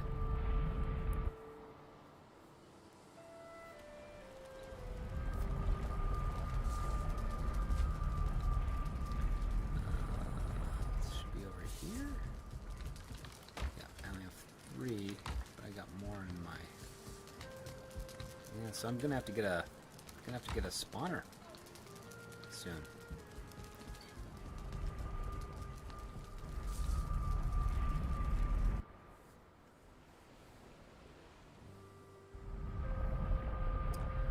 Willie the Monkey says, I gotta go. Take care, Script and Chat. Well, take care, Willie. Thanks for swinging by. Much appreciated.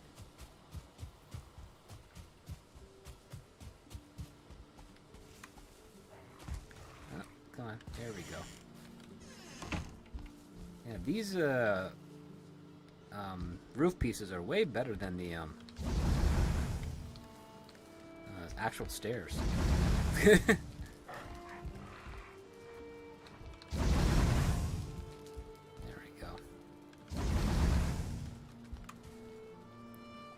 Oops. Wow, that was a good drop.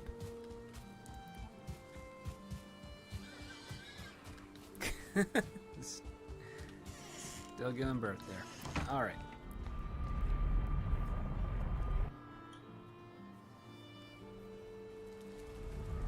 Marablona says, in order to tame a wolf, you'll need to build a pen. I'll need to somehow capture them into a pen. That's what I need to do. It's one thing to build it, it's another thing to figure out a way to get them in there. Okay, stone. Nope, must be this guy. Nope. I'm here. Let's put some of the food away.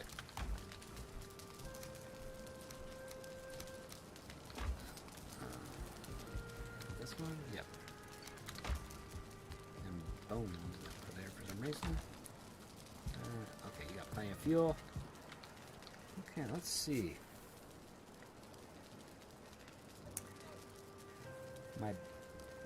That's where bone mass is. Let me check my time here. Okay, I've got a little bit of time. I'm thinking, let's go do some sailing. Let's see if we can find the island for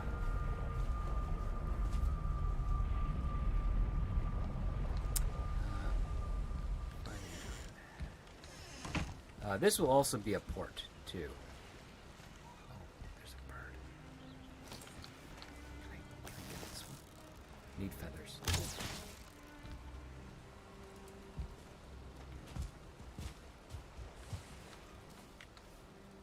Okay, got feathers. Yeah, so I'm thinking about making this into a port as well. Oh, what's here? Is that just stone? That's a stone. Okay. Yeah, I had to rush this guy. Some stone there.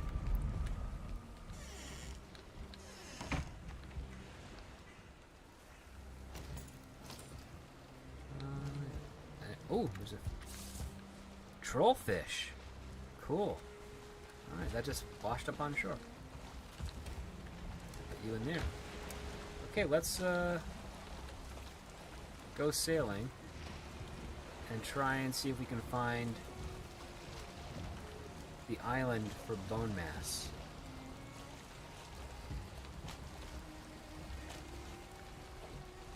unfortunately we have the wind against us at the moment.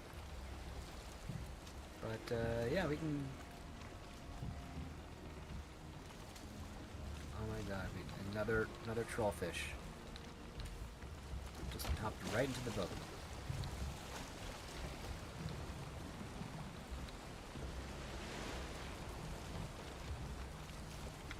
We got plenty of arrows, so if we do get attacked by another serpent, maybe we can trick him by the shore. And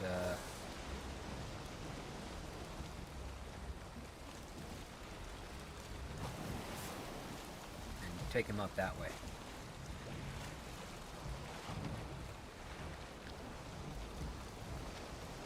The sign says, it's a sign, Script, it's a sign that your journey is blessed by the old ones. Yeah.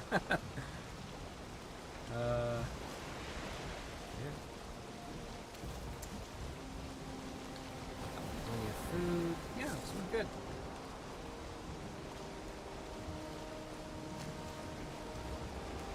Woo. There's some waves.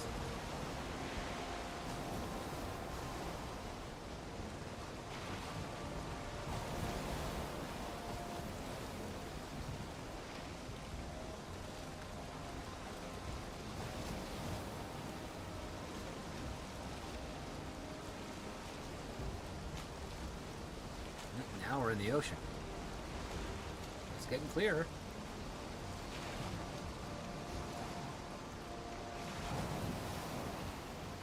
Woo!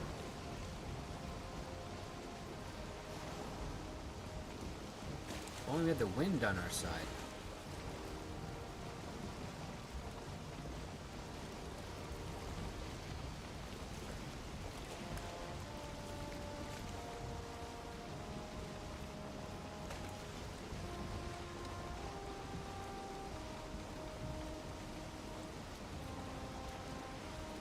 Don't go to the ocean biome, sail around or you'll find a serpent spawner. Well, I'm not trying to be in the ocean, I'm just trying to get to the, get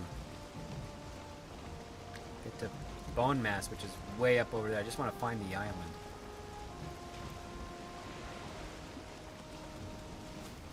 Maybe I'll just build a base there and then sail back and build a portal. Maybe I'll find the resources I need over there to make the portal. I don't know. I forgot to bring them with me. And even though we haven't gotten far enough, we're already here. I'd rather just keep going.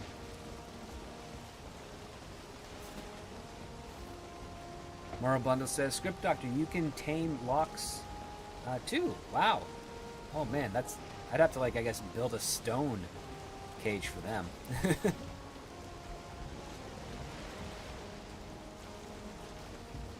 Mega Bolzer says, if you find a serpent, mark the spot on the map for later. I think the last serpent I found was up in this area, if I'm not mistaken. Or maybe in this area.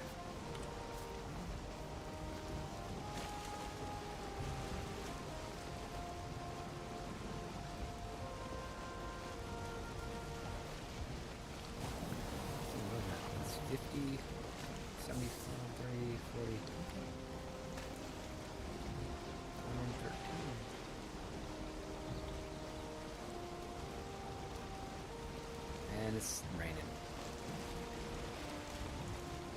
Won't let you know.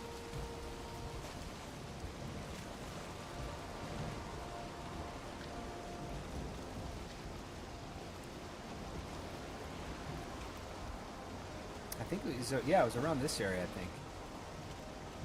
In episode 3. It was up against, well,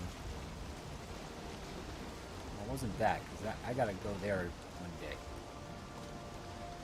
And, it was definitely close to a shore like this.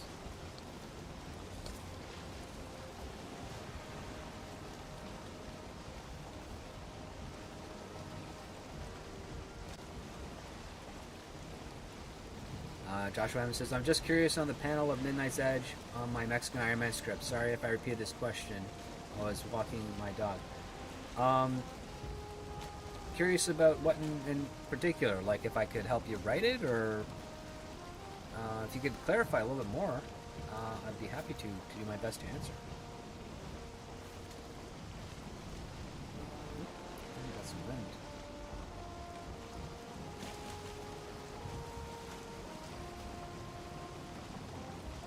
Oh, you're curious about their reaction. Well, pitch that to them on the next Midnight Edge in the Morning stream.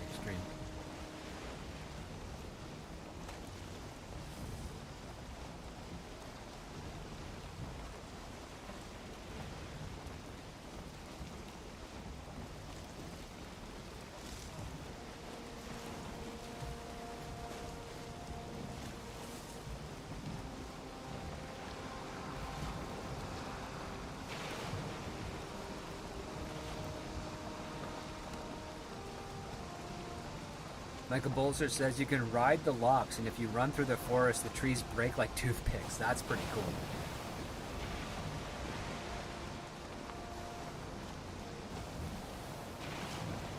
Whoa. Now the wind's against me. And the ocean just went really calm after the result.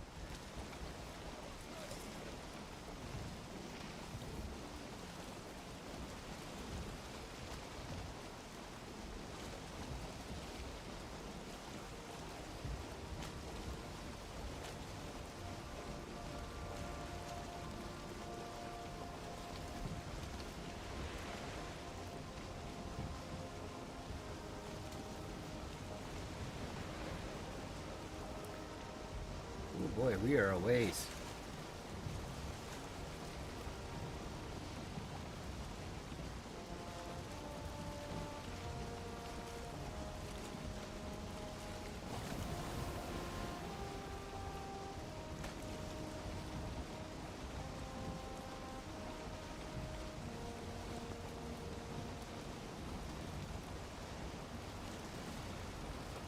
And this reminds me of ferrying the boar on the boat. Only this, the wind was way more in my favor and the weather less erratic.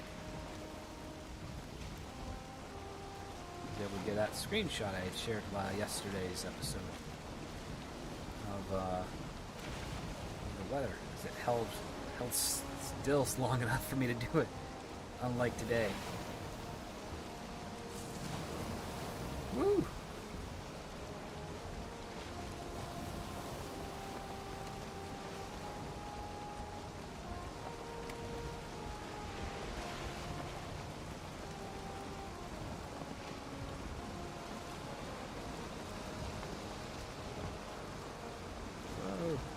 Trying to avoid those rocks.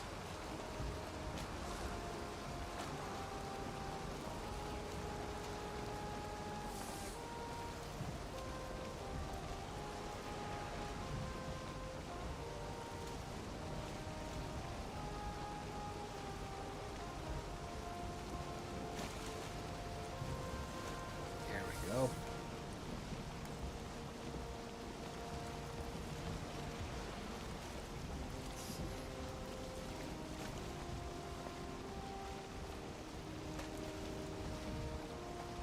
Don't feel rested anymore. Well, been on the water for a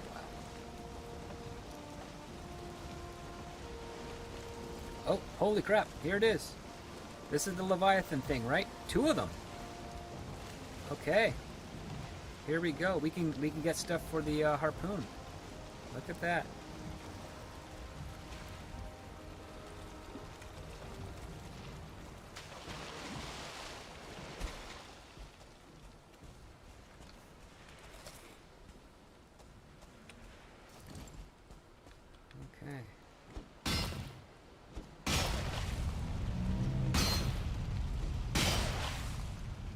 Two of them out of that part.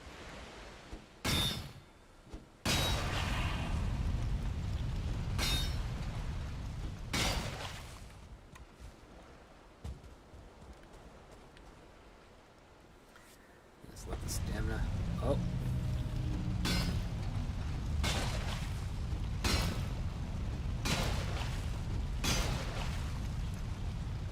All right, let's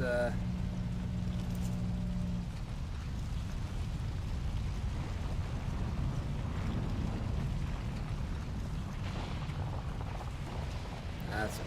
Plenty of stamina to swim back to the boat. Whew. We got 35 out of that. And there's one more over there. Let's go get that one.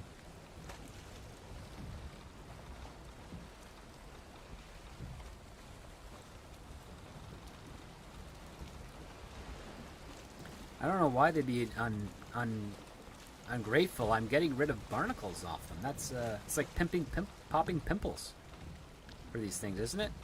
If I'm not mistaken.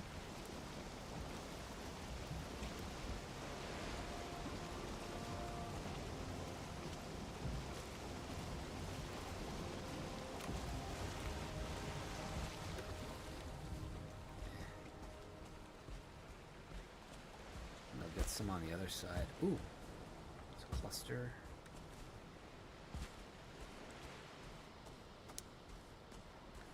Like for my stamina to charge up.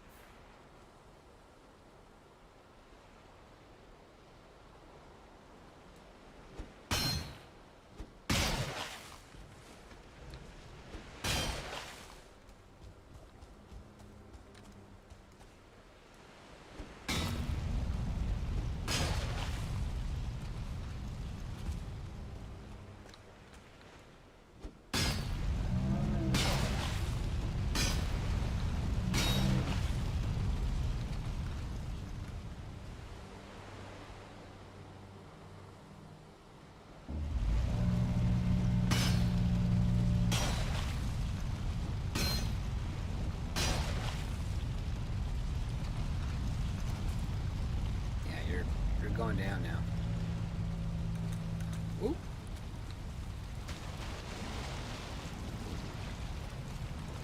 There we go. Come on. Get the ladder. There we are. Alright, we got 50 of them. That is useful. We're, okay.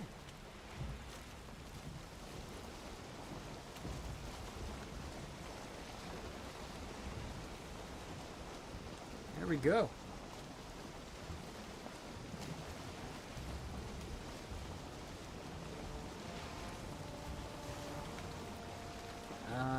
That was a good haul.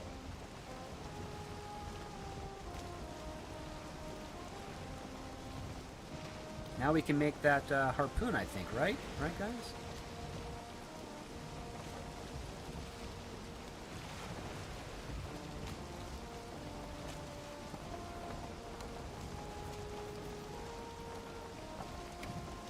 Michael Bolzer says turtles have nerve endings on the shell and it hurts them.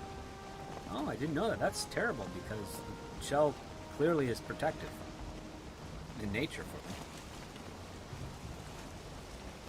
I do know if the shell breaks, it exposes some the more vulnerable flesh underneath, and they can almost die. So you don't want that, of course.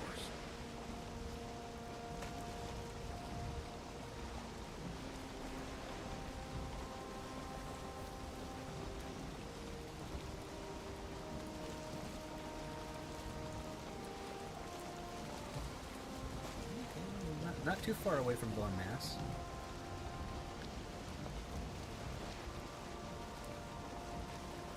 Getting some good progress here. We got some obsidian, upgraded the one workbench, got those barnacles.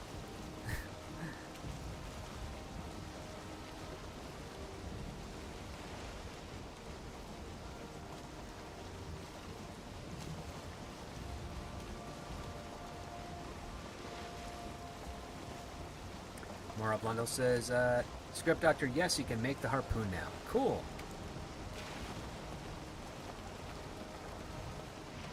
And I guess the harpoon have to drag the, there's a kind of an island. Just a regular landmass there.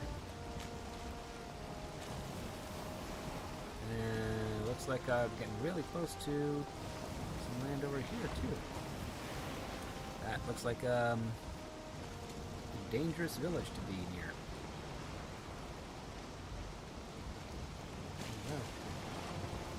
I don't remember this last time. What's going on here?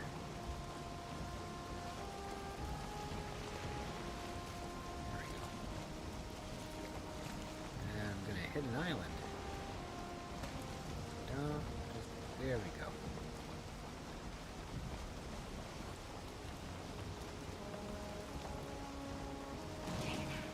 Oof. Oh crap. Ah.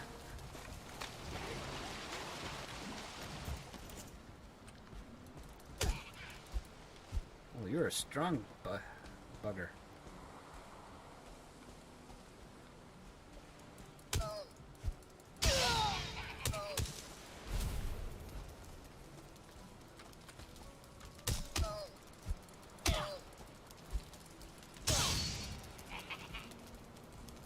Oh, I got black metal. Ooh, blocked.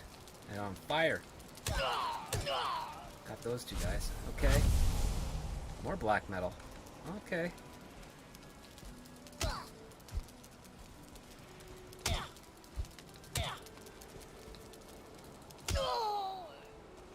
Okay.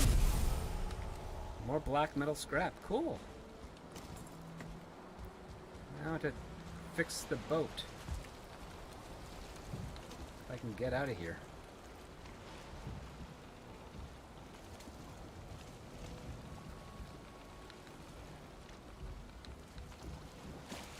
Maybe I get lucky when the water rises.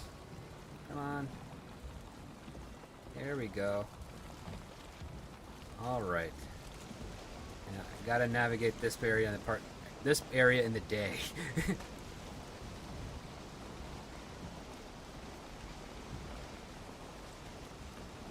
Alright, Science says black metal. Script is collecting throat growling?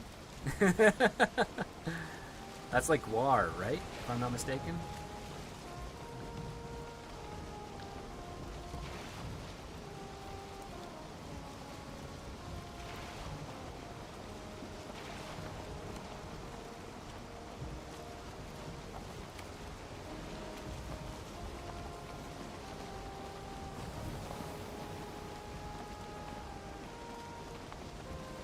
Science says yes. War. Some Nordic metal groups. Yeah. Yeah. Ooh. Spawner and the troll in the distance there.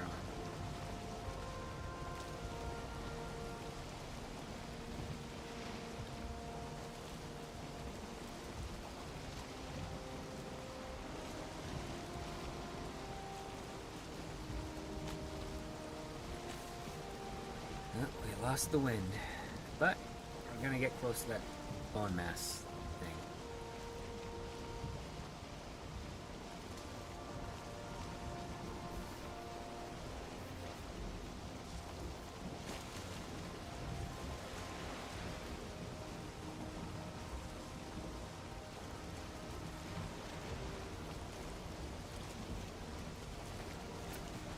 So yeah, I gotta figure out a design for the two ports I want to do. Yeah. One I think might be all completely up on like Corwood. I think that'd be one on the island with the Elder Fort. And the other one I think is just gonna be where it is now. I'm just gonna extend it out with some stone and whatnot. And maybe build some lighthouses. Gotta find a good lighthouse design.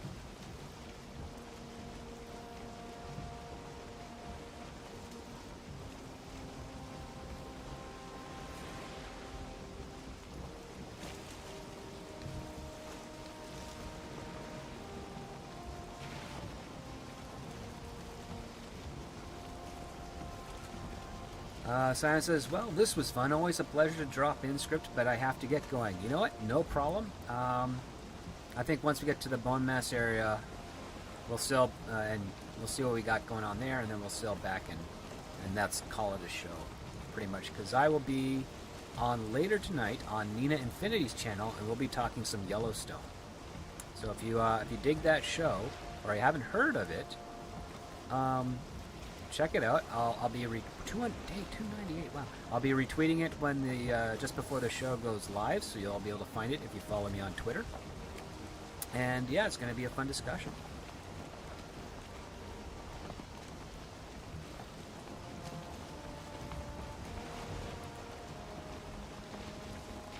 A lot of trollfish.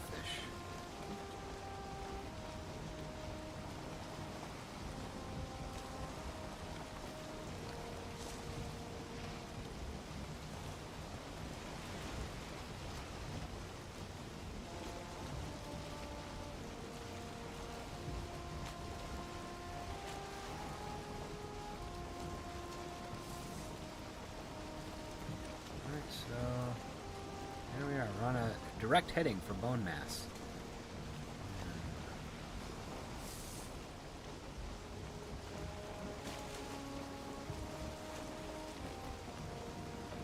I'm really surprised I was able to hold my own against those 4 furlings. They were furlings, right? That's what they're called? Because we got black metal. Which means I can't even use a portal right now. I definitely have to sell back. Stink. It is what it is.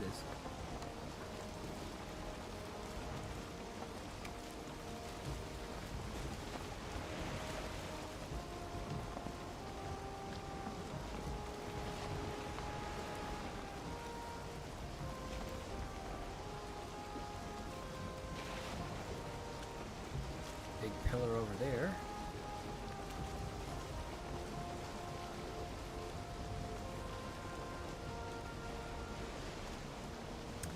Mars says, yes, that's the right name. Okay, good. I was properly paying attention when fighting them.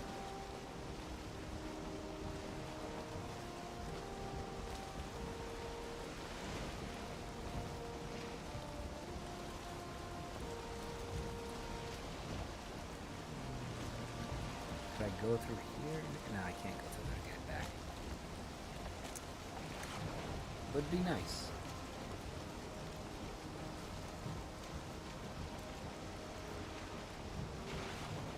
Surprised this is still all plains biome. It's just, I don't see really any land anywhere in sight.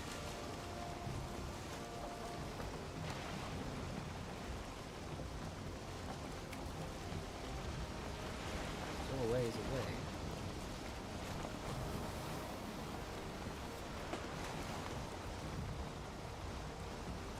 Oh, we got another Leviathan. Get some more of that, some more of those things. Barnacles.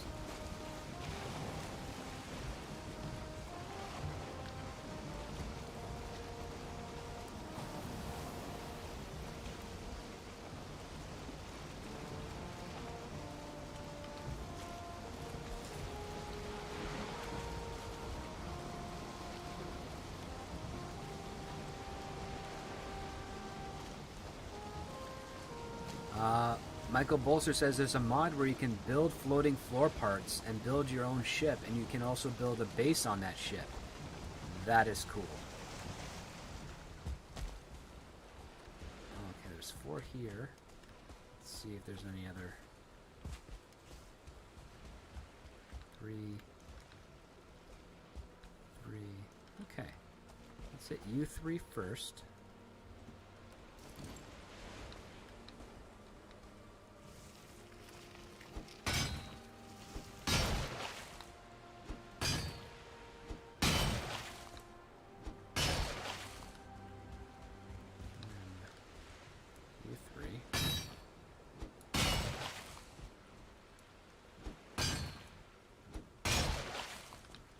Why is it not shaking?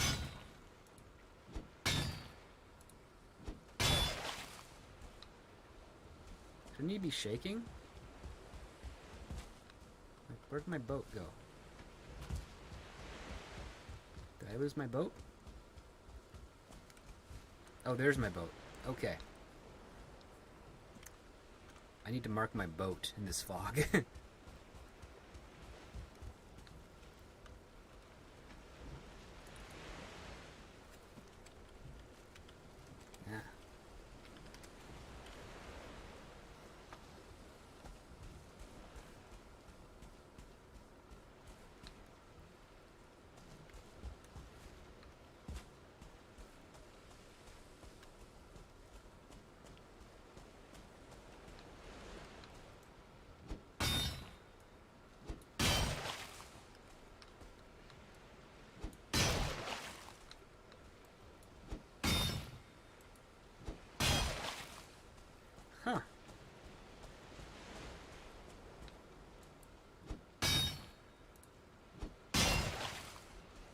It is not reacting to this. This is weird. I'm gonna take advantage of it for now, but this is weird. Oh, there we go.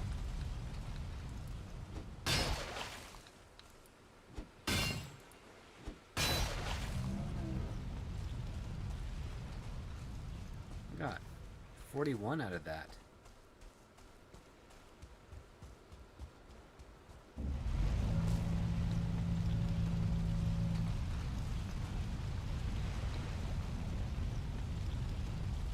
Okay, yeah, you're... Got 100 of those. That's pretty good. So I'm just gonna back away. Let you do your thing. Thank you for the barnacles.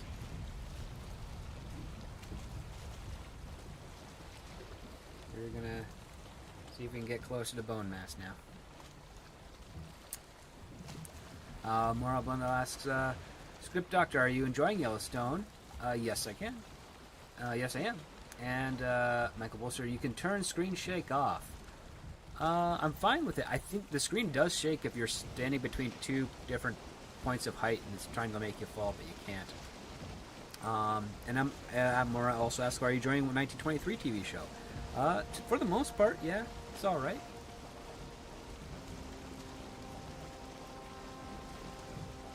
Is that another Leviathan over there?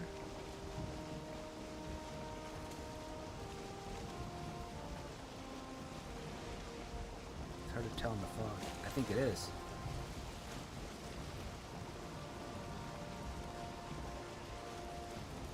Are they supposed to be in pairs? I'm not complaining. That's them, all right.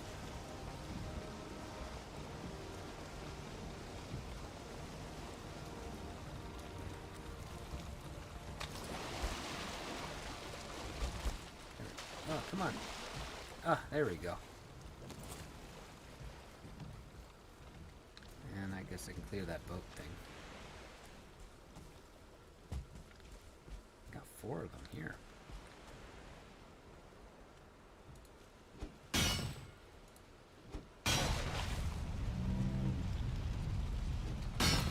Yeah, this one responds to a lot faster.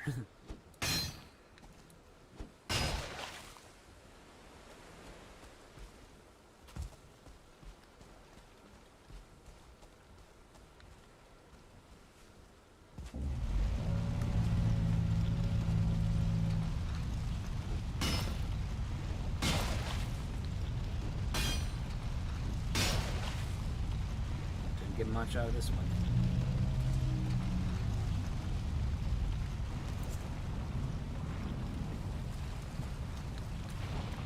That's okay. We got 130 of them. That's pretty good.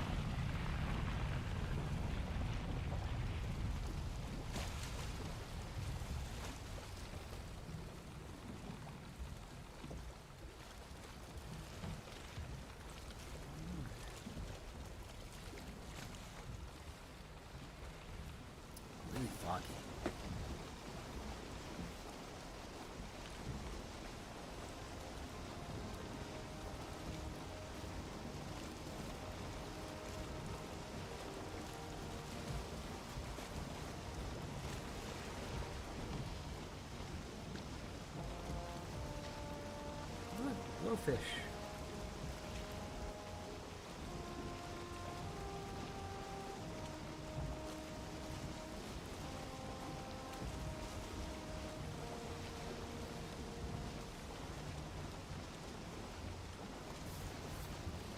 Michael also says you can use a stamina potion to save you from drowning. Oh.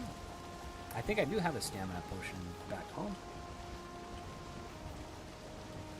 Okay, so now we're crossing through the plains biome.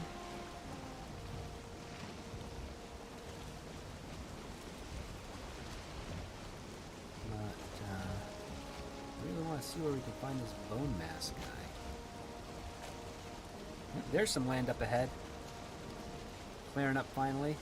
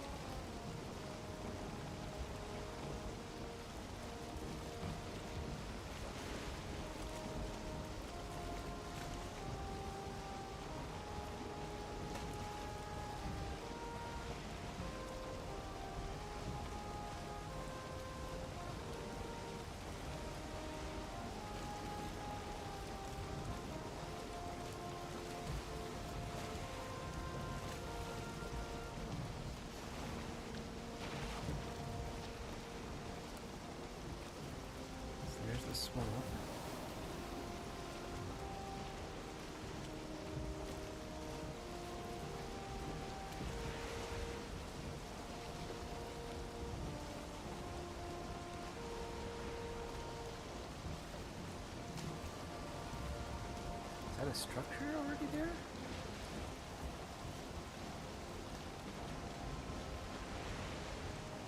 Yeah, it looks like there's one.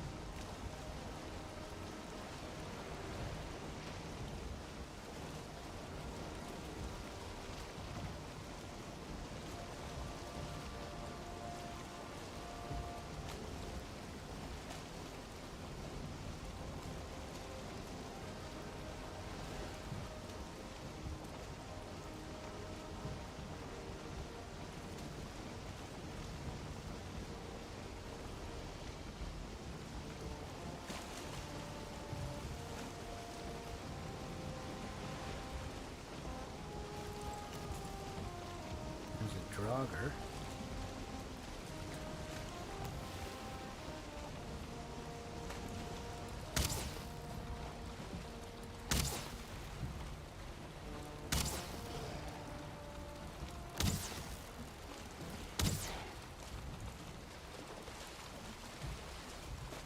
No, he's gonna drown.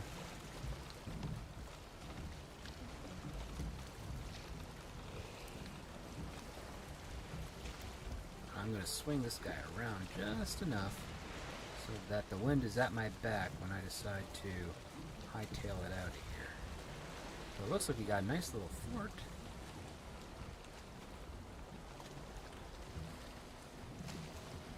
Almas is not too far away.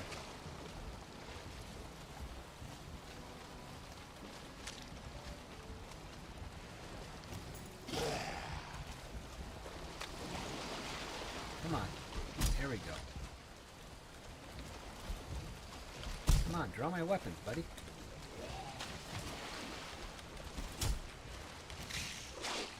Can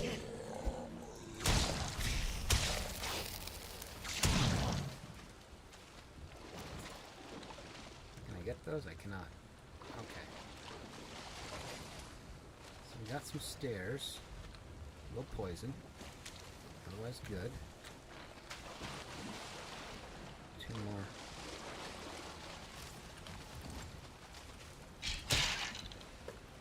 Another Draugr.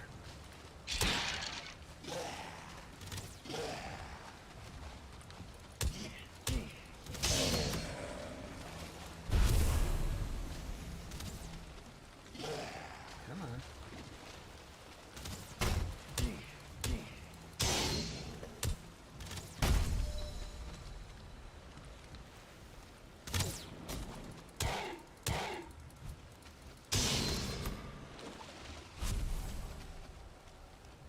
Spawn over there. Okay.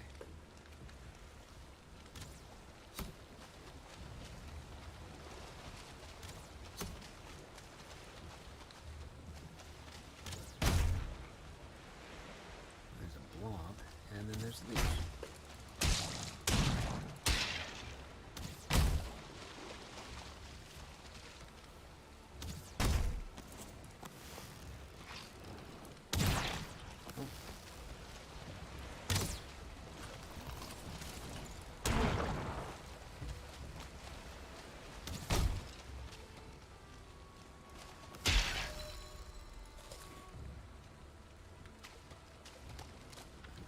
I only have 2 wood on me, huh?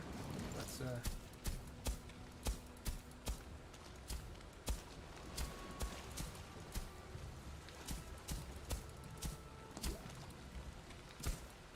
make this a little more stable for decent folk. Viking folk. I'm not good at this. Ah! Where the heck did you come from? Bone fragments. Bones. Okay. Got one of them? Did I? I did not. Let's try that again. Here we go. And then I think that's entrails. Yeah, okay. Got those, got the entrails. I'm gonna chop you down. Don't have enough for a workbench yet.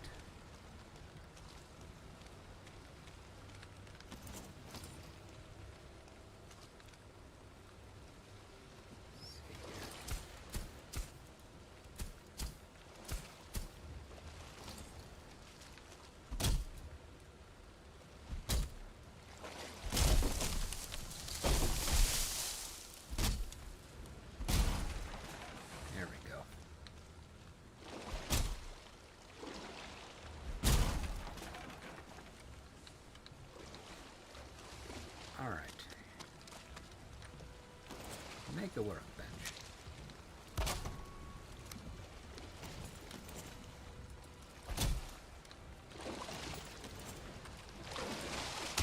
God, that's a lot of leeches.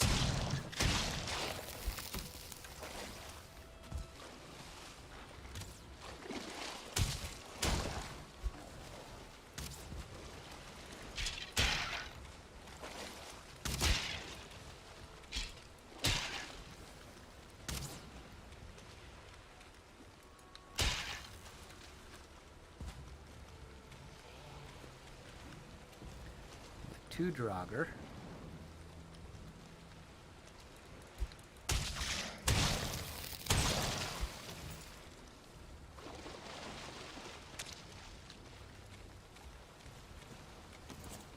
There's some stuff here.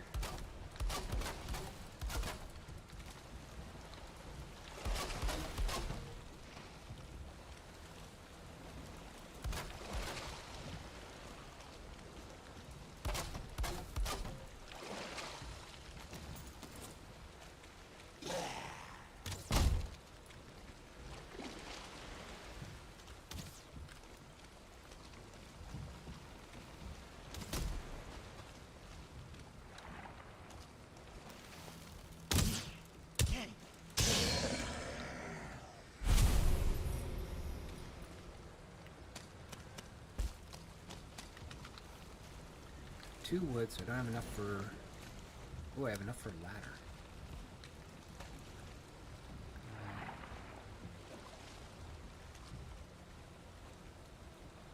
There we go, that'll work. Okay. Need to get a hole.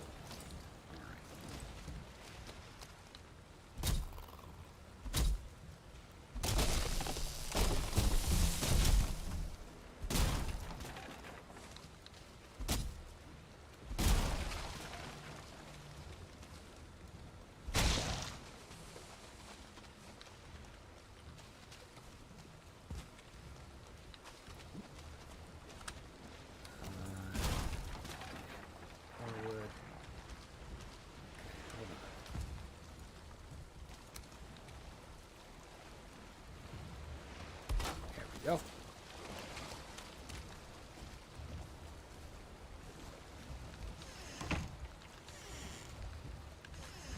Made it up here.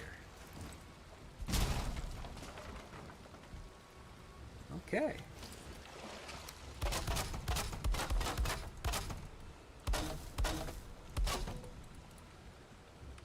We're gonna mark this bone mass base.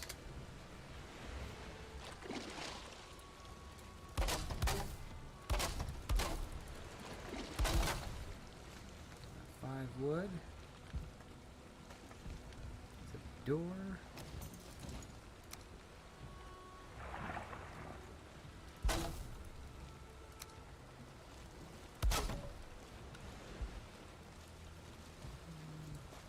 Don't have enough for that. That's okay.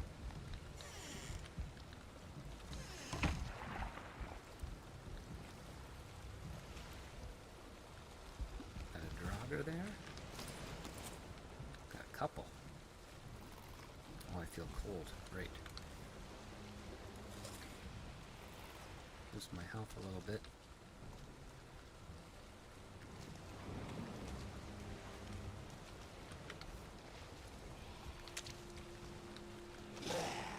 Come on.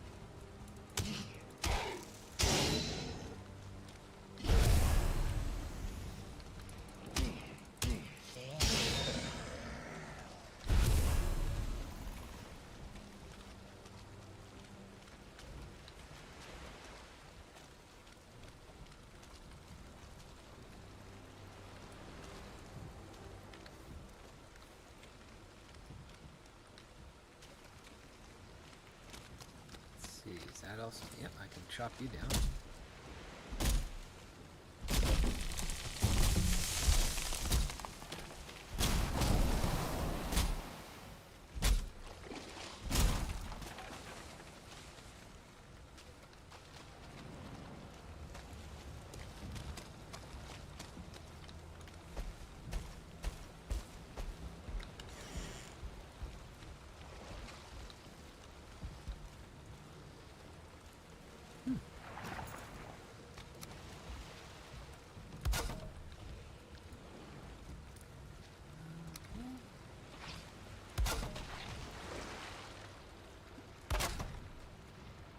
Good.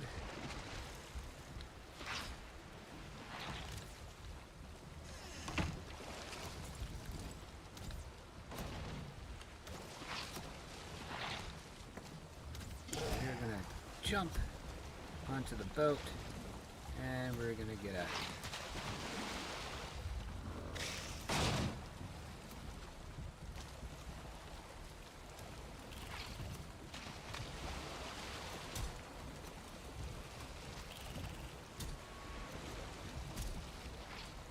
Destroy that workbench, which is fine, because that saves me from having to rebuild it later. We're gonna head back. We're gonna get supplies. We're gonna turn that into a nice little stable base for the future. Okay.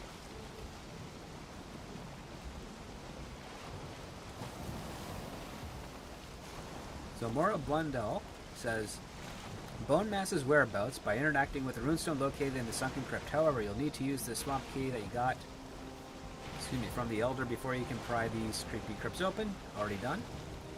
Thank you. Michael Bolster says, the best way to build a base in the swamp is on top of a non-destructible tree. I am next to one that piece, so I think we can expand it out to that, if I'm not mistaken. And Daria says, script, while watching 1923, I thought the actor who plays Spencer, the hunter, would be a good fit for a new serial adventure series in the spirit of Indiana Jones. Thoughts on that hypothetical? Yeah, he's actually pretty good. Definitely could do something in the pulpy range.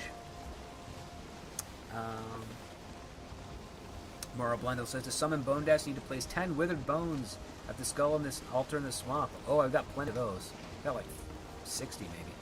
Withered bones can be found in the sunken crypts and in the large muddy scrap piles. Well, thank you, Mora. I think we're pretty set for those supplies. But I think what we'll do on the next episode, or at some point, is build a portal for to get to Bone Mass and back, and just kind of hang back a little bit, because I kind of want to get that hammer. And who knows? I might be able to find it while I'm doing the next crypt. These two crypts for more iron, and there's some swamp up here. So yeah. So we're gonna sail back, and we're gonna call that a stream. So we still got, it's gonna take a while to get back, maybe 15 minutes. Mora Blundell asks, Script Doctor, what's the best Back to the Future film? The first one is the best. We also started it all, so that helps.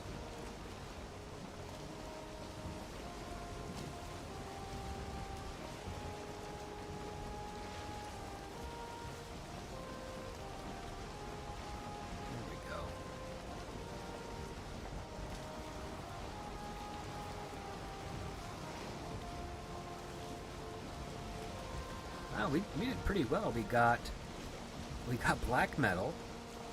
We then got barnacles. So we have stuff to make. It's going to be fun when we get back to base.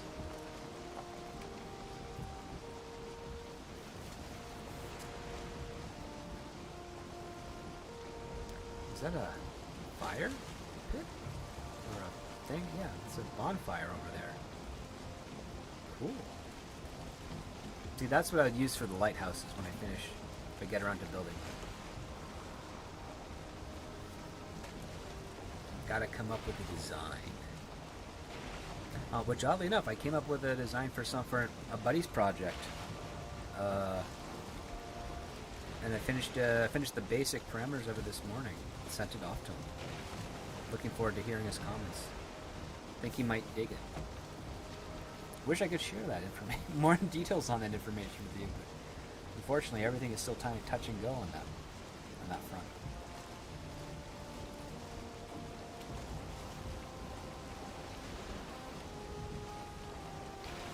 Now look at all that stuff we got. A lot of ancient wood. Sadly, don't really have anything I can think of to build that requires it.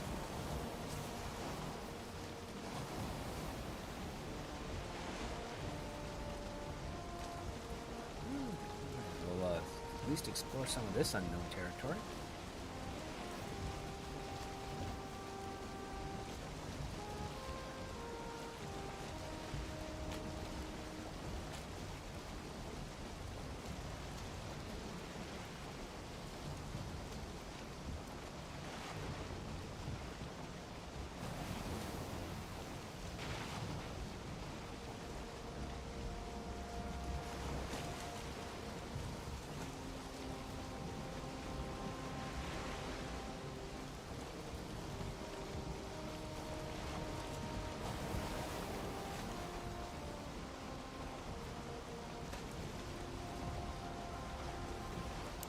Michael Bolzer says, if you try to steer a ship with over 300 or 450, I'm guessing on the person, you can't, but a Lox can be ridden even with over 4 to 5,000 in your inventory. Use them to transport black metal. I will. I mean, I suppose I can, because this whole island is connected. And there's plains all over the place. So, yeah, I could probably just blast one through to make a path, and then on the way back, do some terrain altering. I wonder, has anyone in Valheim discovered the whole world and then turned it into a city, like a Star Wars Coruscant type of thing in this game? Could they do it? How long would that take? Would the game still function as a result after something like that?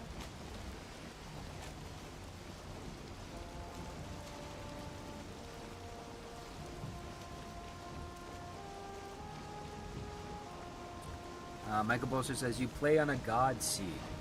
Oh, this is a seed my sister's fiance gave me as a, I think partially as a joke, because the starting island is so tiny and you gotta swim to get off of it.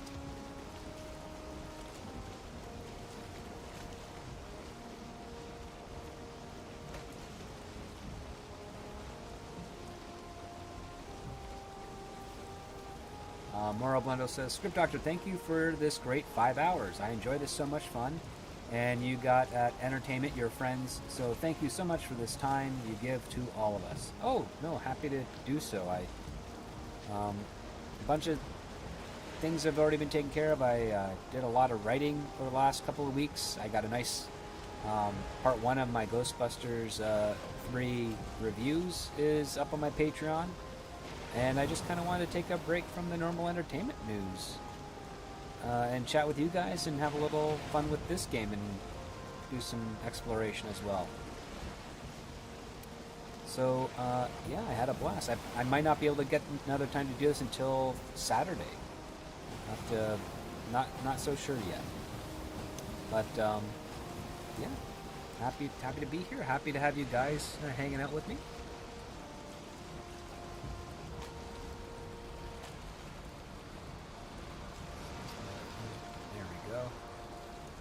Now we got some wind.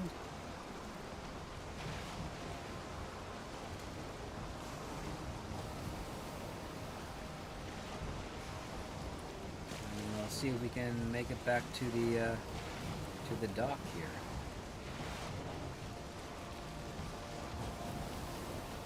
Now, unfortunately, once we get to the dock, because of the black metal, I'll have to run it back. However, I'll leave that behind. For the moment. I'll just use the portals for everything else.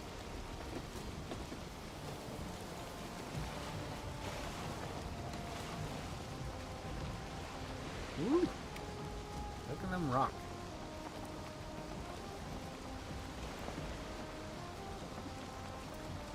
So it takes about a day to sail out there. Yeah, I'm gonna have to set up a portal in order to save myself time.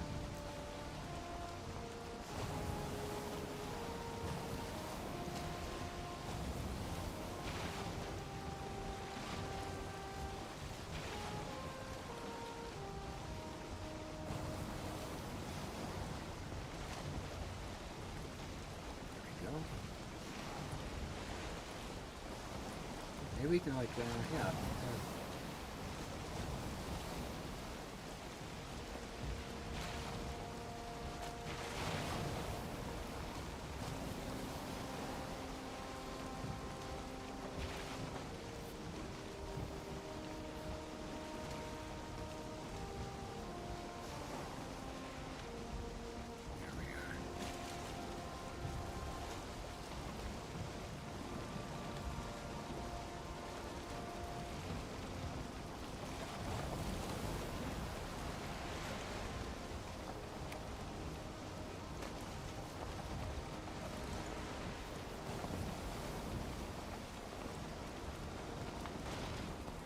Oh, dude, I just hit some rocks.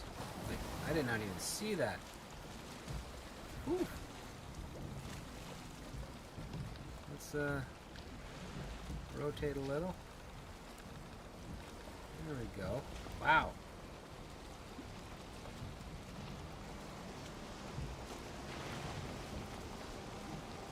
High waves, they're getting pretty low there in the Black Forest. Glad they didn't destroy the boat, which is going to need some repairs when we get back to dock. Port, really.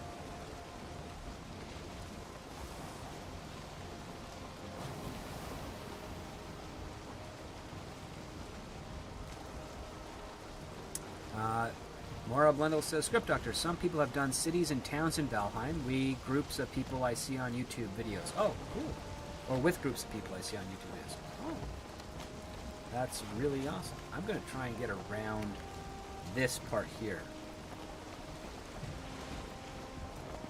Because I don't want to get stuck between those two land masses again. I hope that's just another smaller island I can get around.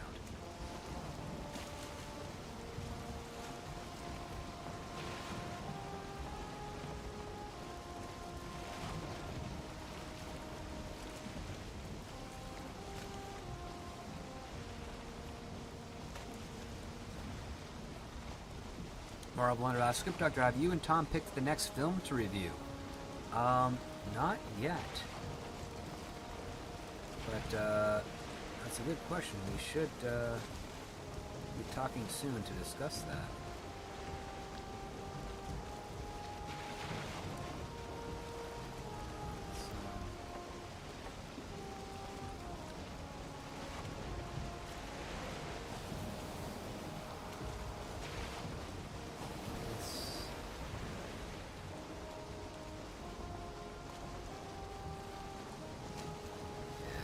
This is a big landmass here.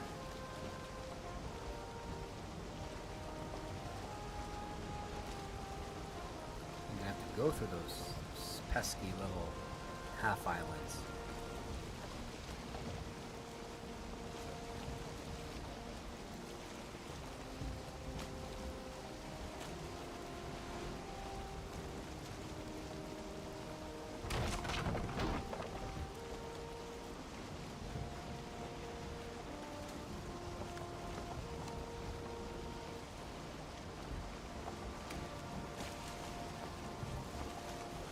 Might be something cool I could build here in the future. I could probably build a lighthouse off of that. Ah! Whoa! Ah! The exact thing I wanted to avoid happened. Bug came out to get me, died, crashing into my boat.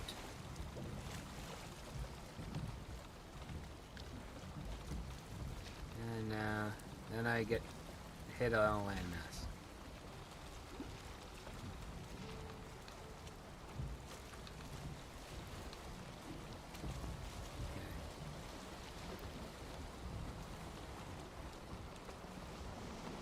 I am glad it died against the boat. Unfortunately, I did not collect anything from that. That would have been nice. Those death skeetos have something.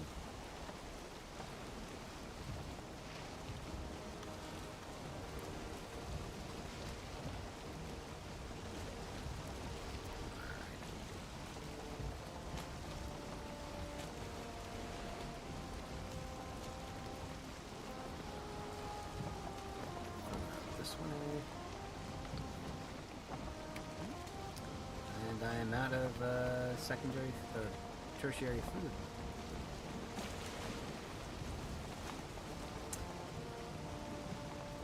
More script doctor. Do you want your room to be like Neurotics from the aka the Wall of Wonder? Not my room. I wouldn't mind having a cool, display of some of my books, of some of my models and figures and film props that I've had over my career. Right now, I've just got a corner.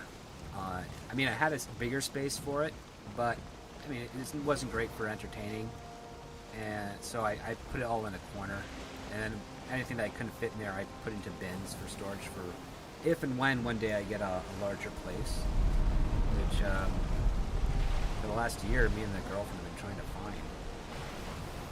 Really hard finding a place that's reasonably priced and has a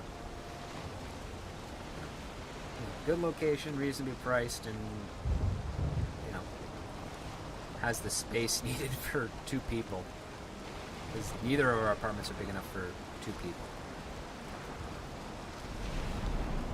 More bluntly, a man cave. Man cave or office. It would most likely be an office. Yes, I gotta wedge my way down that. I remember that thing. Last time I got it, not this episode, but moving the boar. No choppy waters like this. And,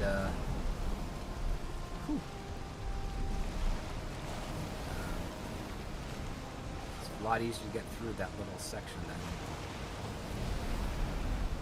that going on now.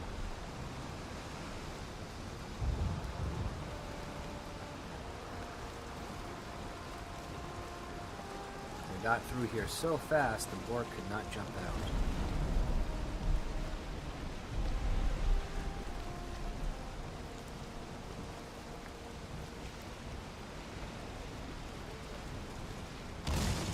Oof.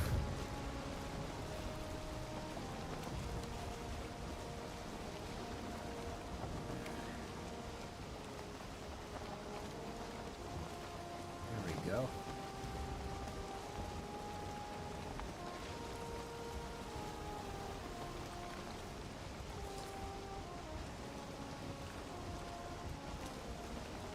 Alright, it's pretty much should be smoother sailings getting back to the dock.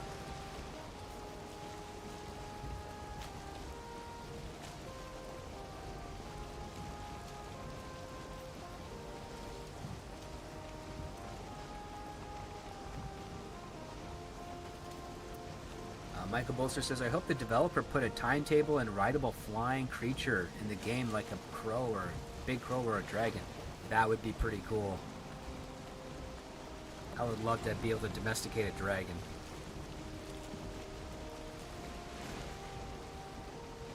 Figuring out how to do that, you probably might have to use like something like this, the harpoon, and then like anchor it to the ground so it can't fly away. Because you can't really build a cage for a flying creature that big quickly enough. Not like I did with the boars. Or, what the heck did I just hit?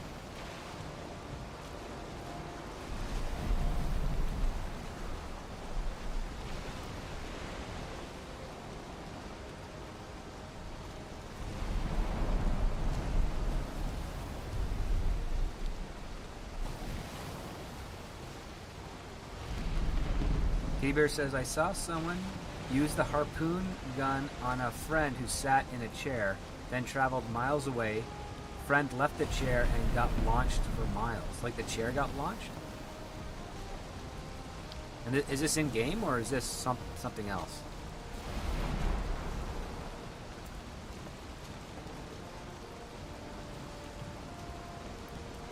Moribund says, that be a plan, script, but you got the dragon egg, so baby dragon. Oh, that could be domesticated, yeah. Hatch the dragon and we'll have a flying dragon. These choppy waters. Man, I'm getting terrible weather on the sea today. Or, like today in the game in general, overall.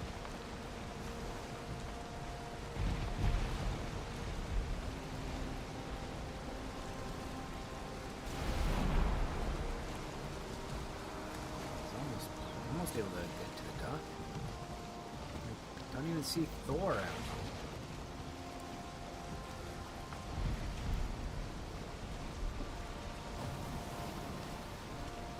Bear says, no, the person in Valheim. Oh, cool.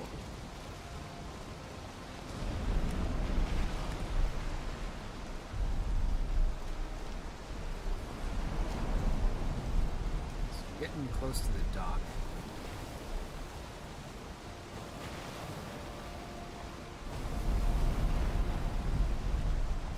Whew.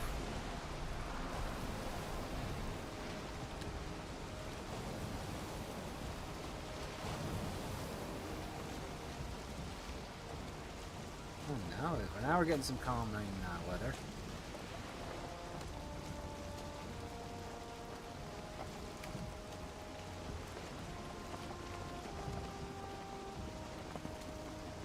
Fog lifts and I can see how far away I am from everything.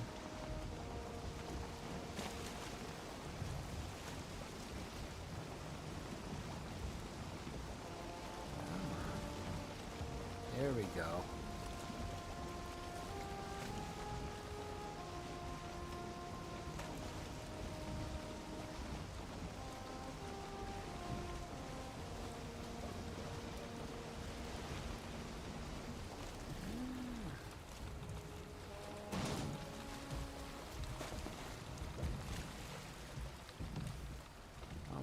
So we're going to swap you out.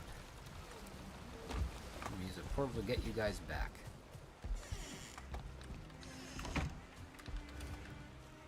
And I got room for spawn. So there we go.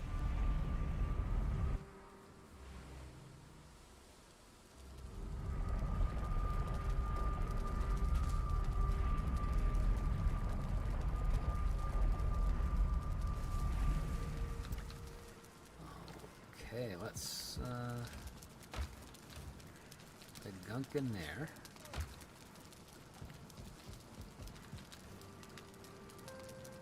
Craft a club. Let's see. Where's the harpoon?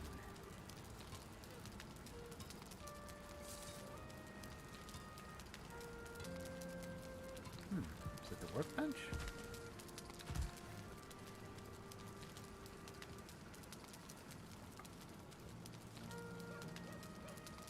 Oh, there we are. I need fine wood and 3 leather. Oh, okay. Actually, there's the leather. That. Let's go back. Let's still sort out all the food stuff.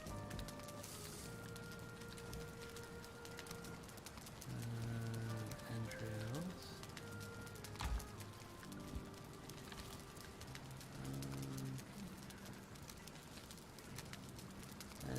Let's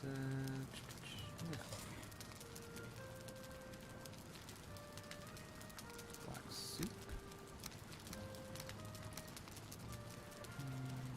There we go.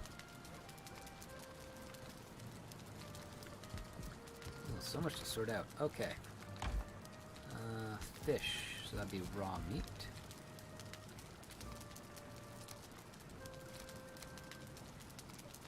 I think we gotta use you for that, right? Yeah.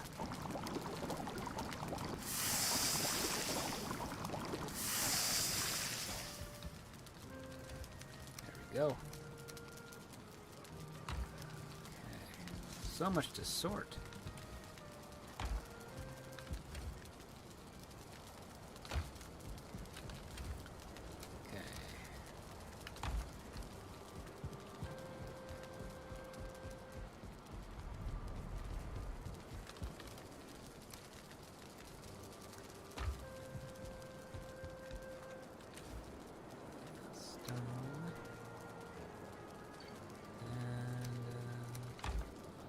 Fine wood in the portal part.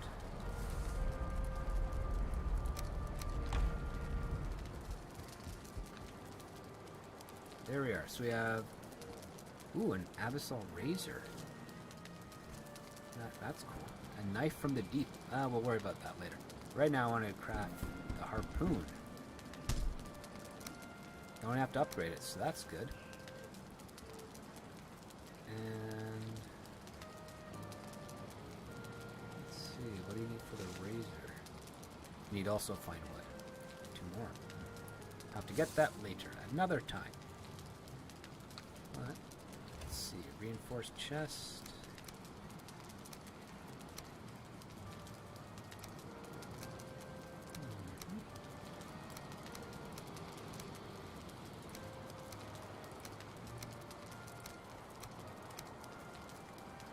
Wow, we're running out of space here.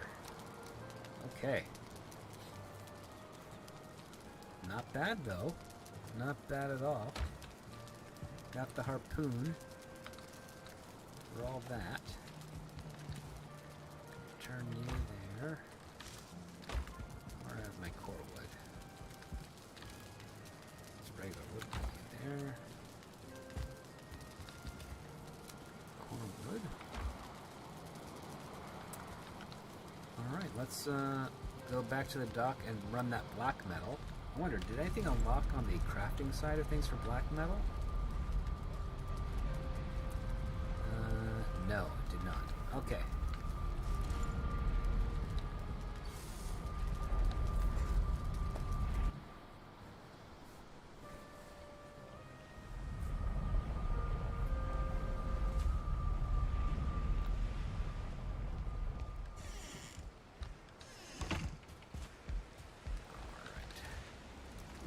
There's the black metal.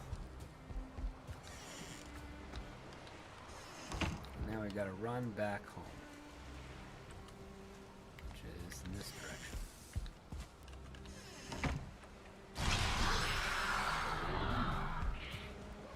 There we go.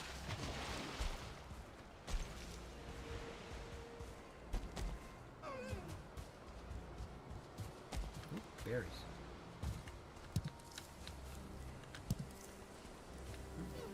Recharge the stamina while I pluck that. Okay.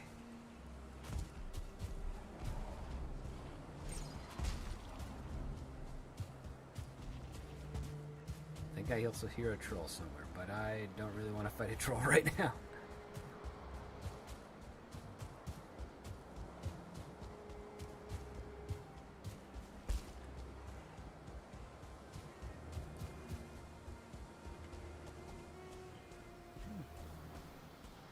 Good, and it's going to be nighttime, so we will be heading home, calling it a night, and going to bed. I mean, not me going to bed, I got stuff to do, but yeah, I'm really close to that burial ground. All right.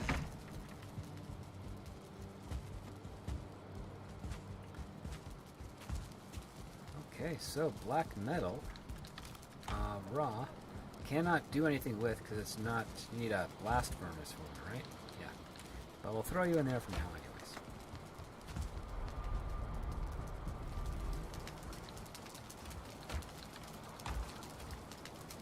There we go. Alright, so that's going to be it, ladies and gentlemen. Thank you so much for hanging out with me today. Good 5.5 hour stream. Lots of fun talking with you all. And yeah, I hope you've all had a wonderful weekend. If you're watching this on the replay, thanks so much for giving it a watch. If you have any questions or what have you, just leave a comment down below. It's always fun to read those. So, with that being said, thank you again for hanging out with me. And never forget, guys, when it comes to story, it all starts with the script.